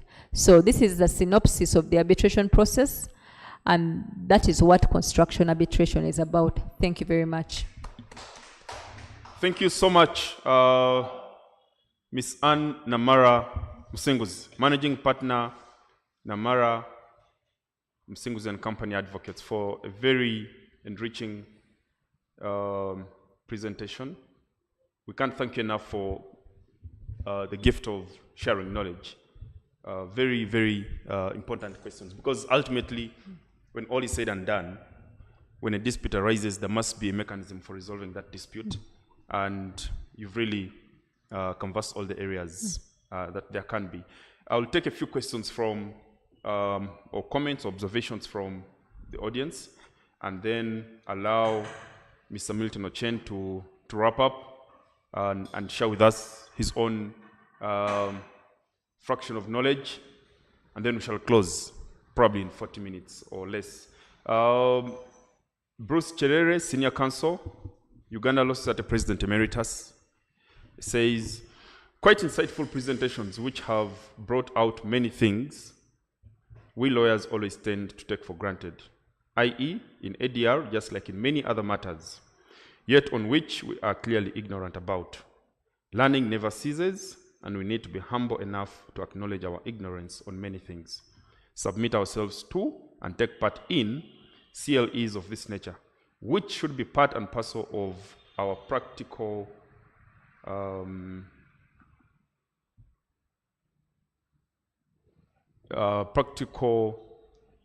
part and parcel of our practice area careers for the knowledge we derive from them. Kudos to all the presenters and to our president of the Radical New Bar for the anecdotal remarks on the need for all of us to conform to new knowledge. Abbas Abel Muyomba says, great presentation. Kudos to you, Anne. Anne Abeja, thank you, Anne, for an excellent presentation. John Bryan says, thank you very much for an insightful presentation. Daniel Walimera says, can you please share the PowerPoint presentation in the chat for everyone to access now? I saw a question from, someone asks, I don't want to say someone because someone paid money to be here. Let me address them by the name. Bitature Vincent. Madam Anne, thanks for this presentation on arbitration. And then he goes ahead to ask where he can find training for arbitration. You could respond to that. Then we have a question from Council Sarah Banenya, which Milton can respond to in his presentation. And then we wrap up with your session. Okay. Thank you, Ivan. So if you want to train as an arbitrator, the Chartered Institute of Arbitrators UK, which is platinum, not only gold, but platinum standard for certification of arbitrators in the world, operates through branches and chapters. In Uganda, we have CIAB Uganda chapter, and it carries out trainings in associate membership, in membership. It carries out pathway trainings. Follow them on social media. They are always announcing when their trainings are due. So they are called pathway because then you become a certified arbitrator. So you can start with the foundational course and become an associate, and then you go to membership and become a member, as I am. Then you proceed and become a fellow like Ivan. Ivan is a fellow of the Chartered Institute of Arbitrators, meaning that he's recognized as having written many awards and having knowledge of writing awards. And after becoming a fellow, you can apply and become a chartered arbitrator. When you have written enough awards, when you have written enough books, then you can apply and become a chartered arbitrator. But you must start. There is no way, I repeat, that you're going to be known as an expert without having a certified credential. And the most recognized certified credential is the one issued by the Chartered Institute of Arbitrators. But that is not enough. Go to FIDIC and get construction knowledge. Go to their website. They always have short courses. And do a master's, do a short course. Locally, apply to Construction Law Institute. Follow them and do their courses, because they are also adjudicator nominating bodies. Apply to be an adjudicator, but you can't apply to be an adjudicator if you don't have the knowledge. So do the short courses, because those short courses will enable you get the certification, understand the pathway to certification easily. Because it's one thing going to FIDIC when you have absolutely no knowledge. It's another thing having some background knowledge, for example, from Construction Law Institute. And when you go out to FIDIC, it will be an easy path for you to get certified. So, yeah, I hope I've answered the question. Yeah, thank you. You've answered the question well for him. I could also share from personal experience in response to that question.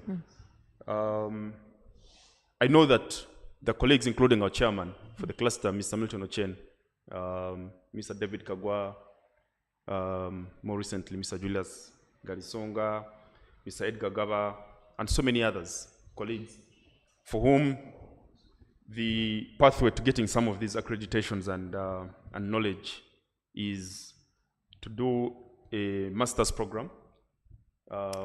Some people are interested in that. And the specialized programs, LLMs in construction law and arbitration. I don't know of an African university that has it. Ivan, just I don't know if, but you speak to the other platforms. But it's a very specialized program. Even by European standards, you won't find many European universities that teach it. But there are few. King's College London, quite expensive. Robert Gordon University, where I've recently finished mine with some Ugandan colleagues, including Mr. Kenneth Akampurira from Amber, Advocates and Solicitors, Mr. Edgar Gaba, an engineer, Andrew Chitaka. It's always interesting that you'll find in these programs 2 or 3 Ugandans every year, and yet the opportunities are quite enormous. But I know that if you don't go for the long route of the LLM, there are also other platforms which Anne you could speak to, where this kind of specialized training within the continent is available and affordable. A typical LLM in those universities could go up to 100 million shillings, or maybe 80 to 100 million shillings. So it can be quite pricey for the average lawyer moving on a border in town. But there are cheaper options. Yes, Ivan, I want to digress a bit on cheaper options. I mean, an LLM from RGU, an LLM from King's College London, those are respected LLMs and they don't come cheap. Construction law is a very expensive course. They don't come, I don't know of anywhere where they come cheap. So you just have to sacrifice and put in the time, knowing that you will fully be rewarded when you have your LLM, when you're appointed arbitrator, when you are called upon on panels. That is where your reward lies. What I wanted to say about SIAB. SIAB had a program where if you did a master's, I think from RGU and King's, there were 3 universities, automatically you'd become a fellow. But this has been phased out now. SIAB has phased this out, even with the master's. you have to go through all their pathway. That exemption is no longer there. I just wanted to make that clarity. Yeah, I think our lot, by our lot I mean this a lot of that did this master's program from Robert Gordon and It was the King's last. College London. Was the last? Yes. This is just last year? Yes. No, this year actually when This that was year, yes. when that change happened. You do the masters in construction law, then do the arbitration, then do a special exam administered by SIAB and the university in arbitral award writing.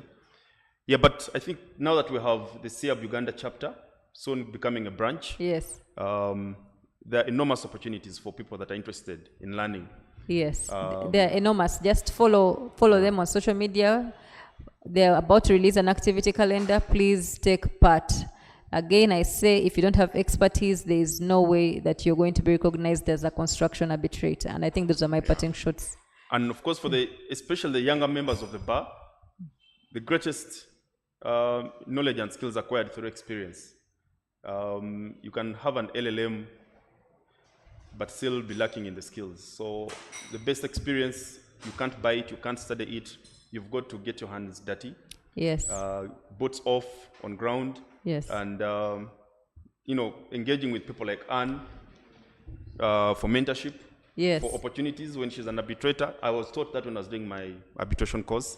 Yes, Ask for an opportunity to mentorship is be very key. Just a secretary, for example, or to just be a clerk as she's doing her arbitration.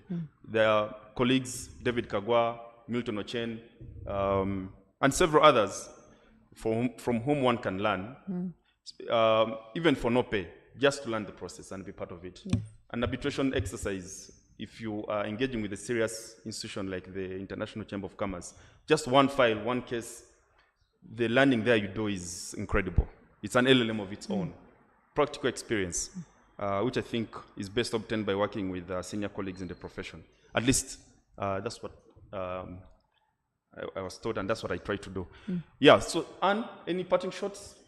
Thank you, Ivan, for a job well done as moderator. I would like to thank my preceding speakers, Joe and Anthony. Thank you for the very amazing expose. I would like to thank our cluster chair, Mr. Milton Ochen. Thank you for giving us this opportunity and for organizing this very pertinent CLE. Thank you to the President of Uganda Law Society and the Council for ensuring that these clusters are very active. And my parting shots: learn. Learning never ceases, as our past president has said. Please get the expertise, please get the knowledge, be humble enough to admit that you don't know, like we always do, and learn.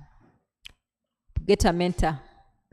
As Ivan has said, get somebody whom you can shadow, because with all this knowledge minus mentorship, it will not help you. So thank you so much.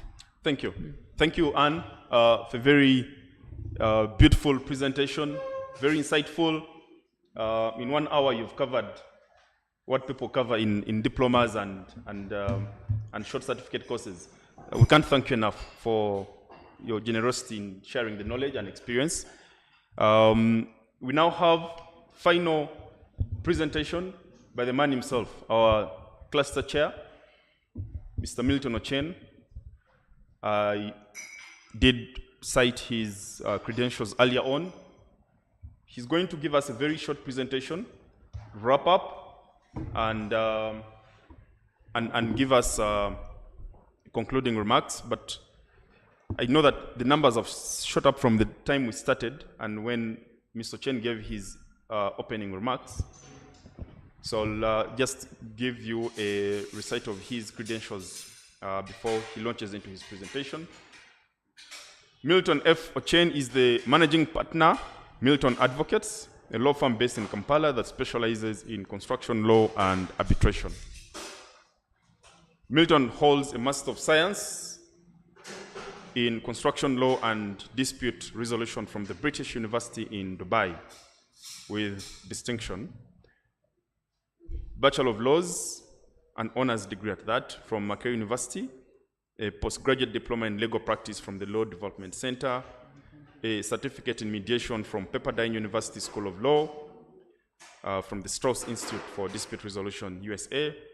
He is a member of the Chartered Institute of Arbitrators, UK, a member of the London Court of International Arbitration, member of Dubai International Arbitration Center, board member, former board member of the National Building Review Board of Uganda, where he had the honor of representing the Uganda Law Society, among so many other memberships. He's got over 15 years extensive experience.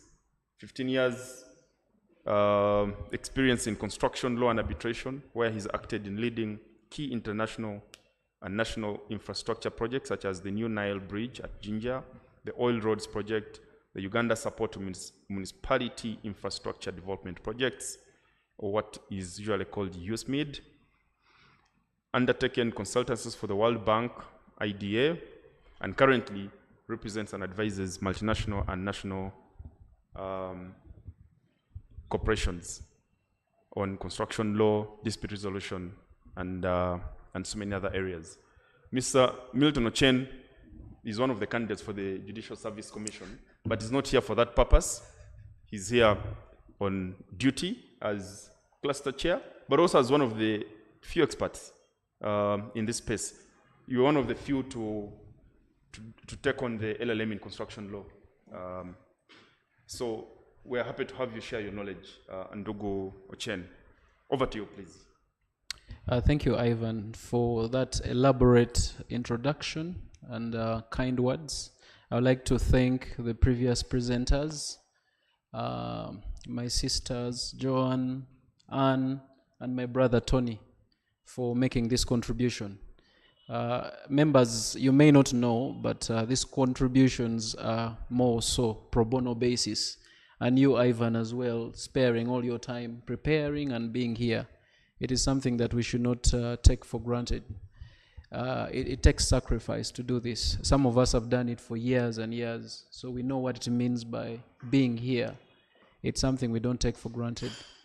Allow me also thank the President, Uganda Law Society, President Isaac Semakadde. He spoke earlier on. For those that missed, his speech is going to be available on the link. You can always go back and you listen in. As it is his fashion and style, he did provoke our minds about what we need to be doing more as a cluster. And mine is to emphasize that and also invite as many members as possible. Those on the call, if you're not yet members of this cluster, please join. You can just send an email to ULS Secretariat and say you want to join the construction law cluster, and you'll be added. The more we are, the better, Ivan, because in practice we normally find challenges.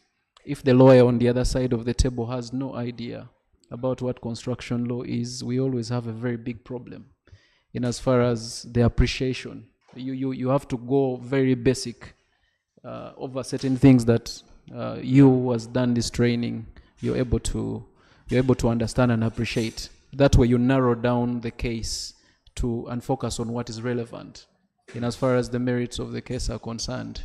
So the President provoked our minds this morning in terms of relevance and how we can contribute. There is a direct relationship between this commercial practice area of construction law and arbitration together with rule of law. For example, the issues of dispute resolution.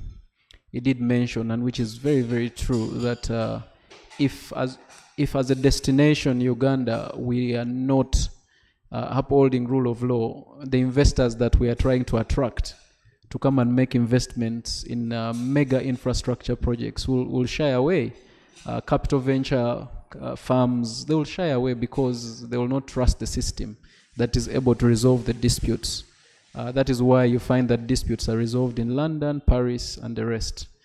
So it is very important. Lastly, before I go into my presentation, for us as a cluster, and for anybody else who is representing the society elsewhere, Ivan, the issue of leadership is very important here. Very important. That when you're sent to be on a commission or to be on a board, it is very important that the leadership at ULS is able to guide you, just like the President was giving us a sense of direction. So for us who will be sitting on boards or commissions, we are simply implementing part of that agenda. For example, this radical new bar has the 4 Ds. Decolonization, we have archaic laws in our sector.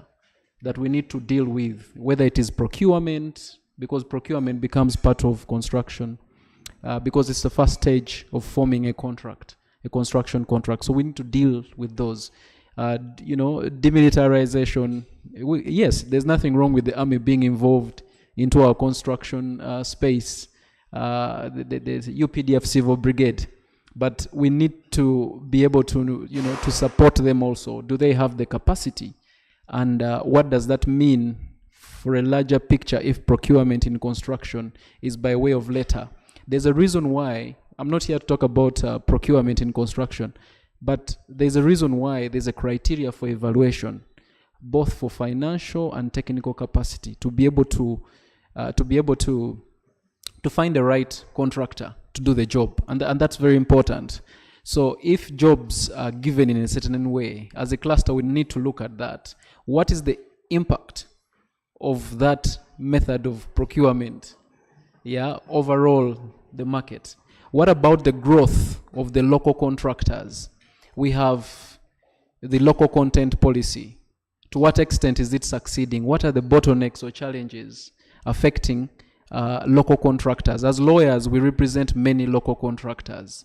We've seen that, for example, when UNRWA is signing those contracts, it's a condition that a local contractor has to take 30% of the quantity of works and the finance. But in reality, is that happening? Why is it not happening? I think, again, challenged by the president, we need to highlight these areas to the members. These are potential areas of business. These are potential areas of relevance.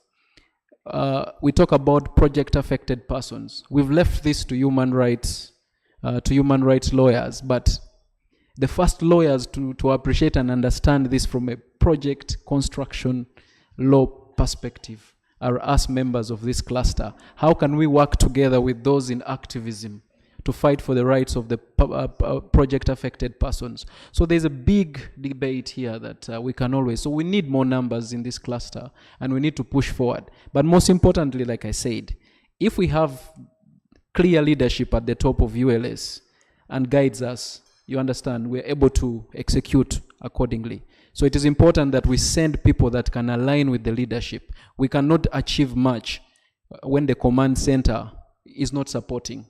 So we should be able to have leaders in various boards and commissions who directly can implement the big agenda of the law society as a whole, across the board, different sectors as well. So with that, I have a presentation to make. Can we have the slides for the participants to follow? Today I'm going to talk about risk management. So it is one of those very, very critical things. We've had a lot today regarding construction. We were taken through the FIDIC contracts. What are they? What do they do? Let me start by saying construction is, let me say that construction is very wide.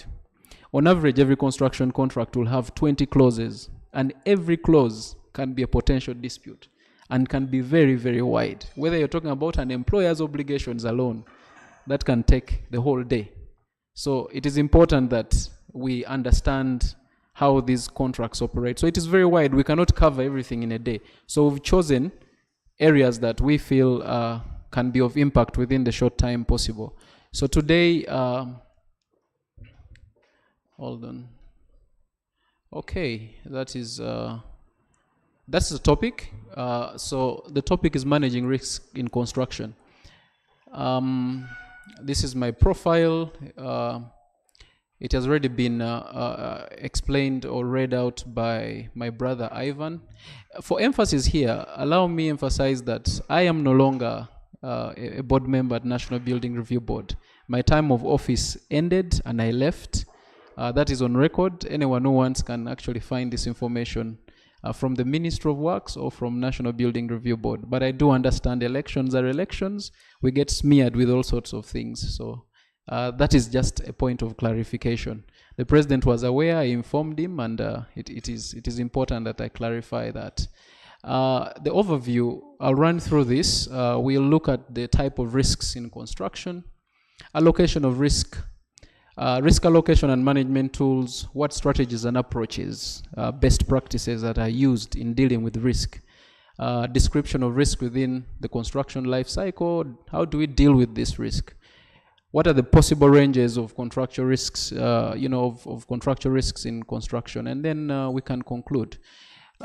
Risk are defined, this is a situation involving exposure, or someone or something valued to being exposed to danger, harm, or loss. Let me say this. Almost everything in construction is a risk.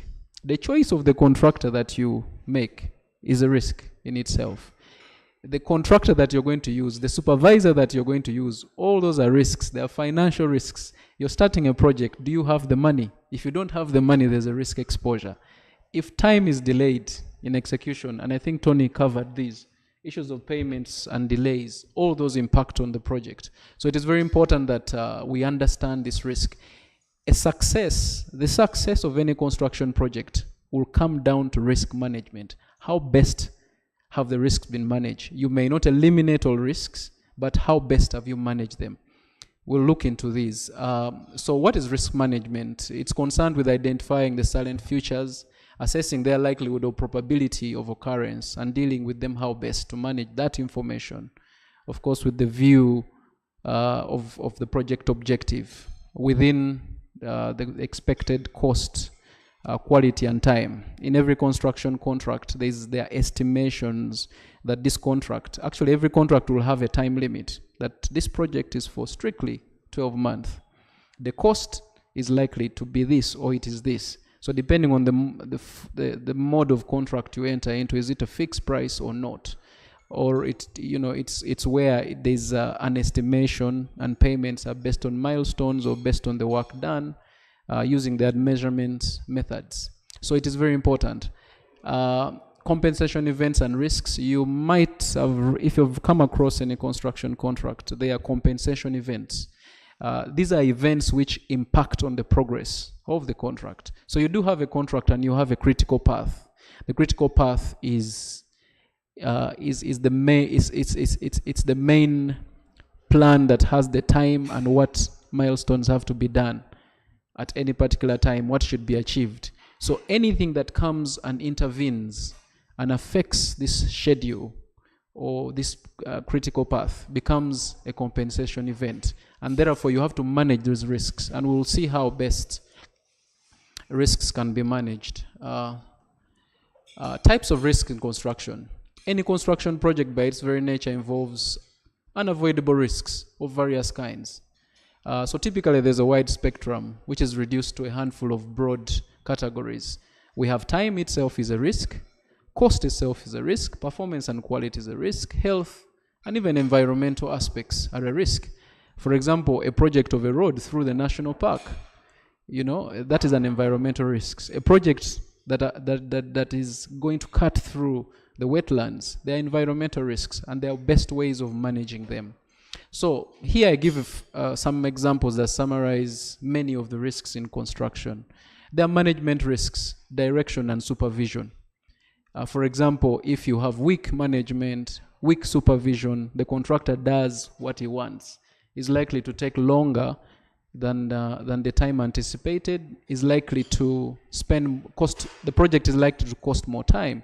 We have physical works as an example of risks in construction. We have delay and disputes. I think Tony touched on this. Damage and injury to persons and property, that's a type of a risk, whether it's a road project or a housing project. External factors that are not within the control of the parties. Payments is itself a risk.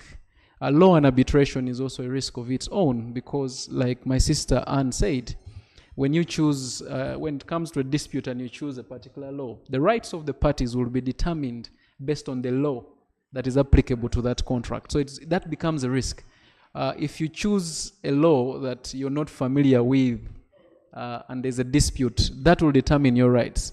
A broad example is laws within the common law jurisdiction and the laws from civil jurisdiction. You must understand the distinction. So if you do a copy and paste, companies, multinationals like Total will have projects here, and they'll favor their civil jurisdiction. And then when you're doing the contract, you just advise your client or get into this contract. And civil law jurisdiction will be the law applicable. You're likely to get challenges if you're not familiar with it. So that becomes a risk itself. Earlier on, we were talking about arbitration and the cost. Ivan, I think, talked about this.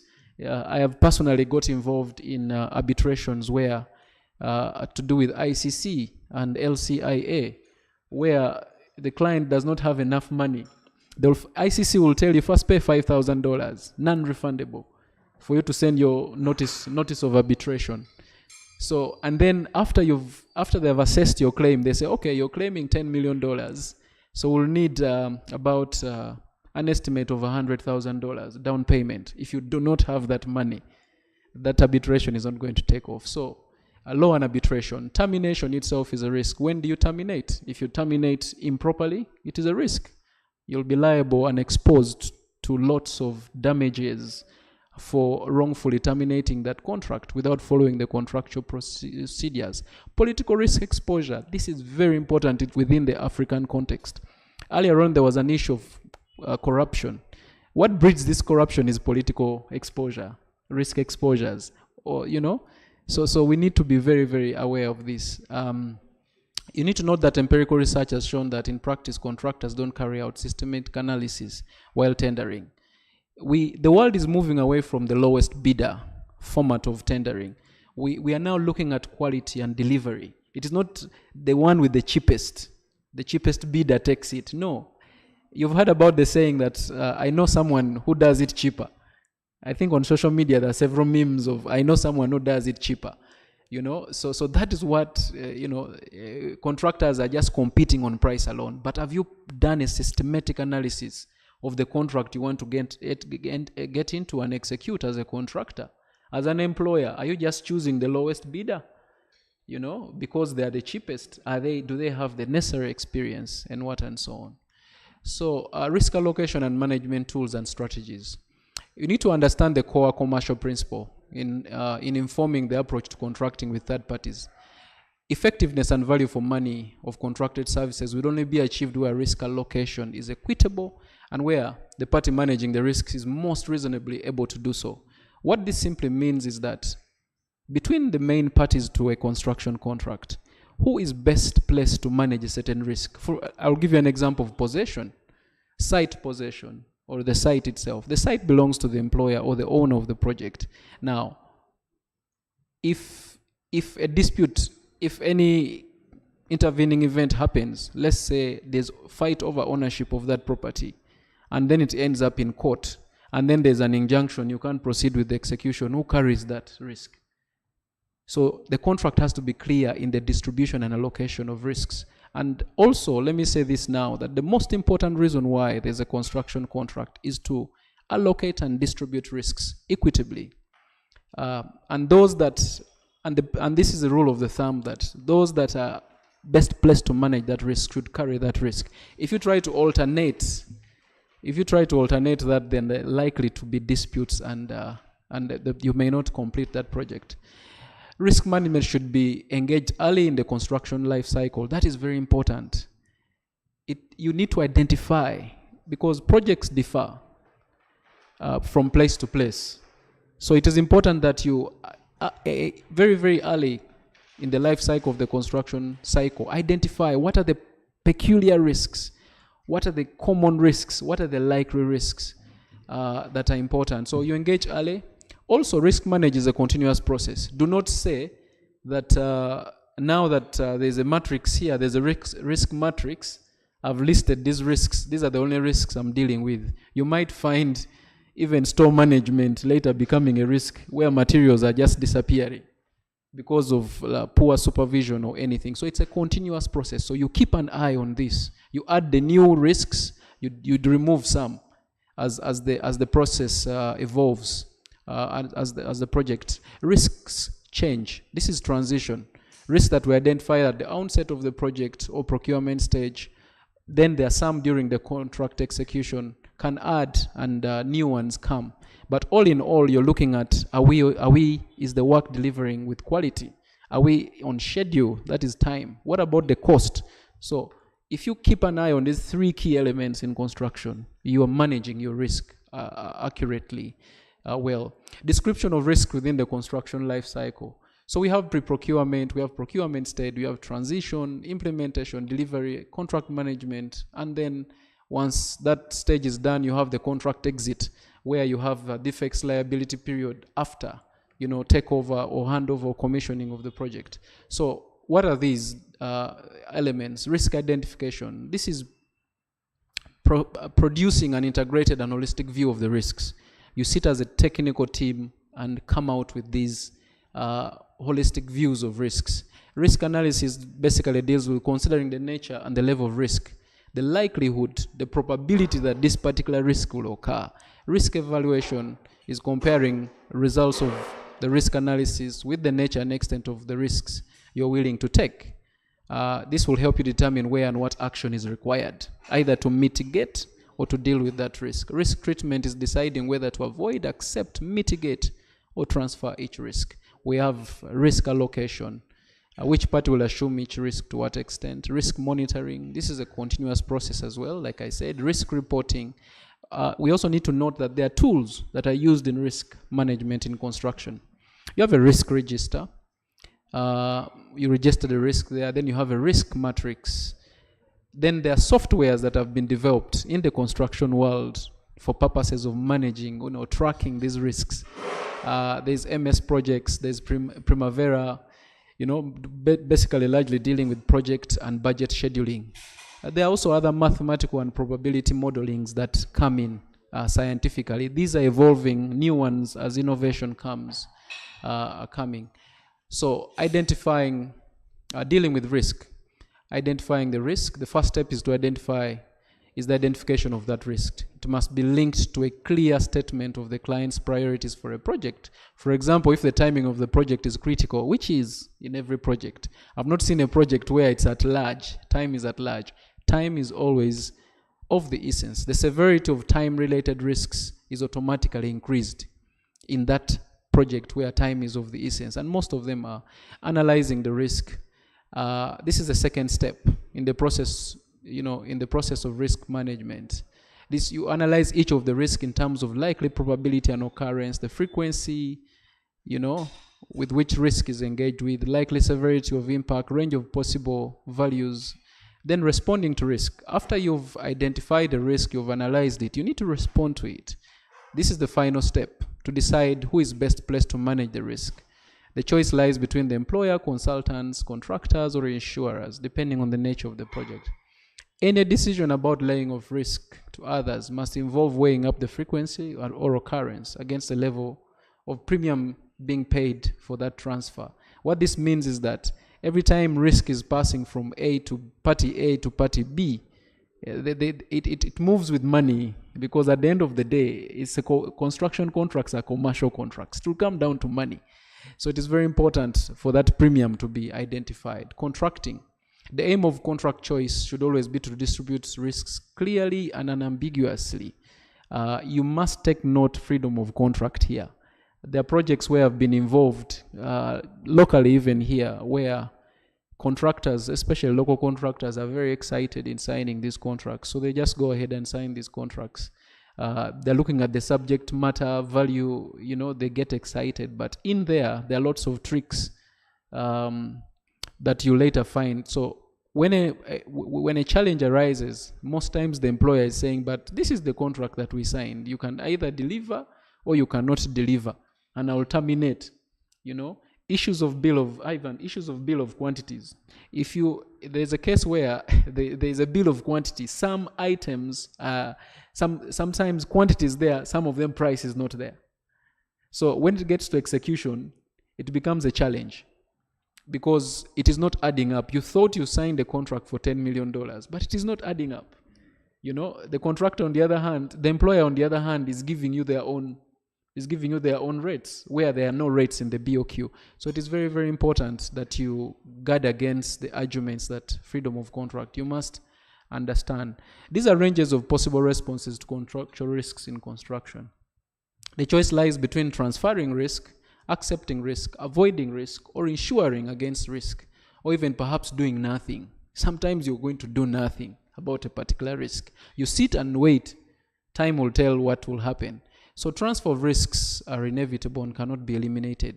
They can, however, be transferred. Risks are inevitable. They are bound to happen in every construction contract. That is why risk management sits right at the heart of a successful project implementation and execution. So risks are inevitable. They cannot eliminate them, but you can transfer them. In accordance with the basic general principle, the transfer of risk should involve a premium. Because of this, it is unwise to try to burden other parties with risks that are difficult to manage. You're just not solving the problem. Transfer of risk is achieved through appropriate wording in the clauses in the contract. For lawyers, this is very important. How do you transfer risks in the contract? Your choice of words in the contract will be very, very important. Clear clauses are intended to allocate risks. It's necessary to understand what the legal situation would be with and without the relevant clauses. As a general principle, it is unwise for the employer to try and pass on to a contractor a risk that is difficult to assess.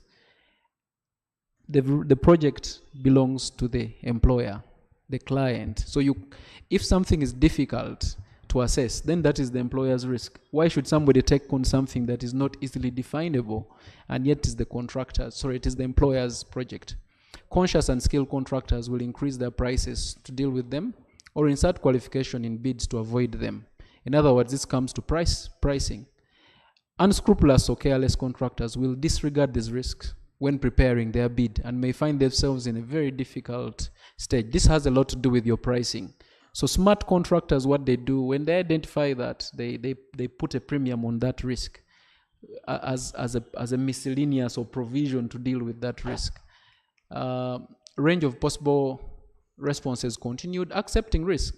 Clients should avoid imposing undue risk on contractors. It's not good business practice to try and steal an advantage over the other party. In the long run, it catches up and someone will have to pay for it. So acceptance of risk is very important. Knowing, the earlier you accept that I have this problem, that I have this challenge, the better for you. Okay? And this cuts across in life. If you have challenges, you must first accept that I have this challenge and let me deal with it.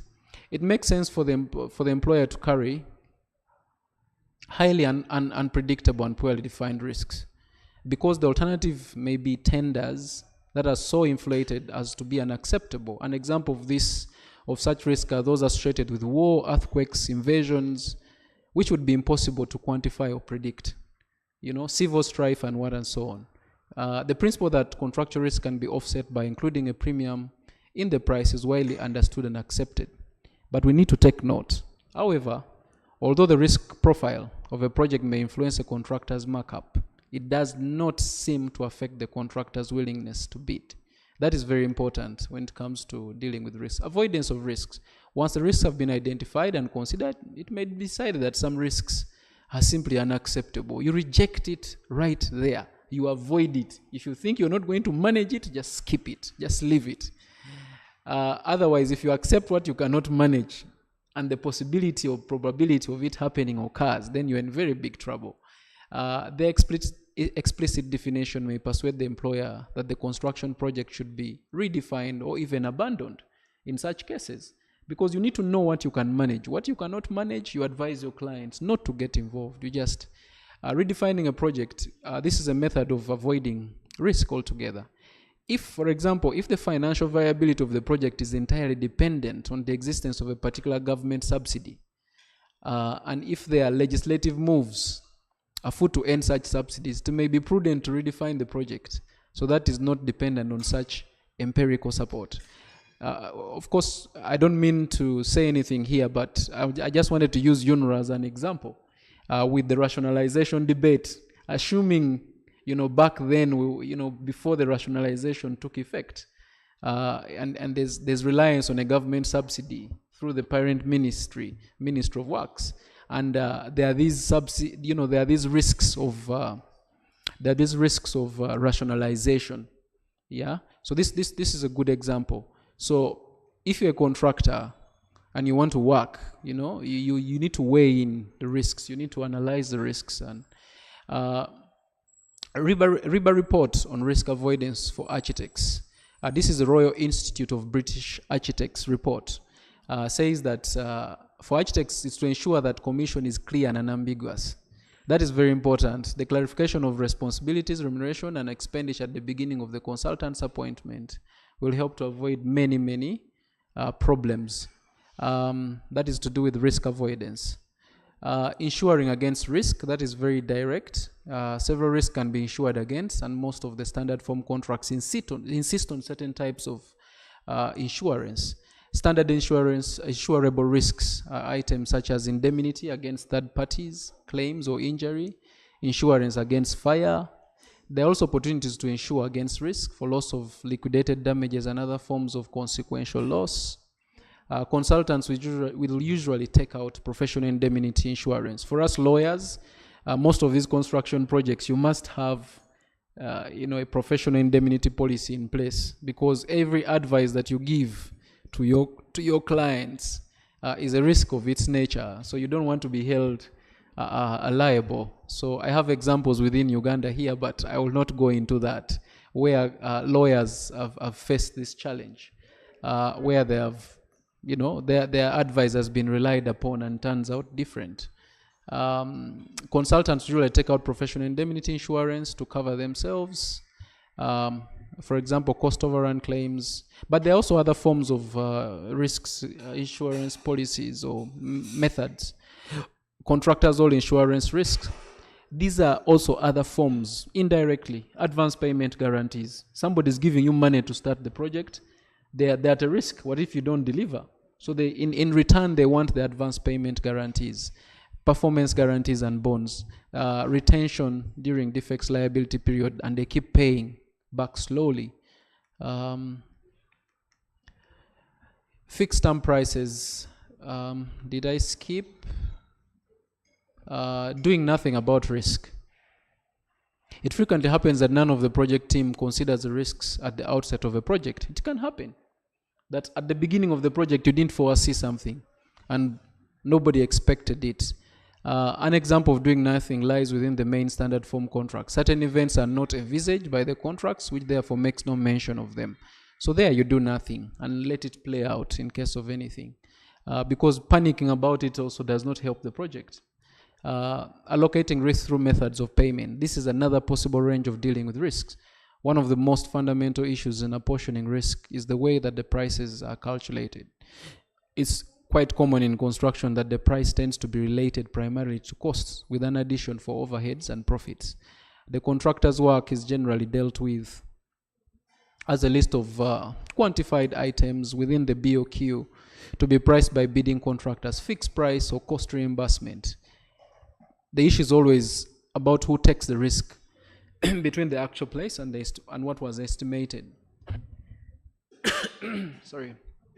We have also fixed priced items which are paid for on the basis of the contractor's predetermined estimate, including risks and market premiums. This estimated price is paid by the employer regardless of what happens. In comparison, you have the cost reimbursement items. These are paid for on the basis of what the contractor spends in executing the work.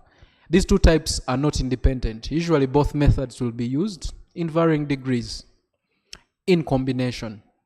It could be 60-40, 30-70, whichever. The contract is often described in terms of the dominant method.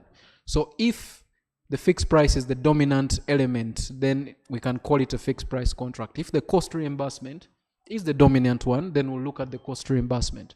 The important point in terms of distribution risk here is that whereas under fixed price, the contractor undertakes to submit an estimate. Thus, any savings over the original estimate will be to the contractor's benefit, and any overspending, if it shoots above, will be the contractor's loss. Whereas under cost reimbursements, the employer takes the risk of the final price being different from the estimate, keeping any savings and paying any increase. So as lawyers, that is very critical for us to note, because at the end of the day, it will come to that. Ladies and gentlemen, that is the end of my presentation. As you know, I'm in the middle of campaign, so I nonetheless, we've been here since morning. And Ivan, this is my contribution for today. Thank you. Thank you very much for a well-moderated session. Thank you all the presenters. I'll stay a little for any Qs and A from the members. Thank you. Thank you for remembering us, even in your vote hunt. Thank you, Mr. Ochen, for a very insightful presentation on risk. These are usually very complex things, but it's good to sit here and listen to you guys unpack them in ways that are easy to chew for the mind. I want to ask you a question about design risk as I capture feedback from the audience. How do you deal with the design risk? I ask that because I'm dealing with a practical scenario.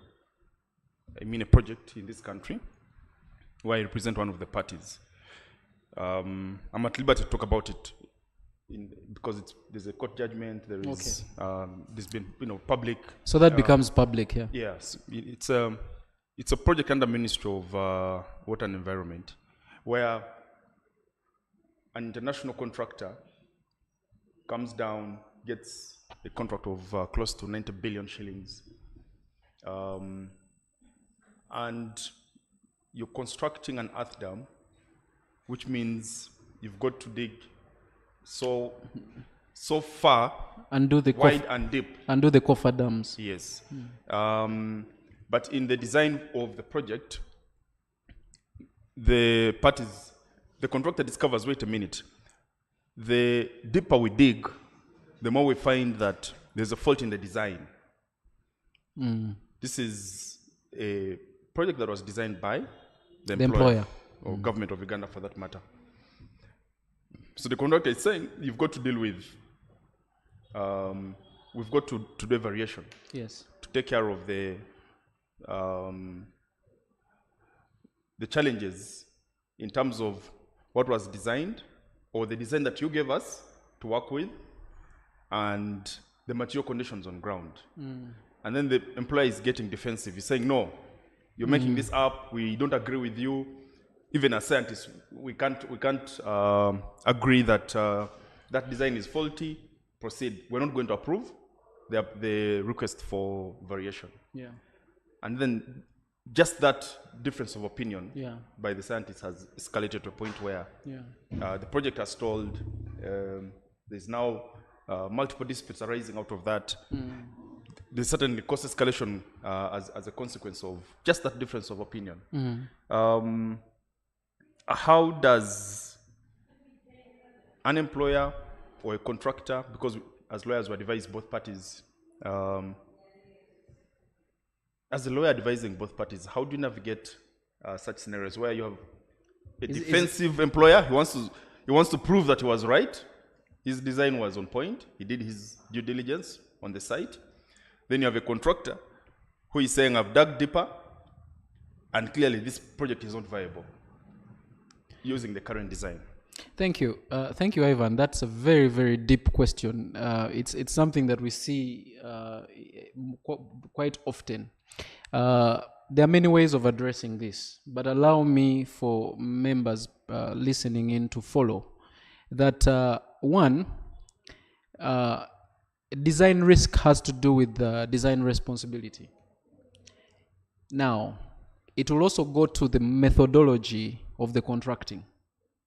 What I mean by that is that in this case, it was the employer that commissioned this design, hired probably an architect or a designer to do that, and then now contracted a contractor to execute the works. That is now that earlier on we talked about FIDIC contracts. That is what falls in the red form of contracts, where the employer is in charge of the designs, and then the contractor just comes in to design. By contrast, we can look at a design and build, which is, for example, the Yellow Book. Now, the importance of this distinction goes to informing who carries the risks, and breaking it down. If it were, for instance, a design and build, all the risks of the design and the construction would lie with the design and build contractor. But in this case, it is not. So we'll focus on this that is not. So normally, the employer has what is called the employer's requirements an information at the time of bidding, one will have to analyze that. Was there accurate information supplied?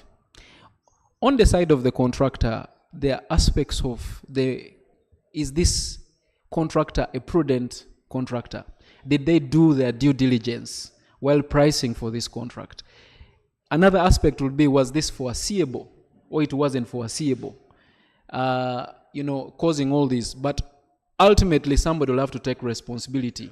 And that is now, it goes into the contract. You'll now have to analyze the contract and see what was the wording, as I explained in my main presentation. What was the wording to do with distribution of this?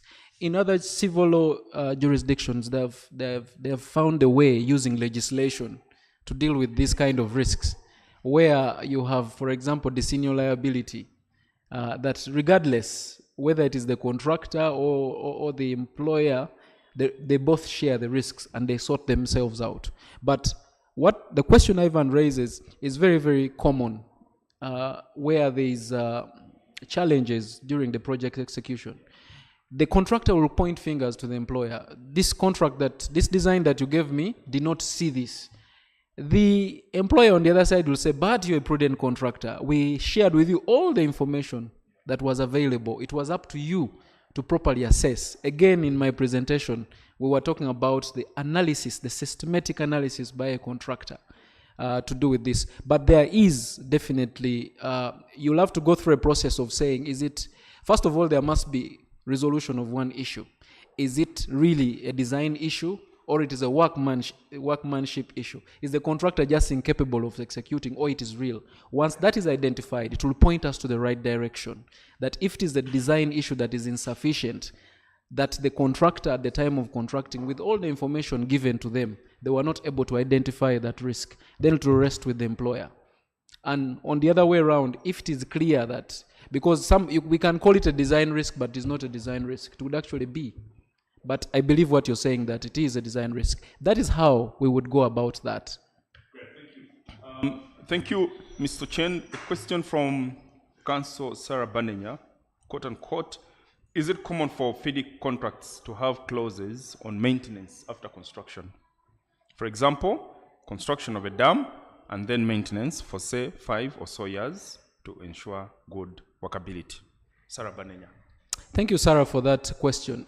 Normally, FIDIC has what we call the explanatory notes on how to go about the execution of the contract, the wording of the contract. It's a standard form contract, but we do have explanatory notes. It can be tailored to a particular project. And in as far as risk management is concerned, it is important to look at the nature of the project itself and say, is it a project that requires continuous maintenance? But from a contractual point of view, under standard form contracts, you have the defects liability period, that after the completion of the contract, there is a duration that is spelled out in the contract, that snags will be collected, and then the contractor will remain responsible for that maintenance. You also have other forms of contracts. And usually this is about 1 year? Yeah, it's usually about 1 year, but it's up to the parties. Yeah. Parties can always agree on the duration that works for them. You also have other types of contracts where it's going to be a build, operate, and transfer, or build, operate, maintain, and transfer. So all those will come into to address the parties on what is specific. Great. There's kudos for you. Sheila Namahe says, very informative. Thanks, Council Milton and the panelists. Anne Abeja says, thank you for your valuable insights on risk management in construction. Milton. Gilfin says, well done, and a hearty thank you to all our panelists for the day. This training was very insightful. There is a question or a comment.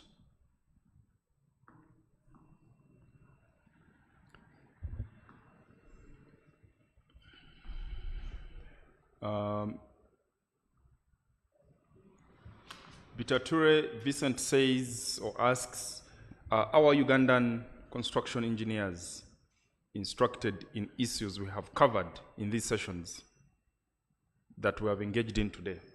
He's curious. He's How, wondering if read that again. Ugandan engineers Yes. instructed in the issues we have covered today.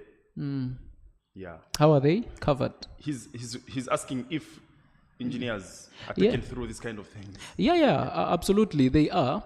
They are normally taken through this. We have, for example, Uganda Association of Consulting Engineers, UACE. Now, this is a group of, it's a local branch of FIDIC. I've done training for them before, and they have an African chapter. They move around. In 2019, they were here at the Serena, where the president of FIDIC actually attended, and I did a presentation. I remember then with the executive director of UNRWA. So yes, definitely engineers, consulting engineers or engineers per se, they go through this training, but also under their local registration body, Engineers Registration Board. I've also done training for UIPE, Uganda Institute of Professional Engineers. They do this kind of trainings, and it is important for them to be part of these trainings, and they do.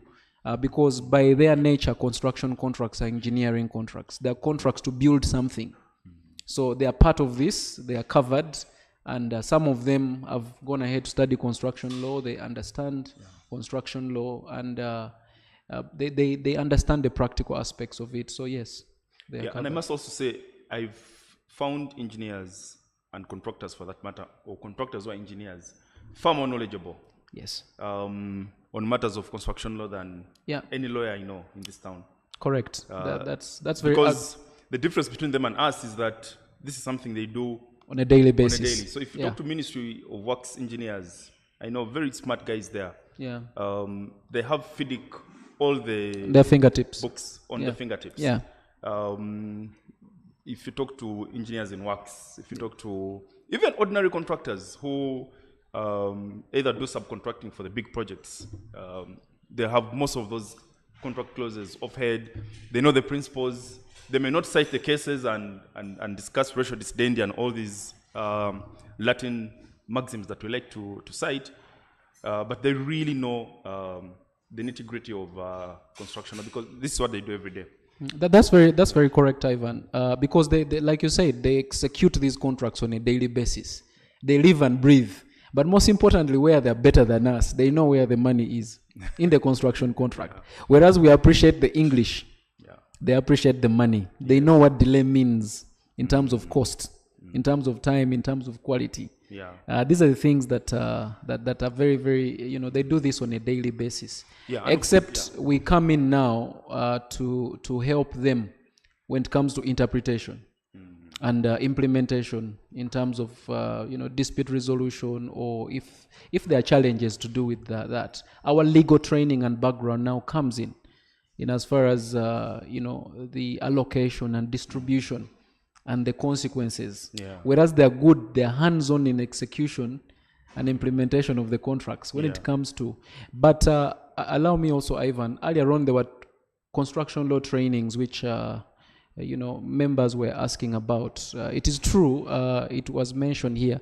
Construction law, Ivan mentioned it. It's not cheap. It's very, very expensive. But I know Robert Gordon. Most of my colleagues have done Robert Gordon. It's an LLM.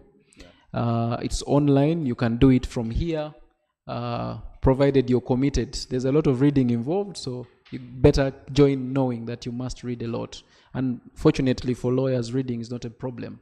You also have some established trainers of FIDIC. An average training, the fees alone goes for about $1,000 per training. There's one called Cornerstone. If you've heard about Cornerstone seminars, you can Google that. He offers very good training on FIDIC. He has a schedule of training for the whole year. You can catch them where they are. They move across the continents. That's another way of, if you do not have the time to do a full master's program. Between an LLM and a Master of Science, I personally went for a Master of Science because it gives you the engineering side of things. So if one can afford that, if one has the time, that is also another good one can do. Then you have all these other professional institutes. You may not have the money or the time to sit down and burn those books. You can go for certified programs, for claims particularly, and become a fellow if you can push it all the way. Thank you. Yeah, thank you. It's good you asked, you mentioned that. And Ivan, let me say this. Locally here, we have a private company, Construction Law Institute, headed by my brother. They're doing trainings. You can also participate in that. We've also registered, there's an international chapter called Society of Construction Law. We've registered, I am the chairperson now here in Uganda. It is not for profit. It is purely for educating people free of charge. So we intend next year to roll out. We'll be inviting members that are interested to join Society of Construction Law.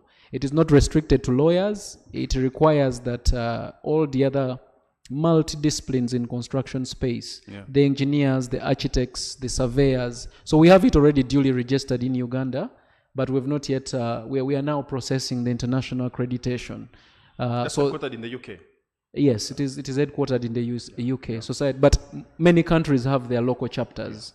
Society of Construction Law Switzerland, Society of Construction Law New Zealand, India, name it. I think Canada. that's a good step you're taking to have it localized here. Yes. So we have one localized now here, but we'll probably start the activities next year in the first quarter. We'll be making announcements for that so that we can be able to. Great. There's a question from Bitature Vincent. He says or asks, is it possible for our universities to start courses of this nature and magnitude locally and in affiliation with foreign universities and institutions? These are important skills to be imparted if our economy is to compete favorably. Do you want to say something to that? Yeah, Vincent, thank you. It is very, very important that we have these courses locally here. I know that Victoria University, I've been approached by them, but we've not had a class as yet, but I've been approached by them and they're in the process of onboarding me to be able to assist. So Victoria University has taken the lead where we have this program now starting. I think as a faculty we'll come together and see how best, but it's important that we have this locally. Last year in December, I was invited by Law Development Center. As you know, they have started improving their curriculum.